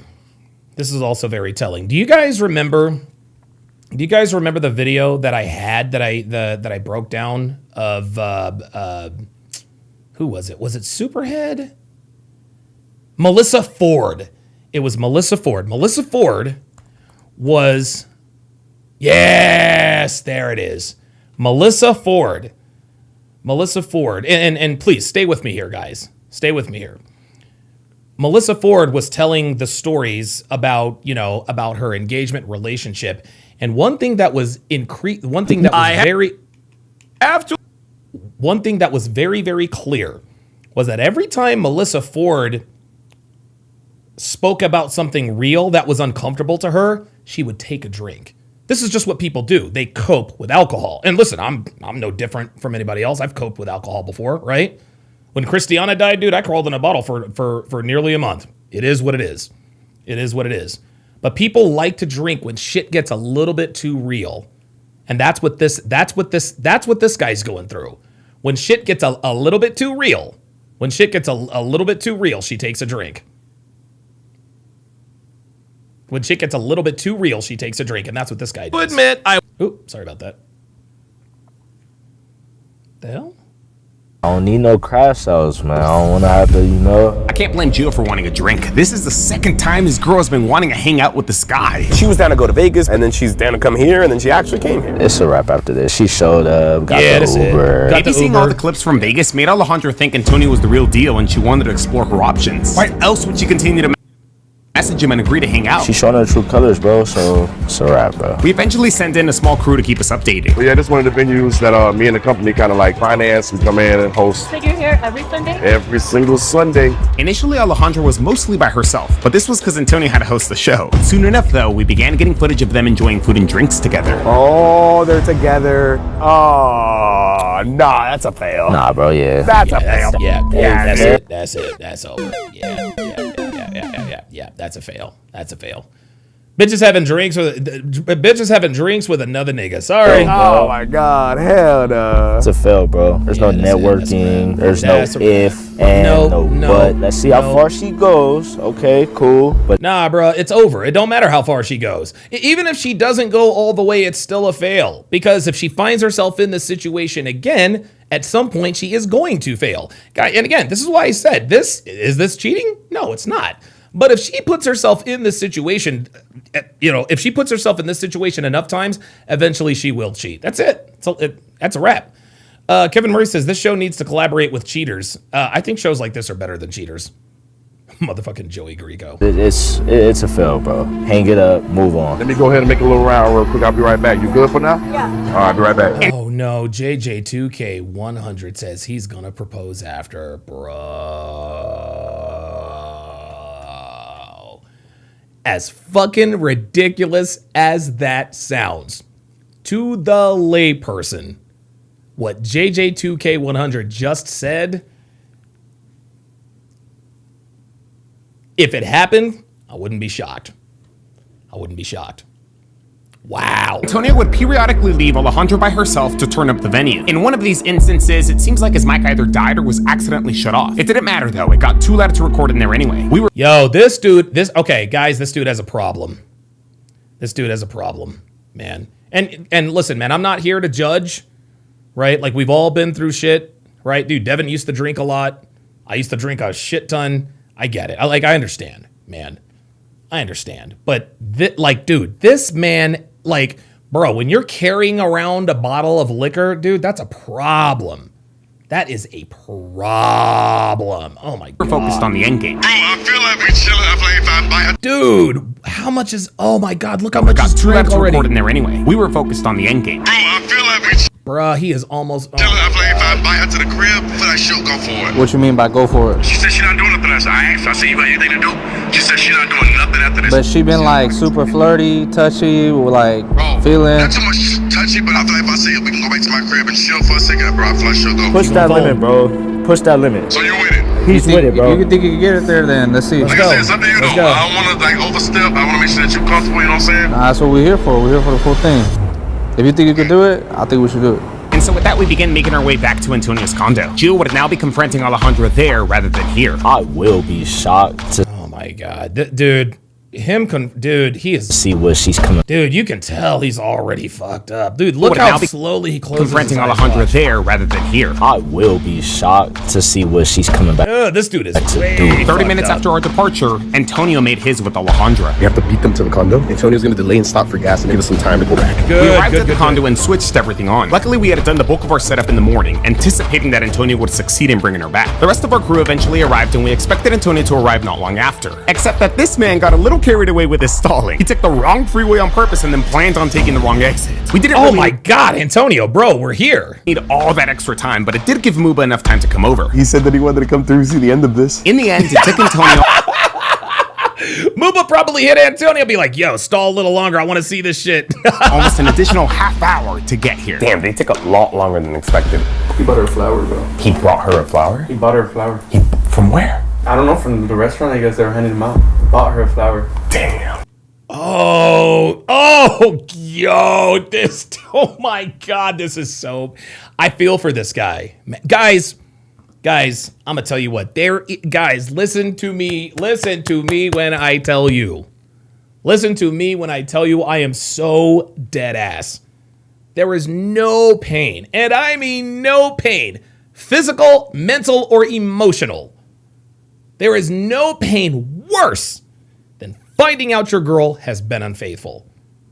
Oh, dude, I would not wish that on my worst enemy. I would not wish that on Anthony Johnson. I'm like, dude, that's how bad it is. That's how bad it is. And what makes this worse, when you find out your girl is cheating, it usually happens in one fell swoop. You see a text, an email, you catch her out. This guy is watching his relationship implode in slow motion. He is watching his woman cheat in slow motion. He's not just privy to the fucking, he's seeing everything that leads up to it.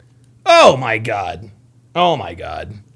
Let's see if she walks in with her. After waiting for a bit longer, the moment of truth finally arrives. Seriously, I don't know what took Antonio so long. I hear his voice. Since the mic Antonio was wearing died at the venue, we have no recording of this initial conversation. Additionally, in order for us to hear live audio, Antonio had to make up an excuse to come get mic'd. Hopefully he remembers right upstairs. to come downstairs to get mic'd. One thing was clear though, Alejandra had come over and in her hand were those roses. Oh my God. Oh my God. I almost thought Antonio was taking her to the room up. Yo, this is all bad. Look at this. Oh my God. I almost thought Antonio was taking her to the room upstairs. Dude, the fact that she is able to do this so clean and so smooth, like, dude, she's done this before. But he was just showing her where the restroom was. How many flowers? Wait, Tony's coming down. Tony's coming down. How's everything been? We lit. What'd you Yeah, J-Hype says, show seems kind of fake, though, similar to the real world, which was exposed back in the day. Yeah, J-Hype, I don't need that kind. I like, dude, seriously, bro. Like, J-Hype, I love you to death. You're relatively new. But, dude, I'm not, like, dude, like, you guys know how I feel about, oh, it's scripted. No, there's nothing fucking, like, what are you talking about? What are you talking about? I swear to God, everyone thinks that everything is fucking fake. If you think this is fake, J-Hype, then just don't watch, man. Tell her to get her back. Dude, I swear to God, there's always somebody who says something about something being staged or faked or scripted. Just, guys, like, that is so 2024. This is 2026, man. If it's on the screen, just take it at fucking face value and take the lessons for what they are. We're gonna hang out before we go to another event. Let's drink, smoke a little bit. How was she acting? Bro, she friendly. Like, we good right now. Like, if I wanted to be like, damn, baby, we could.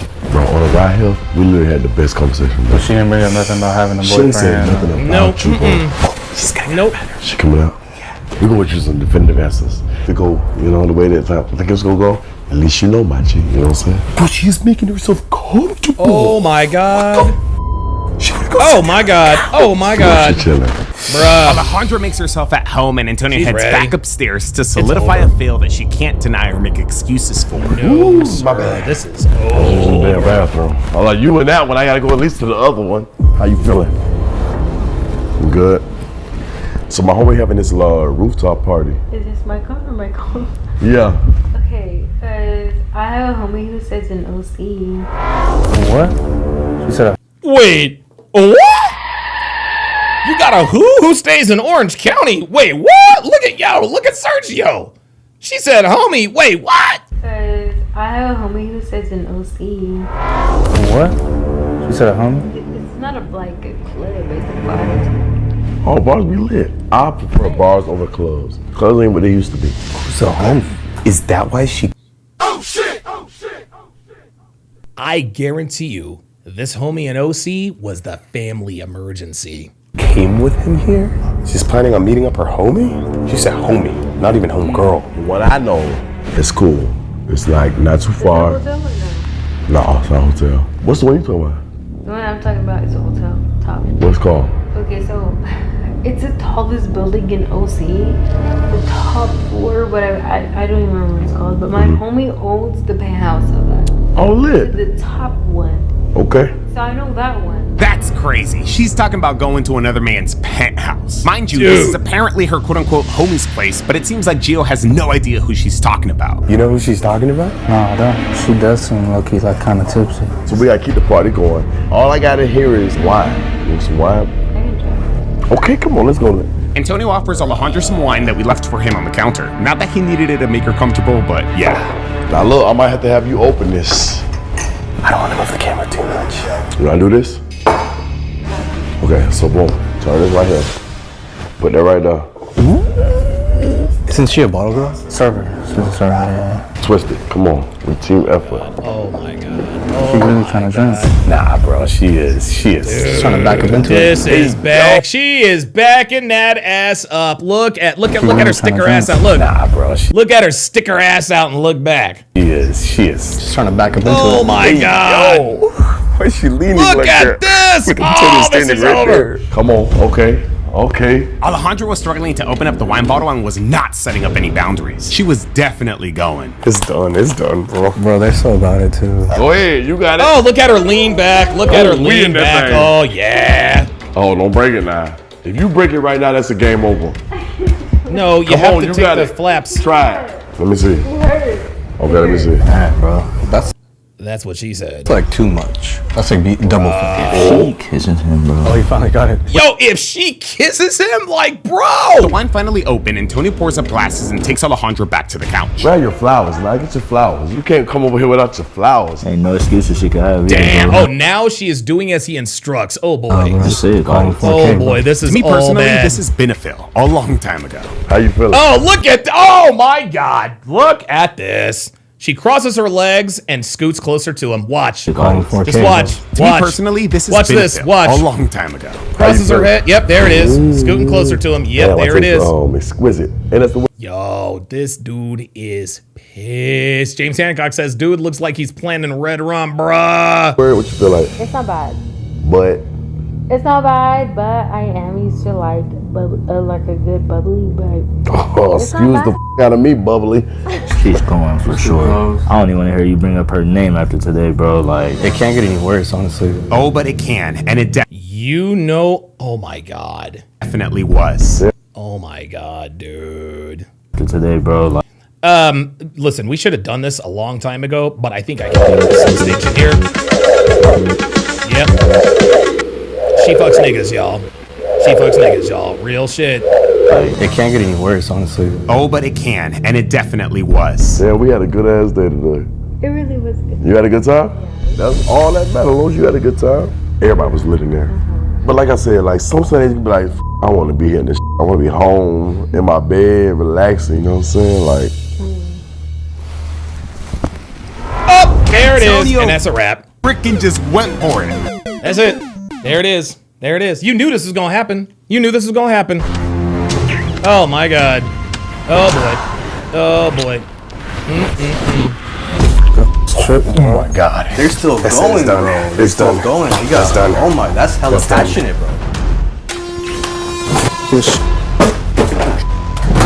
Let us make it. They're still going. I feel bad that we stopped Gio from going upstairs and breaking this off. This was on a whole other level. oh, they are making out, bro. Oh my God. They are making the out. These two must have really built a connection, because I have no idea what compelled Antonio to kiss her for so long. Antonio wants to fuck her. That's why. Now fully mic'd, Gio would have the opportunity to finally confront Alejandra. This has been a crazy test, but it's not over, so grab them talkies. Yo, get them talkies ready! Because you guys already know. Oh, my God. This shit's gonna be good. Oh, my God. We definitely gotta go turn up at this party tonight. If you're free tonight, gonna be just kicking. There was a party up here. Oh! Oh! What's going on? Oh! Gotcha, bitch. That's it. Oh, there goes Antonio. What's this? He's out. What do you mean, what am I doing here? What the are you doing here? What is this? Wait, I'm so confused. You're confused about what? Hold on. You're not She's confused fucked when he up. was on top of you? You're making out with this guy? Dude, wait. What? I'm so Oh, now you don't have nothing to say? Why are you yelling at me? I should be quiet? Well, like, what are you doing here? What the are you doing here? You over here acting like a little All right. Kiss now it's time. Yeah. on a guy that you barely know? You don't even know what's going on, dude. Oh, so tell me what. I don't know what's going on. He just walked in on you making out with this dude. Tell me what's going on. I didn't even do anything. You didn't do nothing? Yes, you did. No, I didn't do anything. Okay. Nah, that's a cop. That's a cop. Typical behavior, bro. Okay. So, like, what are you doing here? Like, Oh, I should leave and let you guys keep doing what you were doing? oh, okay, can we go talk like that? Where do you want to talk? Can we, like, go talk privately? No, right here's Why good. are you yelling at me? Right here's good. Oh my God. Like, It's funny? It's funny. no, it's not funny, but I'm just so confused. Like, You're confused about what? Hey, this between y'all. Don't look at me. Hey, it's y'all. Don't look at me, bitch. It's on y'all. You've been doing this whole thing all day. You didn't tell me what you were doing. You haven't texted me. You haven't called me. You think you're slick? See, and guys, this is why when girls don't text you for hours at a time, this is what they're doing. This is what they're doing. Okay? I had to work late, or my friend is going. No. 11 times out of 10, that is what they're doing every time. I've been having cameras following you all day. She might. Now you gotta go out. All right, we're going. You went on a little date earlier. You went on a date with him. Little brunch. He bought you flowers. Look at her. Listen to her lie. No, listen to her lie. So what was it then? Just an event? You thought it was planned? Oh my god. Oh, now you want to hide, right? What is going on? Now you want to hide? Are you? What the? You can't hide now. Are you in this too? I'm chilling. Hey, what are you? Okay, they need to get him out of there because now he's starting to get a little physical. What's going on? Oh my god. This is what you want? Y'all are so weird, dude. Like, what the hell? If I'm weird, then what are you? Yeah, James Hancock says, dude, just walk away. You've been drinking straight from the bottle. This is not a good idea. Yeah, Antonio needs to, he needs to step between these two. Dumbass. This what? Yeah. Yeah, because I got free food and Uber. So what did you? Oh my. That I got free food and an Uber. What did you get? There it is. There it is. There it is. That sounds like a dumbass to me. That's all you wanted? Alright. That's all you wanted from him? Be mad at him. Be mad. I don't care. Yo, I should be happy. Be insecure. Go be with someone else. Get on my face. I should be with someone else. Good. Right? Yeah, see, there it is. See, there it is. She's telling him, go. Be so. She's not even, dude, she's not even remorseful. Be with a lying ass. Okay, like. You barely even. Guys, check this out. Check this out. I want to play you guys a video that I dropped, I think today. Give me a second. Give me a second. Hold on a second. Here we go. Here we go. This is a video I dropped a couple days because ago. you guys probably already know that I have been guilty of this more times than I can count. Guys, stop sending girls long paragraphs after they've hurt you. Pick yourself up, dust yourself off, and bounce like a bad check. No goodbyes, no good riddance, no you'll regret this, no nothing.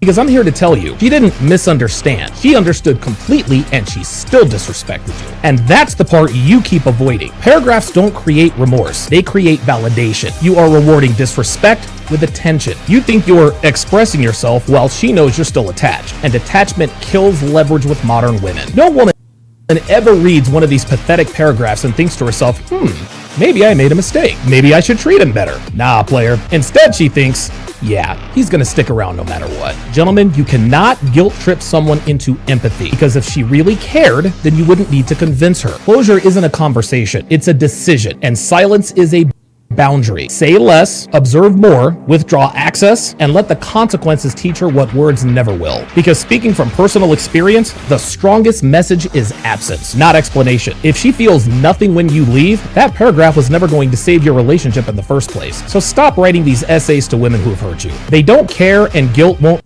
make them care. Instead, keep your dignity by subscribing to the channel and hitting the notification bell. What this dude is doing right now is the equivalent of texting a girl who hurt you that long paragraph. It makes no difference. It makes no difference. Oh, you're a fucking slut. What were you doing? Da da da da da da. This makes absolutely zero difference. It makes absolutely zero difference. What he should have done is he should have walked in there and be like, okay, I see what it is now, and then left. That's what he should have done. Oh, so there's a party going on? Okay, cool. And to be honest with you, that's what all of these guys should do. They shouldn't go in there hooting and hollering. And listen, easy for me to say, I'm not emotionally attached. Because I'm sure if I were one of these simps and I put my girl on a loyalty test and she failed like she did, I'd be heated too. And I'm a talker. I fucking talk for a living. But that is not the move in this scenario. Again, easy for me to say. It's easy for us to judge this guy for, you know, getting all out of pocket. And of course, alcohol is certainly not helping the situation, right?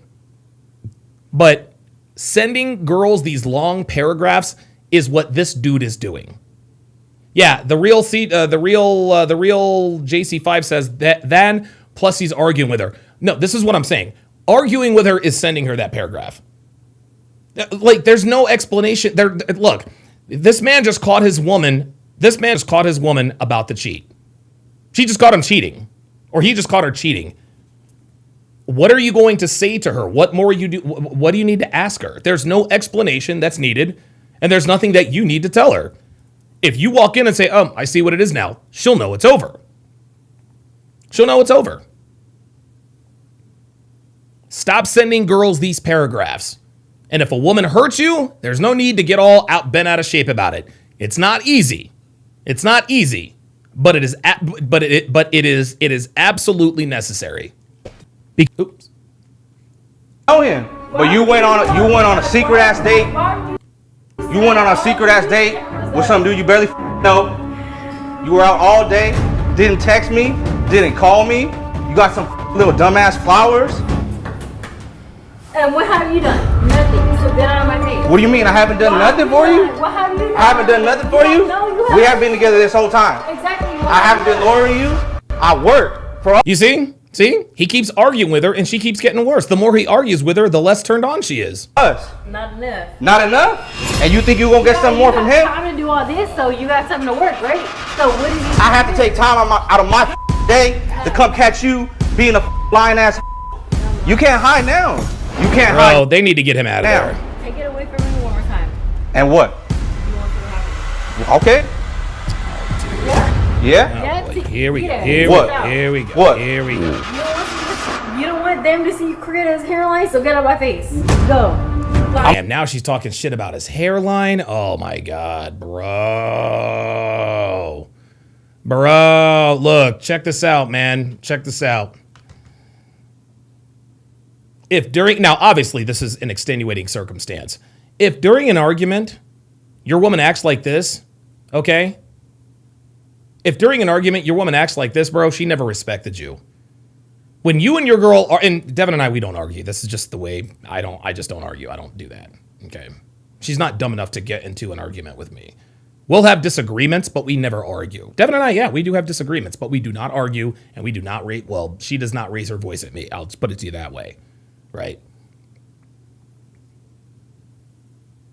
But during a conflict like this, if your girl starts talking to you like an enemy, crooked ass hairline, it wasn't enough, what have you done for me lately? It means that she's seen you as an enemy for a while. You want to know how a woman really feels about you? Pay attention to the way she treats you during conflict. I'm gonna ask. This is conflict, and this girl has done nothing but emasculate this guy. I don't care. Go be with somebody. Crooked ass hairline. Your job ain't shit. One more time. There was no point in doing all this. If you really wanted to talk to me, we could have pulled aside, talk like adults. Yes, at which point you would have lied. But as we all know, actions speak louder than words. And what we teach in this community, we don't listen to what women say. We watch what they do. This man watched what you did, and that's why we're here. The time for a side was a long ass time ago. Like hire cameras, like what the fuck? No, but now when I'm in your face, the camera's in your face. No, you guys are honestly. You can't hide from nothing. No, you're a little dumbass. And I found you like that, and I gave you the benefit of the doubt. But guess what? Since I found you like that, I'm gonna go find one of your coworkers. Oh, now that's bad. Now here he goes. Because the same way I found you, I'm gonna find another one. Dumbass. This bitch is tripping. Damn. Even though Alejandra stepped out, we knew this wasn't over. She left her purse and her phone here. She left her stuff and all type of stuff. This bitch, what? Sure enough, as expected, Alejandra came back looking for her things. Bro, you're weird as hell. Nah, hell nah. God. Get out of here. Get the f out of here. Get the f out of here. Look at your bald ass. Get the f out of here. Look at your bald ass. Now she's saying, look at your bald ass. Go. You're weird. Go. You wanna put hands on a female? Go. Put hands on a female. No, you can go. Put hands on a female. Go. This is all bad. See, now she's trying to get his ass locked up. This is bad. You're mad for what? You're mad I'm for supposed to be what? happy? You're mad for what? I'm supposed to be You're mad happy. for what? I'm You're supposed to be mad- happy? you're mad Now she's taunting him. Now she's clapping. I'm supposed to be happy? Bye. Bye. Bye. This is what you want? I don't give a No, this is not what she wants. Obviously, this is not what she wants. Tell. I can tell. And you know what? This dude needs to get out of there, Y'all man. want to record? Bye. Get the Y'all want to record? Good. Y'all got your clickbait? Y'all go what you wanted? You're laughing right there? My whole thing was, You this wouldn't ain't for me. laugh at I was that? helping my homie But feel you like know this what? shit. Like I said, I got a free You dinner ain't for the same, Uber, like, so... Yeah, that's all you good for. Yeah, that's it. Cool. Or just free dinners, getting free. And what do you get? Actually, nothing. I got something, right? What'd you get? Clearly Bye. nothing. Bye. Bye. Bye. Get out of here. Bye. She keeps trying to get him to hit her. With Alejandra having all her things and officially out of the house, I wanted to go check in on her. Yeah, you think this is scripted now, J-Hype? Well, just to make sure she couldn't make it home, because, you know, we got her here. I'm not condoning her behavior, she just did come off a little tipsy to me, so just wanted to confirm she'd be okay. You have a phone on you? You have everything? Yes. Okay. And you'll call yourself an Uber? Or do you want us to call you an Uber? We can call you an Uber. No, y'all want to set this whole thing up? Like, I'm not about to deal with this. Like, Okay. no. Despite bragging about getting free stuff, Alejandra didn't want her help, so we let her figure it out. Little did she know, though, we still try to make sure she got a ride and got inside. Well, yes, liability. James Hancock says, silence is your best get back in the situation. That's exactly why I played that other video. Ay. All right, we are going to end today's show with a How to Relationship flashback that I referred to earlier. That I hosted. You know, good friend. My good friend. Oh, wait a minute. Oh, never mind. There it is. My good friend Glenn Lawrence, actor, producer, etc. So this obviously is me. That is the lovely and talented Devin. That is Elena. Don DeMarco to her. This is the young lady that was there, and this is, well, the problem. And here we go. Okay, there we go. Black don't crack. Yeah. Oh, you get the did you? Now, Lana, what did you think of the video? So if I reactivate my... Oh, this is funny. Oh, this is great. This is actually good. You guys get to watch a skit too. We can hear it. Wow, this is really cool. Apologies, guys. We kind of threw this together at the last minute. Here we go. Hey, we need to talk. What do you mean? I want to make this official. Trust me, you do not want that. How do you know? Because being in a relationship with me is not easy. Why? Sweetheart, leave this alone. No, I really want to know why. Sleeping with me and being committed to me are two very different, let's say, experiences. Why? Do you really want to know? Yes, I want to know.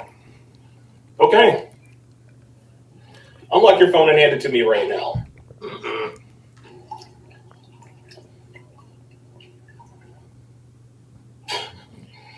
Anything else? No, I'm fine.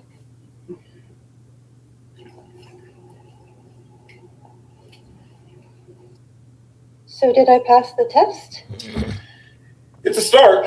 A start? What else do I have to do? You don't have to do anything, but I will say this. I don't commit to women who go to bars. I don't commit to women who go to clubs. I don't commit to women who travel by themselves. I don't commit to women who go to girls' nights out. And I do not commit to women on social media. Like no social media at all? I didn't stutter. So you're saying I can't do any of this stuff? You're a grown woman. You can do whatever it is you want to do. So if I reactivate my Instagram, what happens? That means you've dumped me. How am I dumping you? It's my IG. Yes, you did. And in doing so, you engage in the actions of women I do not commit to. Ergo, you dumped me.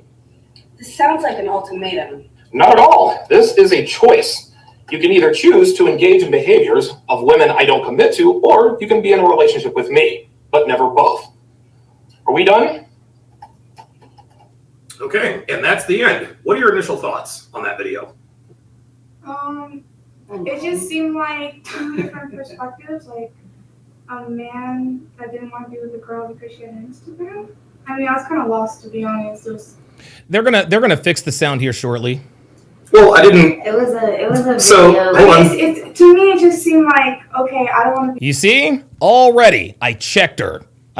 So this girl wanted to chime in.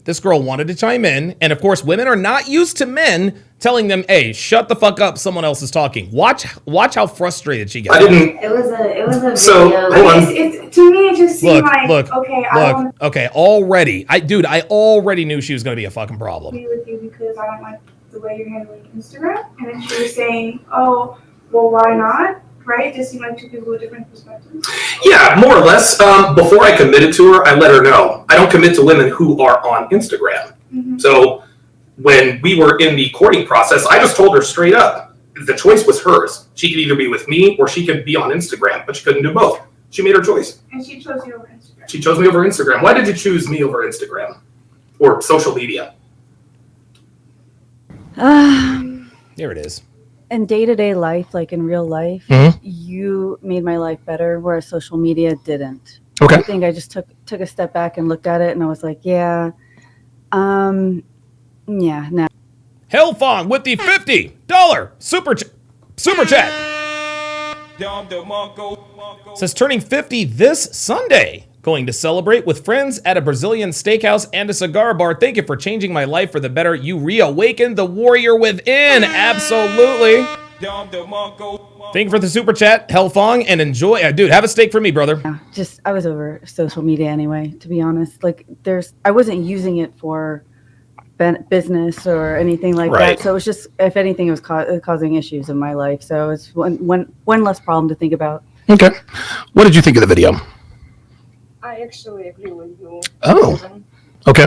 If my husband told me you have to choose between me or Instagram, I would choose my husband. For the same reasons. Okay. All right. Very good. Now, Lana, what did you think of the video? Nothing really. There's a difference between control and preference. And if you're going into a relationship with her, you made the decision to be with her. Now, if you made the decision to be with her and now you're trying to control whether she could be on Instagram or not, that's controlling. That's not a preference because you already chose her. I didn't. Did you hear what she said? She says you already chose her. She's actually making a very good point. You already chose her. That's what I was talking about earlier.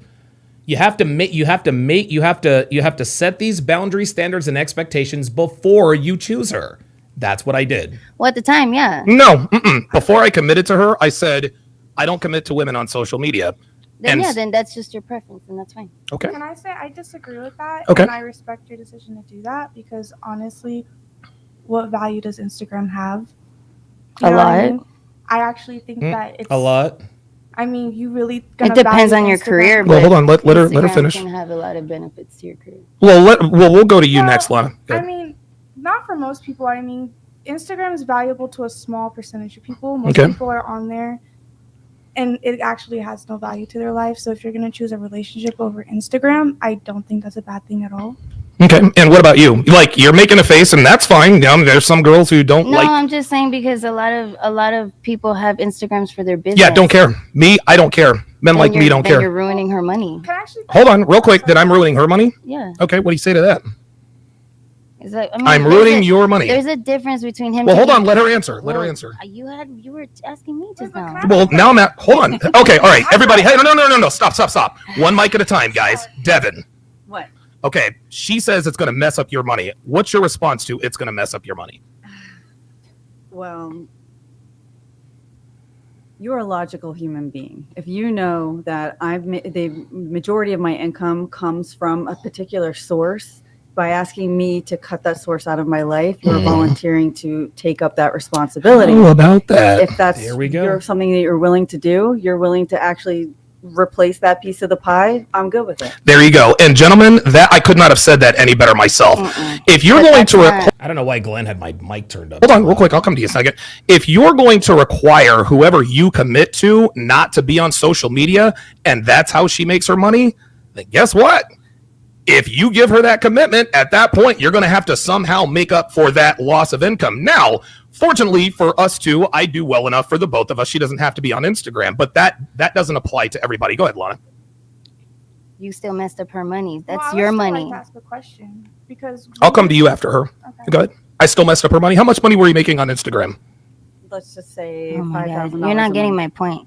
You're not What's your getting- point? Go ahead. My point is that it's still your money. You're taking care of her, and she can't take care of herself. That was her money. You're taking her money from her.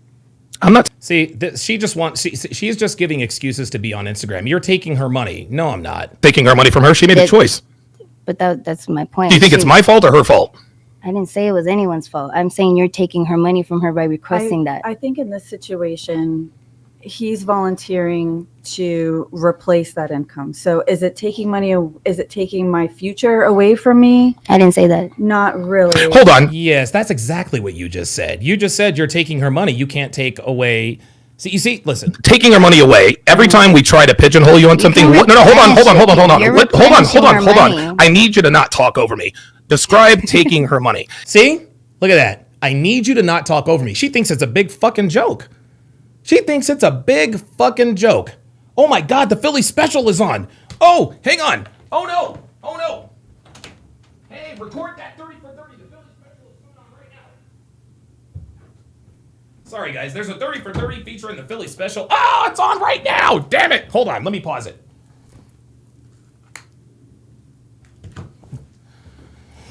Okay, here we go. Hold on. So now when I check her, I told her straight up, I need you to not talk over me. And guys, don't get it twisted. Lana was hot. Lana is, or what, dude, she is absolutely a fucking smoke show. The bitch works at the Spearmint Rhino. Dude, she's got the biggest, perkiest tits I've ever seen. She's got a fucking ass like an apricot. Didn't give a fuck. Didn't give a fuck. This woman is beautiful, and she's not used to men talking to her like this. Not even Glenn. Now watch when I check her, she laughs like it's some fucking joke. Hold on. I need you to not talk over me. Describe taking her money. Look, she laughs. Oh, really? Oh, okay. You know what that laugh was? Oh, you need me to not talk over you? What are you going to do? Now watch. If you think this is a joke, you can leave now, okay? Like, let's not cut across each other. I asked you a question. Describe taking your money. You said he's taking your money. You took her money. What do you mean by that? Oh, I can speak. Oh, all right. You're out of here. You're out of here. Did you see that? Did you see that? Oh, I can speak now? Nah, fuck that. See, there it is. I didn't, guys, and this is what I'm talking about. Don't give these fucking bitches a fucking millimeter. I don't give a fuck. I asked her a direct question after I checked her, and she wants to sit there. Oh, I can speak now? I have zero tolerance for disrespect and insubordination. I'm sorry, I just don't. And as soon as she said, oh, I can talk now, that was it. I was like, dude, that's it. Fuck it, you're out. Now watch how she tries to stay. She is not, bitches like her are not used to being told to get the fuck out. Watch her reaction. She just can't take it like that. Oh, I can speak. Oh, all right, you're out of here. You gotta go. I'm not dealing with that. See ya. Get the fuck out. Yeah, laugh, whatever. I knew this was gonna be a problem. How'd you know it was gonna be a problem? You already how'd you know? because you have a body tattoo. That's why. Girls with tattoos like that are usually trouble. Have a nice day. No, what does that mean? Don't let that. I'm not engaging with you anymore. I want to know what it means to you. Glenn, I need you to escort this person out. I'm not engaging with you anymore. Have a nice life. Because this is his place, and you gotta go. Well, I'm disinviting you. She says, well, he invited me. I knew she'd be a problem. There you go. That's how you fucking do it. Guys, I don't care how fucking good these bitches look. I don't give a fuck how pretty, how attractive you are. You do not disrespect me. You don't fucking do it.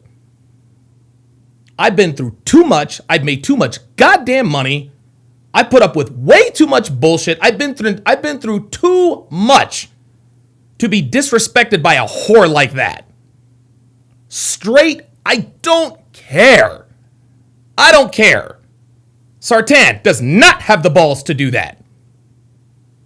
Sosnick does not have the balls to do that. Yeah, but you couldn't do it up close and personal. You just watch me and I kick two bitches out of the CME in consecutive years. This is what I mean when I say we are built different. Okay? Now, don't go off and start a podcast and start trying to kick bitches off. You got to know what the fuck you're doing. You got to be in control of your environment. In any case, do not tolerate disrespect under any circumstances. Don't break any laws. Just don't tolerate disrespect. Straight up. All right. Arc Survival 22 says Don shuts them down immediately. It takes way longer on FNF. Well, you're right, Arc Survival, but it didn't used to be that way. It didn't used to be that way, Arc Survival. Myron had just as short a fuse as I did in the early days. Then he figured something out. Dude, I will never, ever forget this conversation. I'll never forget this conversation. So Myron calls me up. This is crazy. So Myron calls me, right? And I think it's like after a Saturday show. He'd kicked out like 5 bitches. He's like, he's like, do you think I'm kicking these girls out too soon? I said, truthfully, no. I don't think you're kicking them out too soon. I said, but what you can do is you can... and I forgot how I gave it to him. I said, you can give her enough rope to hang herself with. I said, by the same token, you can also use it as content, right? And I told him, I said, listen, we all know bitches ain't shit and they're disrespectful. Let the audience see it. Let her get comfortable with, saying off kilter shit, right? Let it go on and on and on. And then when you feel it's appropriate, fucking axe her. And that's what he does now. He lets girls go on and on and on. Trust me. Myron wants to kick these bitches out a lot. Believe me, listen, I was there for the early Fresh and Fit days. I was in the studio. Myron wanted to, and he used to kick these bitches out at the first sign of disrespect. They were fucking out of there because he just doesn't tolerate that. But he said, you know what? I'm going to make money off of this. And he said, I'm going to allow these bitches to run off at the mouth, show their nature, and then at the very last minute, boom, got them. And it's funny because the bitches are actually starting to catch on. They're starting to self-castle themselves because they know they can't handle it. The fat Venezuelan bitch, she's like, oh, I'm sorry, this is too disrespectful. She knew she was outgunned. She knew she was outgunned. Miss FIU, the bitch who kept wanting to run off at the mouth and this and that and the third, dude. See, Myron would have tossed her a long time ago, but because he had it in his mind, it's interesting. He says, yeah, you know what? He says, oh my God, he says, that's the way Kevin did it. I was like, yeah, you're right. He doesn't kick anybody off of his stream, right? He doesn't kick anybody off of his stream. He just allows them to show what their nature is. And then he kicks them off the stream. If they get to, and it's not like you're tolerating disrespect. You use them for content. And now, Fresh and Fit has, almost $2 million. But believe me, dude, trust and believe. Trust and fucking believe. Dude, Myron and I were a lot alike in a lot of ways. Okay? And having very, very, very, very little tolerance for disrespect is one of them. And at that point, I was just there to do a show, and I was not about to put up with some disrespectful stripper. You're fucking out of here. I'm not going to put up with you acting like this petulant little child. Nope. See ya. And we ended up having a nice show.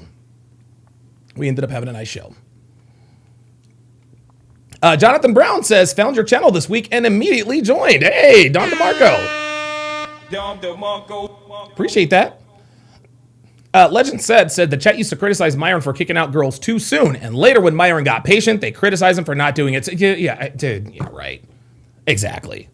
Guys, you got to understand, man. If you decide to do this for a living, number one, it's fucking hard. It ain't easy. Guys, it's not easy. It's not easy. It is not easy to do a podcast by yourself and talk for 4 hours. It's not easy. It's not easy. I like doing it. That doesn't mean it's easy. Right?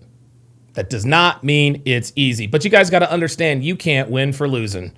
I had a dude in the chat the other day tell me that I was capping about my simp tales to try to be relatable to the audience. But then Aben preached in a video, Donovan got cheated on by a 19-year-old. Yeah. Fucking 15 years ago. They're making fun of me for my past failures as if that somehow applies today. You cannot appease everyone, guys. You cannot appease everyone. And Kevin actually, he made a really, really good analogy because I used to seek his counsel all the time. He says, Donovan, you can't worry about what people say. He says, people, like you don't want to eat at a restaurant that serves Italian and Chinese and American food. He's like, no. He said, Donovan, he said, I make pizza. Okay? If you want Chinese food, don't eat at my restaurant. I'm not going to try to lure in Chinese customers by serving a Chinese pizza. That's gross. If you make pizza, make pizza. If you make fried chicken, make fried chicken. If you make tacos, make tacos. Don't be everything to everybody. Okay? That's just all there is to it. And so this is what Myron does now. He patiently waits for them to give them, he gives them enough rope to hang themselves with. And then he cuts the rope and lets the noose do what it is.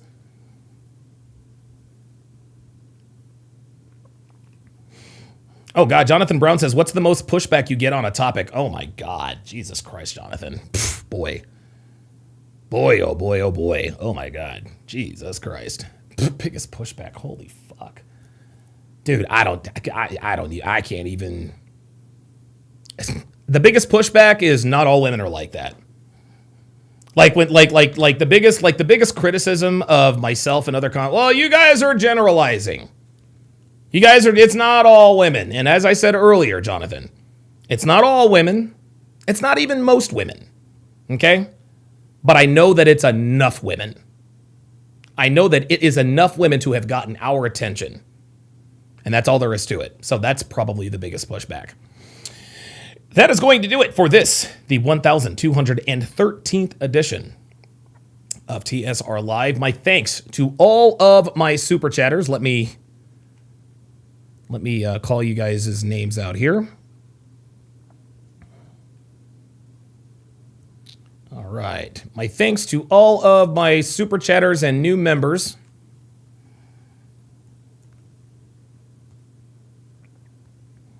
Glee5417 with the $5 super chat. Appreciate that very much. Hellfong with the $50 super chat. Appreciate that very much.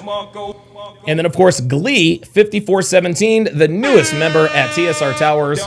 Appreciate that. Appreciate the support very, very much, guys. Like I said, I will never, ever take it for granted.